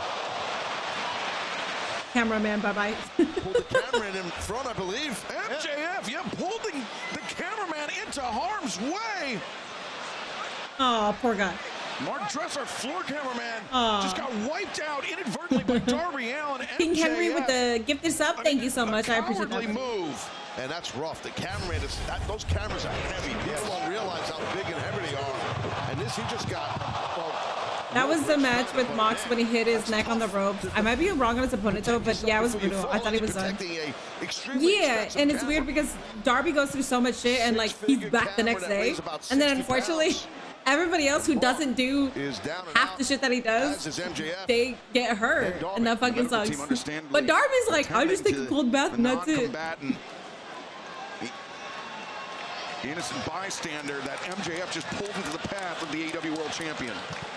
And once again, we do need to mention, as MJF has rolled in the ring, that Bryce Remsburg being very, the camera guy didn't even take a not going for a count out there. He starts a count no, down, clap the cameraman. W card, yes, W.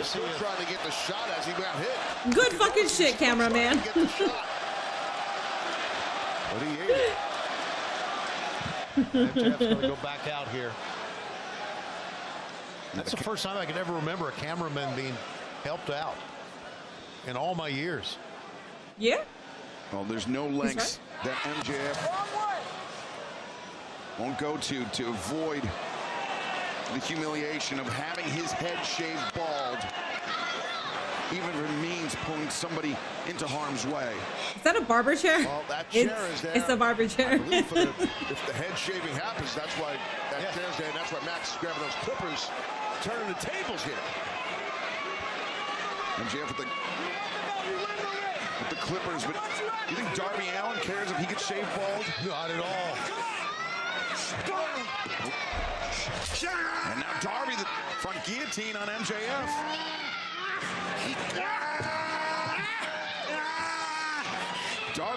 Darby's got it cinched in tight. MJF is fading here. Get a choke out here. On the top of the ramp. Can't win out here, though. But still, you can wear down the challenger. Yeah, you got to get it back in order. If Darby looks at table. Darby finds lighter. Darby lights table. Darby puts MJF through table. Wants to win this match. Listen, Darby's got something insane on his mind. I promise you that. Well, this is not fair. This is not cool. Oh, do not climb. Oh my God, this man's about to climb. Oh my God. Bro, you know what? That's dope as fuck for the fans that are sitting there. He's whacked. Oh my God. This is a man in Darby Allin that was hit by a New York City bus. Well, here we go. And he came back even wilder. Oh My God. What is that? MJF is moving. Oh my God. Well, Marissa, hi! Hi, Marissa, hi! Marissa's working out the back. It was Marissa and Tally. That was cute. Nah, he didn't move. I thought he was gonna move. Holy shit, man. Max ain't moving. I really thought he was gonna move. Except to breathe. Fucking Tony, man. And Darby Allin. How do people hate this man on commentary? He's so fucking stupid. Barely. I mean, look at that. I mean, this is insane. He's not moving. That he just Except to dove down. breathe. Look at this. A coffin drop. And right before that, paying respects to Mick Foley. With He got wrecked. You did see how Darby came up clutching his head. I'm not sure how he landed, but a scary moment for both champion and challenger alike. But Darby, yeah, nasty gash on the back of his head. Yeah, you are right. Oh, good wow. God. Yeah, he might have. I mean, anything could have happened because the table and could have been on the edge of that. Typical Darby busted his shit open. I think it's what happened on the platform after he hit the table. Because MJF, though, he's out. It's actually pretty fucking insane that Darby is always okay after Darby, this. though, struggling. Oh my God, Max is going to lose his hair here. I can't believe this. So Darby flexing the fingers. Oh, Darby. Darby trying to get some feeling back. Oh, to his he's hand. gushing. No, he's gushing. Thing. Like, this isn't. Oh, man. And with his body, with Darby's body has. This isn't no blade job. He's no. He can barely stand. Well, the challenger MJF is not even. He's not even out. He's out. Darby Allin, one coffin drop. Oh my way! He's gonna get his head shaved. The head, Two, there you go. The heart of a champion. You can hate MJF or love him. He's got the heart of a champion. I'm telling you. Well, you know what? You're right about that. He does. Add that the fact that he doesn't want to get embarrassed. He doesn't want to get his head shaved. Add that in. It's what you call pulling out all the stops. And that blood on MJF is all from the head of Darby Allin. Darby hammers down once, twice, 3 times, 4. Can Darby do anything else? Does he have anything? I mean, this might be the smartest thing to go with the Scorpion, a submission hold. He's going for the Scorpion. The Scorpion Deathlock is in. But we've seen how the fatigue has affected Darby Allin, especially in his hold. Imagine. There's again. Yes. I mean, yeah, you would pass out. Just like what happened against Sammy Guevara on Collision. Bryce Remsburg, the referee, gonna get him checked out. Who'd I got winning this match? I don't have a prediction. I don't want to have a prediction. Backed off the medical staff. I just want to see what happens. About to enter At this the point, ring. I think an injury would do Darby good. So Darby if he stops doing give this. all of himself to defend the title. And Damn. He has. Look at Ooh, that big face hit, bro. of that maniac. I think MJF realized he just dodged a bullet. I don't think he could have survived with that lower back injury, Taz. I don't think he could have survived the Scorpion Deathlock for much longer. I don't think Max can tell you what happened in the past minute and a half of this match, to be honest with you. I think he's been out of it. But he's not out of it anymore. Again, Bryce Remsburg being very lenient because Max put his hands on it. Going to side headlock. No. Here comes Scorpion Death Drop. God, you can roll over to make a pin. I'm not even watching this, but I have anxiety. Yeah, it's a hell of a match. Okay, so just a kip up? Okay, so you're back. Okay. So this man said, yeah, I'm losing blood, but it's fine. I'm Gucci. Oh, but MJF up disrupts the balance of the champion. Yeah, once you hit that top rope, it shakes. And next thing you know, your opponent lands when the sun don't shine, and that's what happened to Darby. Darby would still be doing this shit. Injured, yes. But it doesn't look good for Darby. MJF with Darby Allin. Oh, no. Pulling Darby over. Avalanche Tombstone incoming. Oh, man. And now MJF the side headlock. He's got 1, 2, and 3. There it is. Good fucking shit, MJF. I don't know what you ate, but you got some crumbs there on the side of your lip. So Darby put his entire body through all that. He kept going until the wheels fall off. All right, listen. I'm very happy about this, but I'm also like, I feel like somebody's coming out. The punishing pace. I feel like somebody's coming out. And I'm thinking about Bang Bang. And the third obviously. Of Maxwell Jacob Friedman as AEW I'm hoping it's Bang Bang. begins in his own backyard. Clean too, surprisingly. Yeah. MJF winning clean is surprisingly. I love that man, but. And perhaps most importantly for Maxwell Jacob Friedman, Taz. What's happening? This vain, insecure scumbag of an individual. He gets to keep that very expensive head of hair. What's crazy is that I was very, very pissed off that MJF lost the championship. I thought it was fucking stupid that they gave it to Darby. But I'm sitting here now because of the way that they booked his championship reign. I'm sitting here now and I'm extremely indifferent. I'm fucking happy that MJF, Big Hebrew, has his 3rd championship reign. But I'm not, you beautiful bitch. But I'm also not like marking out because Darby had an incredible championship reign. And that could have continued and I wouldn't have been pissed off. So this is great. I love AEW's booking. I like they got some miss. You know, like they got some misses. But when they hit, they fucking hit. Darby has given everything he's had over this past month, and it's finally caught up with him. Yeah, I mean that's the story that they were saying. I mean, it could have went either way. I mean, it was insanely physical. I mean, when he hits that. Everybody, I freaking told you, if you're doing an I called it, if you're saying an I told you because MJF won, please shut the fuck up, for the love of God. Please shut the fuck up. I never liked that doctor anyway. Kick him.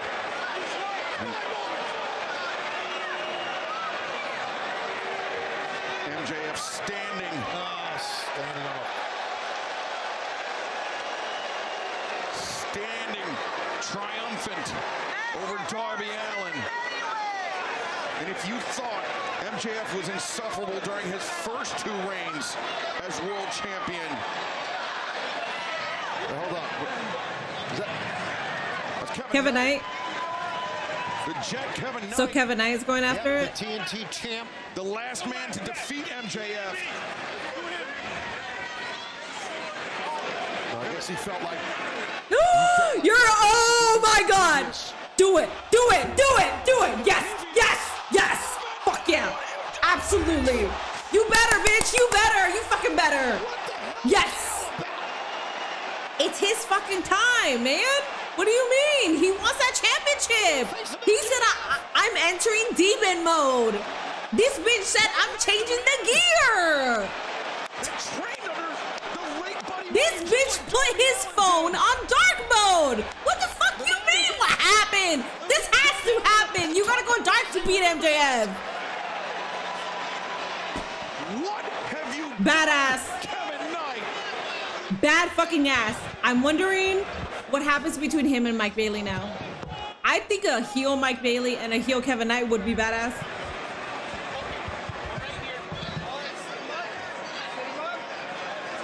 Good fucking shit, man.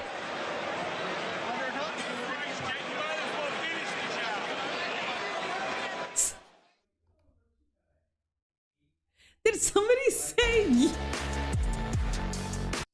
I think somebody said you might as well finish that, chap. Bro.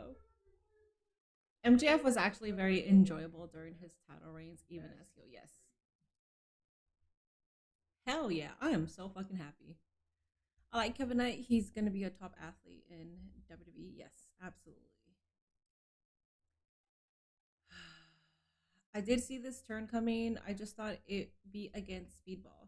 Yeah. Well, I mean, we all thought that Kevin Knight would be turning on Mike Bailey, but this happened, so which is fucking even better. I'm wondering if him and Mike Bailey stay together and they just run as heels. I hope that happens. I hope that's how it happens. Because I feel like Mike Bailey would be the perfect person to, whenever Kevin Knight needs help, even though Kevin Knight is a menace and could stand on his own, I feel like Mike Bailey can always be there if he needs somebody. And if you're going against MJF, he's a cheater. That's my big Hebrew though. He cheats, so you do need somebody there to help you. Bro is dipping his nuggets in sauces we never heard of. Bruh. 1 million out of 10. Please place in your ratings for Double or Nothing. I will give Double or Nothing 100 out of 10. That's what I'm gonna do. He gets to keep.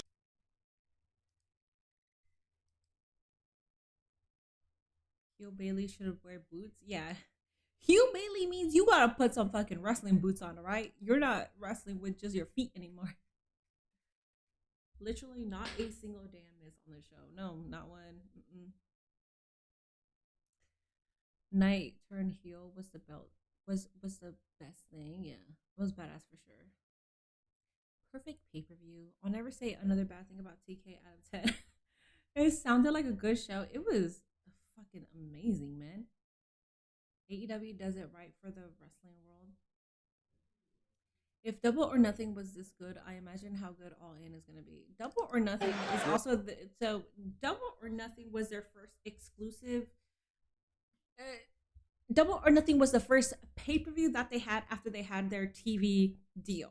All In was the first pay-per-view before AEW was AEW, like a whole, we are all elite wrestling. All In was its own entity that turned into AEW, and then their first pay-per-view was Double or Nothing. So Double or Nothing should always fucking hit, because you're basically taking us to a point where like you changed the wrestling game forever, which you fucking did. Tony Khan, AEW, All In, they absolutely did. So I knew that this shit was gonna be a banger, but I didn't think it was gonna be like this. Like I didn't think it was just gonna be like I don't know, man. I thought it was gonna be good, but I didn't think it was gonna be like this good. If that makes sense. Crazy Diamond, thanks so much for the 50 biddies. Seems like it all heels going after World Gold right now. Will Knight and Swerve are 3. I see MJF fight. I wonder who's going to be the next babyface to step up. I'm like thinking about what Jay White is doing. Like I hope he's fine.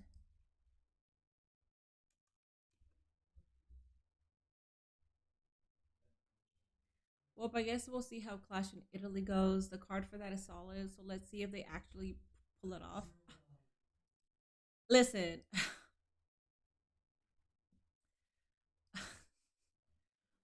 It's been a couple years since I can say that a WWE pay-per-view can outshine an AEW pay-per-view. I don't think that they have the capacity of doing that anymore, especially because they're on ESPN and like they're under the TKO umbrella.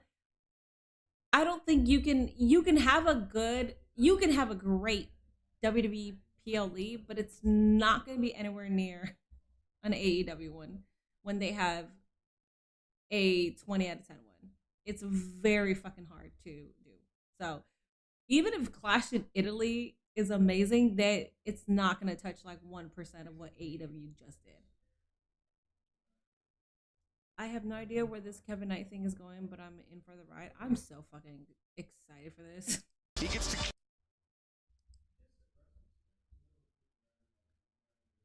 Good night, Zendaya. I'm good off Clash, if I'm being honest. If gun to my head, what would you watch? AEW Double or Nothing or Clash in Italy? Even before I saw Double or Nothing, I would choose Double or Nothing. I really want MJF to lose and his haircut bald, but great cinema. Yeah, it was great.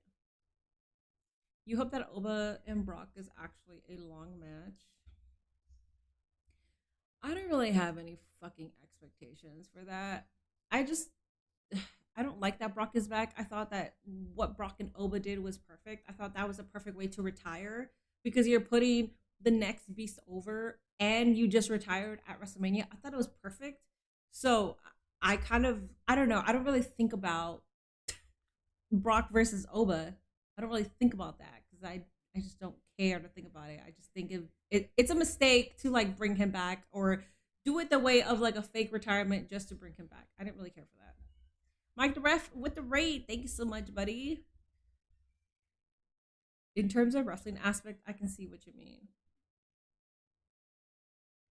Entertaining stream as usual. Good night. Good night. I feel a sense of validation after Athena won and Bandido lost. I'm kind of hoping Oba beats Brock again in under 5 minutes. I would be okay with that, TBH. Actually, yes.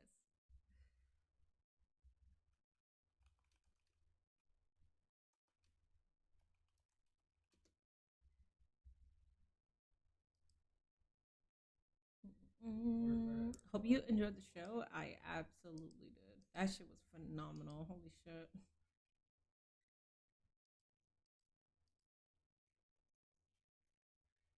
Anything with Stadium Stampede will clear most WWE pay-per-views. Anarchy in the Arena is another good one. You can't wait for Speedball's reaction? Yeah, we should see that on Dynamite for sure. I hated that finish and post-match of the show. Did you hate the finish? Why'd you hate the finish? I liked it. I thought it was good, but I don't know why you don't like it, and I'm curious to know why you don't like it. Is no one available to beat Athena for the? I don't know. I'm happy that she's the longest reigning Ring of Honor champion, but it's just like, what are we doing? Because she could go on Dynamite and be on the main card, like on the main shows. You're going to Forbidden Door and it's going to be your first wrestling show since it's near me, and I can't be more excited, especially after today. I hope it delivers, and I am so happy for you. Reminded that Julia is not booked for Clash in Italy despite being actually Italian. She might not even be booked for the SmackDown in Italy. I didn't know that she was actually Italian, but that makes sense because her move is called Arrivederci, so I'm an idiot. AEW did no ads for this pay-per-view, so let's see if WWE can pull that off. No, they're not. Dynamite is definitely the must-see show of the week. Do you collect WWE cards? I used to. I had this old binder of like old WWE cards, but I only have like a few left from that. I gave a lot when I moved from California to here. Double or Nothing was a phenomenal show. It was amazing. Love the show. Only complaint was Stadium Stampede was about 10 minutes too long. I love how the finish will set up Speedball versus Knight for the TNT title finally. Stadium Stampede was when I ran out to get my DoorDash. So for me, it didn't feel that long. You're just tired of the MJF match finishes. I will say that MJF, his match didn't end how it usually ends because it was a clean finish where MJF is pretty dirty with what he does. So having a clean finish like that is actually good. But I understand if you're just tired of it. As a tennis player, I popped so hard at Jericho, destroying Ricochet with the right. Yeah, it was badass.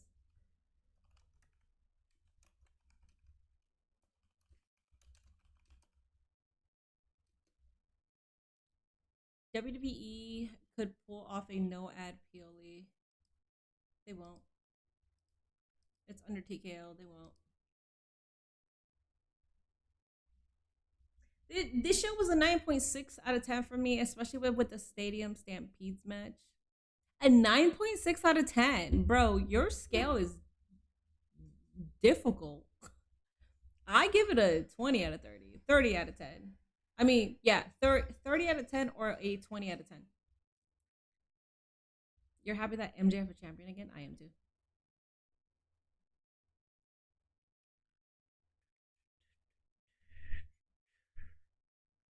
Will Ospreay winning the whole tournament? Okay, guy. Thanks for, bro. I try not to crash out, but it's really fucking annoying when like people call the most obvious shit and then go on like, I fucking told you guys, I called it, I told you, and it's like it's the most obvious fucking shit. Like, can we not fucking be like that? Because it's so annoying. Oh my god. It's like if Kevin Knight turned on Mike Bailey and then it's like, I called it. I'm the only one. I'm the only one that called it. Big Papa, thank you so much for that subby. I appreciate that. Thank you. I just love me some shenanigans. I do too. I usually rate out of 5 stars and this whole show was 4.75. Double or nothing ruled? Yes. Absolutely. And Big Papa with the subby. Thank you. 9.6 out of 10. He must be a WWE fanboy. That's Cardi. Cardi doesn't watch Dynamite, so yeah, he is a WWE fanboy. And that's not even me saying it in a AEW sicko toxic kind of way. That's me saying it because I know Cardi doesn't watch Dynamite. Darby Allin defended his world title more than the WWE Universal US and Intercontinental Champions combined. That's hilarious. Takeshita and Fletcher at Forbidden Door. Yeah. I mean, I think so. They could prolong it, maybe. Hell no, I'm not a WWE fan. That was my first AEW pay-per-view and did not disappoint. Yeah, I was saying that in the beginning of stream too. There are so many people who are watching AEW for the very first time. I saw 5 people on my Twitter feed saying, this is my first time watching an AEW pay-per-view, and I'm so excited. And that is exactly how you book a pay-per-view. If you're going to book a pay-per-view and you know you have new fans watching because they do feel some sort of way with TKO, with the WWE, that is exactly what you do to retain an audience. Now, the next thing you got to do is make sure that Dynamite is one hell of a fucking show. Because what you don't want is there's fans that just watch AEW pay-per-views, and that's fine. I'm not saying there's anything wrong with that. But if you want to retain the audience that just tuned in, you gotta make sure that Dynamite is one hell of a fucking show. I personally like Dynamite, but I've also been watching it since its birth. So it's a show like Monday Night Raw for me, where like I know that I'm always gonna tune in, whether it sucks or it's good. But I'm gonna need them to like out deliver on Dynamite. This was a fun pay-per-view, even if things were predictable. It was still good. I knew Tekla was gonna win, but the match was good. It was phenomenal. I knew Will and Swerve were gonna win, but it was phenomenal. It's like complaining that a Michelin star food was going to be good. Like, what are we doing? That's how I felt about watching the first AEW Double or Nothing. That's good. Honestly, Darby's reign defending every show hooked me in. I love that. Yeah, I think at the end of the day, Darby Allin had a good championship reign, even though a lot of us probably didn't think that he would. I did not think that Darby was going to be a good champion.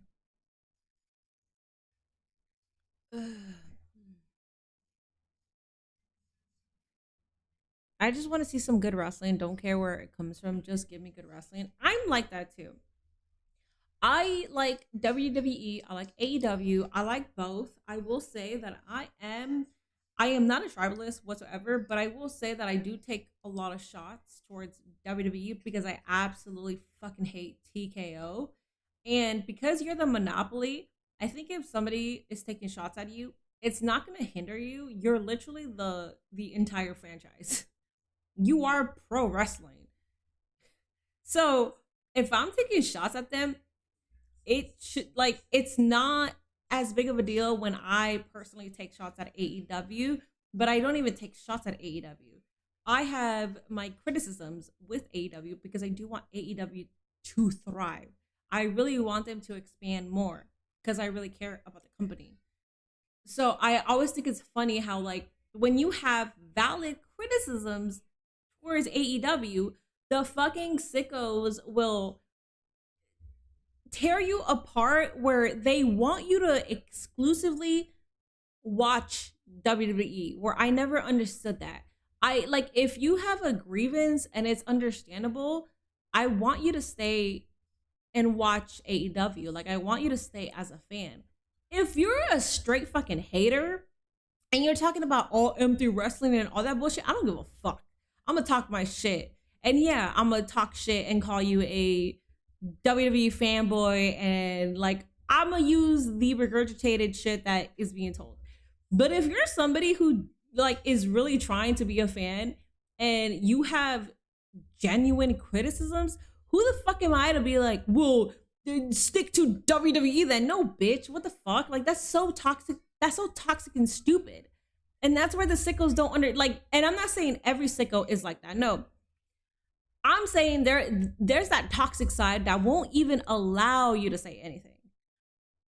There's that toxic side that, even though they think, well, if the fans are driving them away from the product, then that means that they never really like the product. Sure, buddy, but you're also fucking annoying where they're probably not even going to talk about AEW anymore because you are like this, because the fan base is like that. If you guys weren't like that, more people would talk about AEW, you fucking idiots.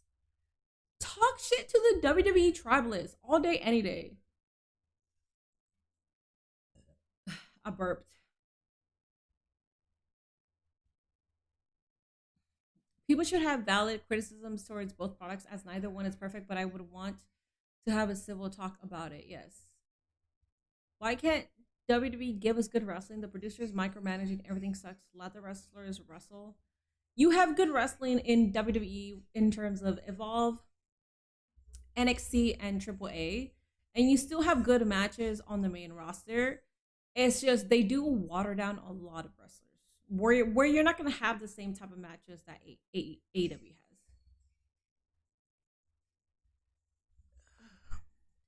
has.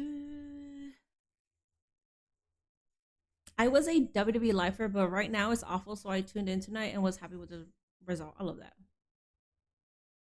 Honestly, you should just laugh at them and just ignore them. Well, the unfortunate part about being on the internet and having a platform is being told by fans and creators that they don't talk about AEW because of the fan base.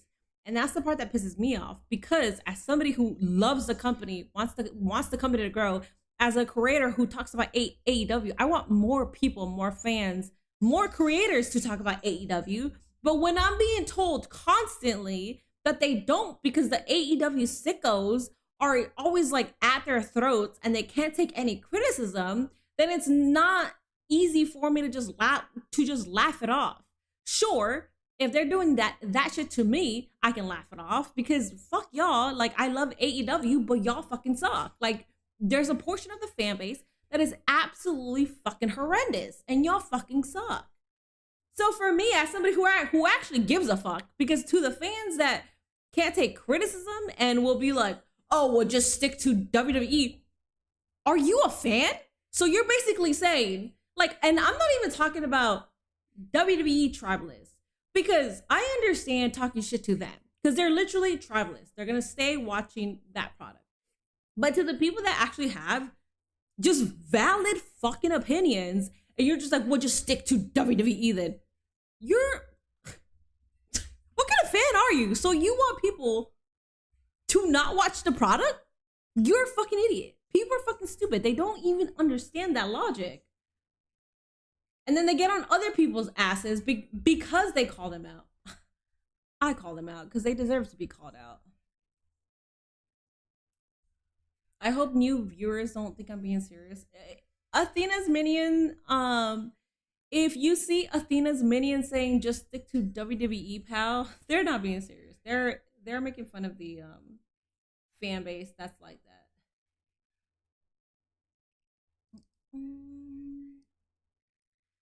The whole IWC thing,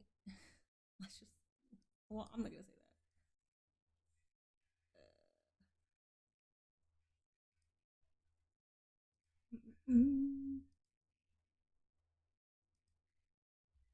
Wait, Darby defended the AEW World Heavyweight Championship more times than most of the other AEW World Heavyweight Champions. I think Mox. Jack Perry marked. I think. Fans are simultaneously the best and worst thing about wrestling, yeah. I'm a fan of WWE, but recent stuff has made me want to take a break from it. I'll still catch a clip or two, but both companies have great wrestlers. WWE right now is just too hype and aura than letting the wrestlers do their thing. I understand that. Plus, the pacing tonight was too good. No ads and no sponsors everywhere. Yeah, so one of the criticisms that a lot of AEW fans had was that not every single match needs to be 20 minutes plus. Not every pay-per-view needs to go past 1 a.m. Not every pay-per-view needs to have like 12, 15 matches. These are valid opinions. If you like that, that's fine.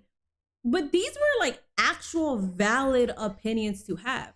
And I feel like Tony Khan, because so many people had it, Tony Khan has learned to pace these pay-per-views the way that they've been paced. So now somebody who is used to watching the WWE product comes over and is now not like trying to sit through this like 7-hour pay-per-view, 5-6 hour pay-per-view, and like just trying to figure out like, why is everything so long? Like, I don't think this needs to be this long. Now it's so very well paced that they can actually enjoy it for what it is. That's the part that's the part that was always funny to me, because people will bitch and bitch and bitch talking about like, we'll stick to WWE, bitch. No, like you can have your fucking criticisms on whatever product you're watching, because you are the consumer. You're also paying money to watch. So to give an actual valid point, when the sickos get mad at that, like, y'all are fucking stupid, bro. They should just leave the tribalism to the bloodline, yes. WWE for me has been garbage. I love the wrestlers, but can't stand the booking. That's fair.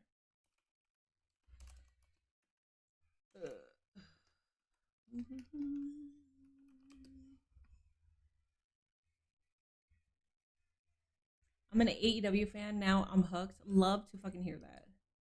The only ad sponsor for the show was the Vita Coco drink. Yeah. And they were talking about that on Dynamite. And then you see the Vita Coco like sporadically throughout the pay-per-view, but it's not in your face.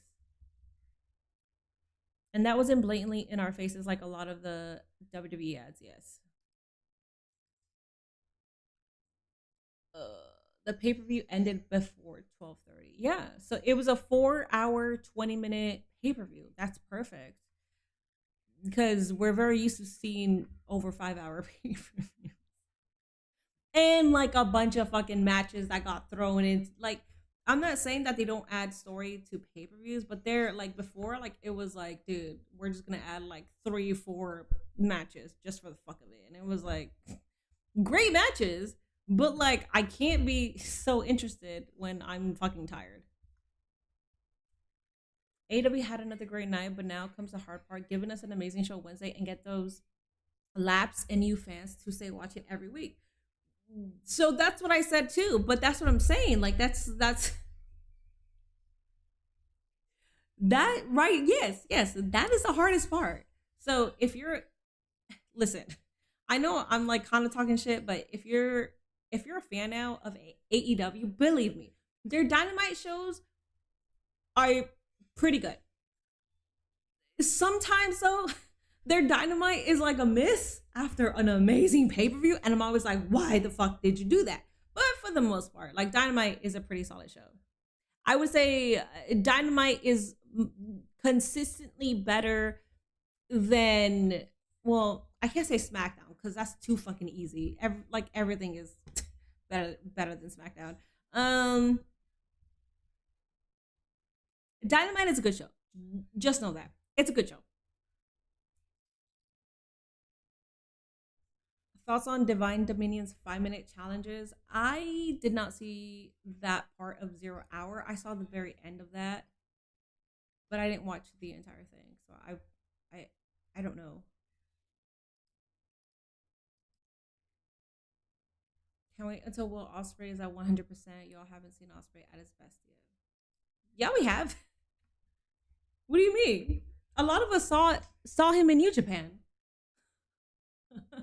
A lot of us have been seeing him for fucking years. Him throughout his career. So yes, we've seen him at 100%. Wait, Kevin Knight turned on Darby for no reason? Well, to go after the title. You finally feel like AEW getting back to how it felt back in 2019? I think so. I think we are progressing. So, imagine if Dynamite ever beat SmackDown in the ratings. I would love that to happen. I only knew a handful of people, but it's all good. I gotta learn them and the stories.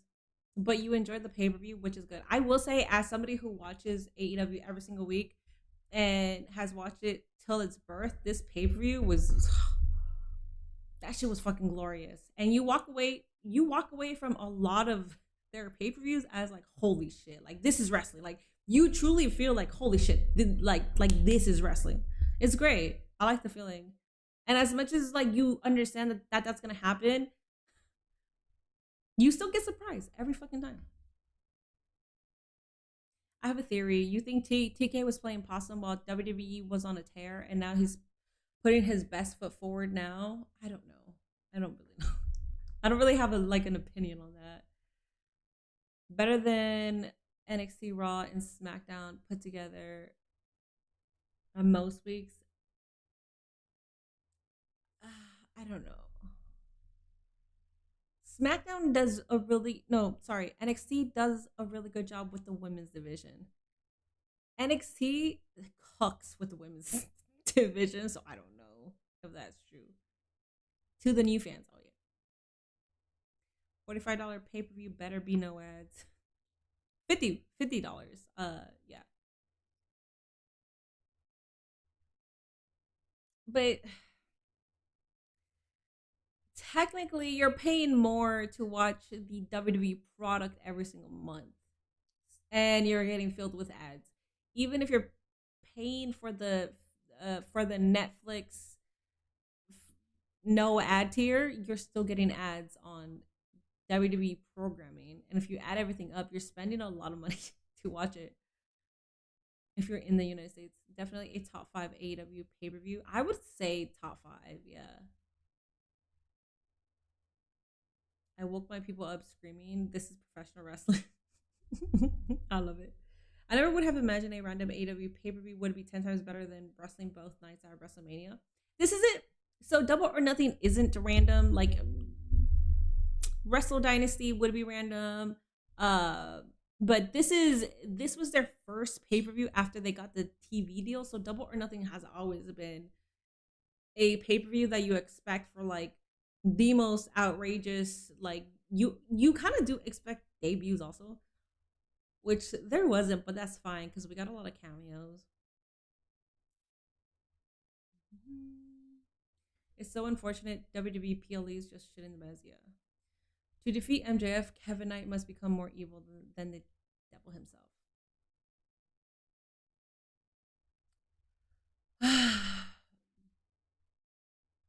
Is Double or Nothing AEW's Mania? It used to be until they brought in All In. So All In Wembley is their WrestleMania. But I always felt like Double or Nothing was until, well, I mean, All In was their first, no, I'm not making any fucking sense. All In was their first pay-per-view. Double or Nothing is like SummerSlam-ish. No, Double or Nothing is SummerSlam, and then All In is WrestleMania. I'm also fucking tired. So I apologize because I'm, Was I expecting any returns? Not DMD. I don't think DMD is ever returning. Monet, sort of. I was not thinking about Wardlow whatsoever. Switchblade, I was, because I feel like he's been out of action for a long time, and I'm kind of scared that he has not been back, because it's either Jay White had a really serious injury that has been taking him out of action, where I'm getting concerned if he can even come back to the ring, or not gonna lie, I do kind of feel like, I don't know, he might show up in WWE out of nowhere.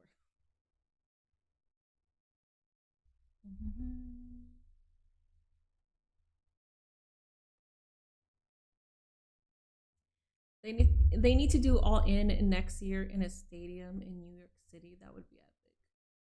I think so too.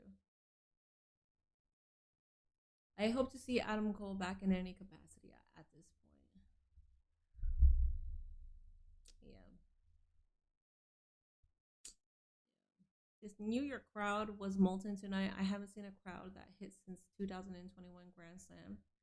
So a lot of like people that used to watch AEW are also coming back to being a regular. They're tuning in for the pay-per-views, they're tuning in for Dynamite, because they do like AEW. Dude, there was a time where like AEW was blowing WWE completely. Like, we all said, fuck WWE, fuck whatever you're serving us, it's all about AEW. And then certain stuff happened where, like, you know, I mean,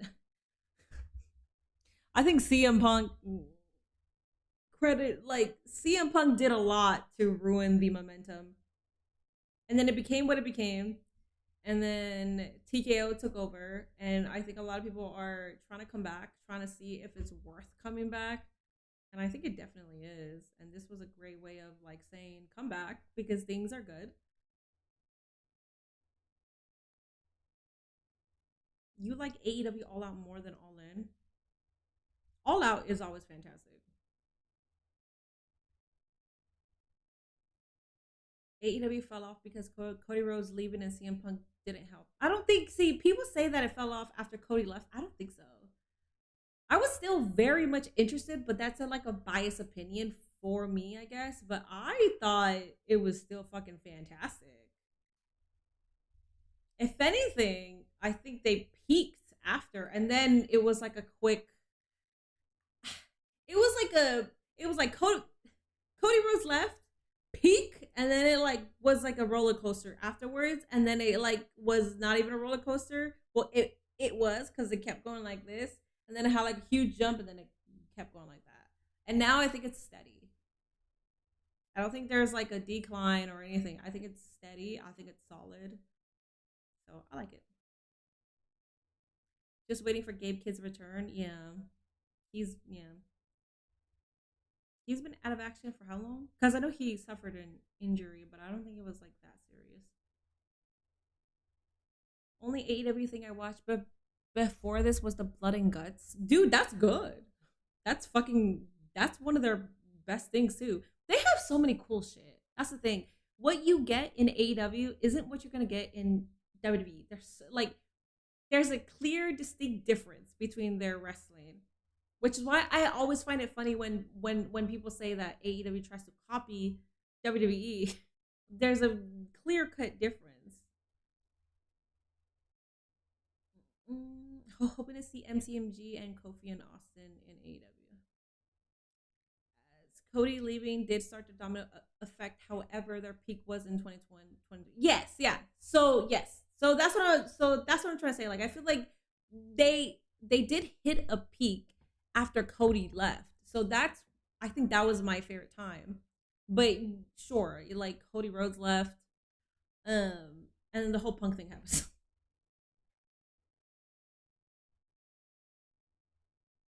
I do miss CM Punk in AEW. It's unfortunate him and the Elite had a fallout. The thing that fucking sucks is that we will never know what was going to happen with the real world champion. And it seemed like it was going to be a good story. MJF was champion, but CM Punk claimed to be the real champion. And we never know what's going to happen with that, because the whole CM Punk shit happened, and then he got fired, and then he left. But he got fired with the real world championship was happening. And he was going to be the face of Collision. So it's just like, even though Danielson was the face, CM Punk, like, that was going to be his show. I hate that we will never find out. We will fucking never know what was going to happen with that. And it seemed, dude, has the media scrum started? I'm not going to watch it, but has it started? I'm not gonna watch it because it's already fucking late as shit.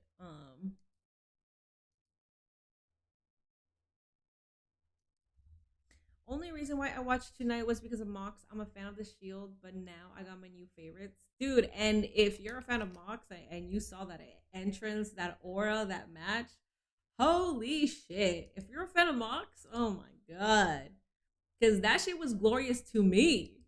And I'm not a huge fan, but that shit was like, damn. If you weren't a fan, you're definitely a fan now. So I can only imagine how like fans feel.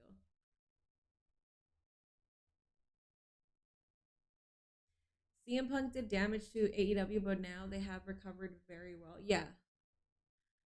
CM Punk versus Kenny Omega was a match I wanted to see. Yeah, best in the world versus the best bout machine. Yeah, I know. There's a lot of stuff that could have happened and unfortunately didn't. So,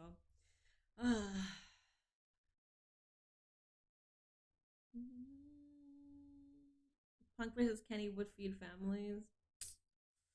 I wonder if CM Punk still has his copy of the AEW belt with the spray paint on it. I don't know. I don't know. I don't know. But that was because when Cody Rhodes left, it sort of started the downfall, sort of. But then they peaked. But then as soon as CM Punk left, it definitely, the trickle effect was into effect. And especially with Collision in terms of booking. I thought Collision was still good after CM Punk left.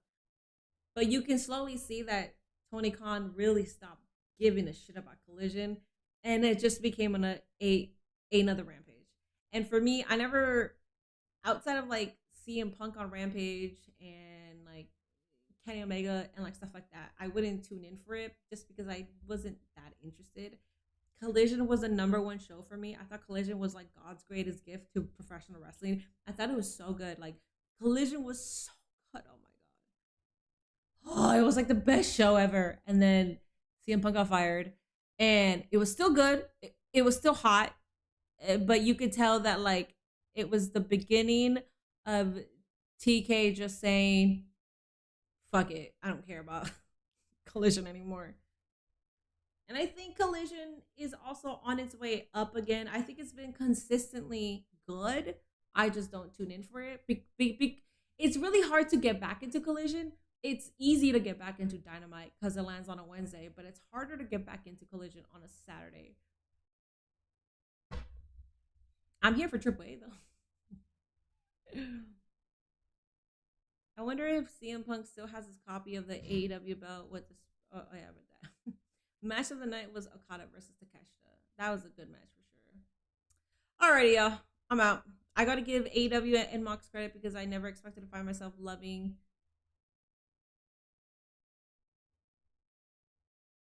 KOR as a single star. Oh, Kyle O'Reilly. Oh my god, that took forever.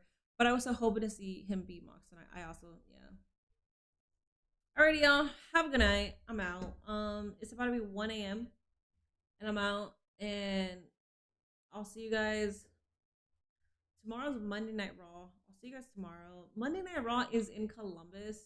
I don't really give a shit to give my money to TKO. So I'm not going, but Nate has tomorrow off. So I said, if we could find good seats for less than $100, then we'll go. But if not, I don't give a shit to go. I don't give a shit. It's in Columbus, Ohio. But I'm not gonna pay. I don't want to give them my fucking money. So, if it's priced, like if I could get like good seats for like $80, I'll do it. But right now, nosebleeds are that. So, I will most likely be here. Does he stream? He does it. All right, y'all. Have a good night. I'll see you guys tomorrow. If I don't see you guys tomorrow, I will let you guys, I will post it on Instagram or Twitter. But yeah, there's like 98% chance that I will be here. So, all right, y'all. Good night.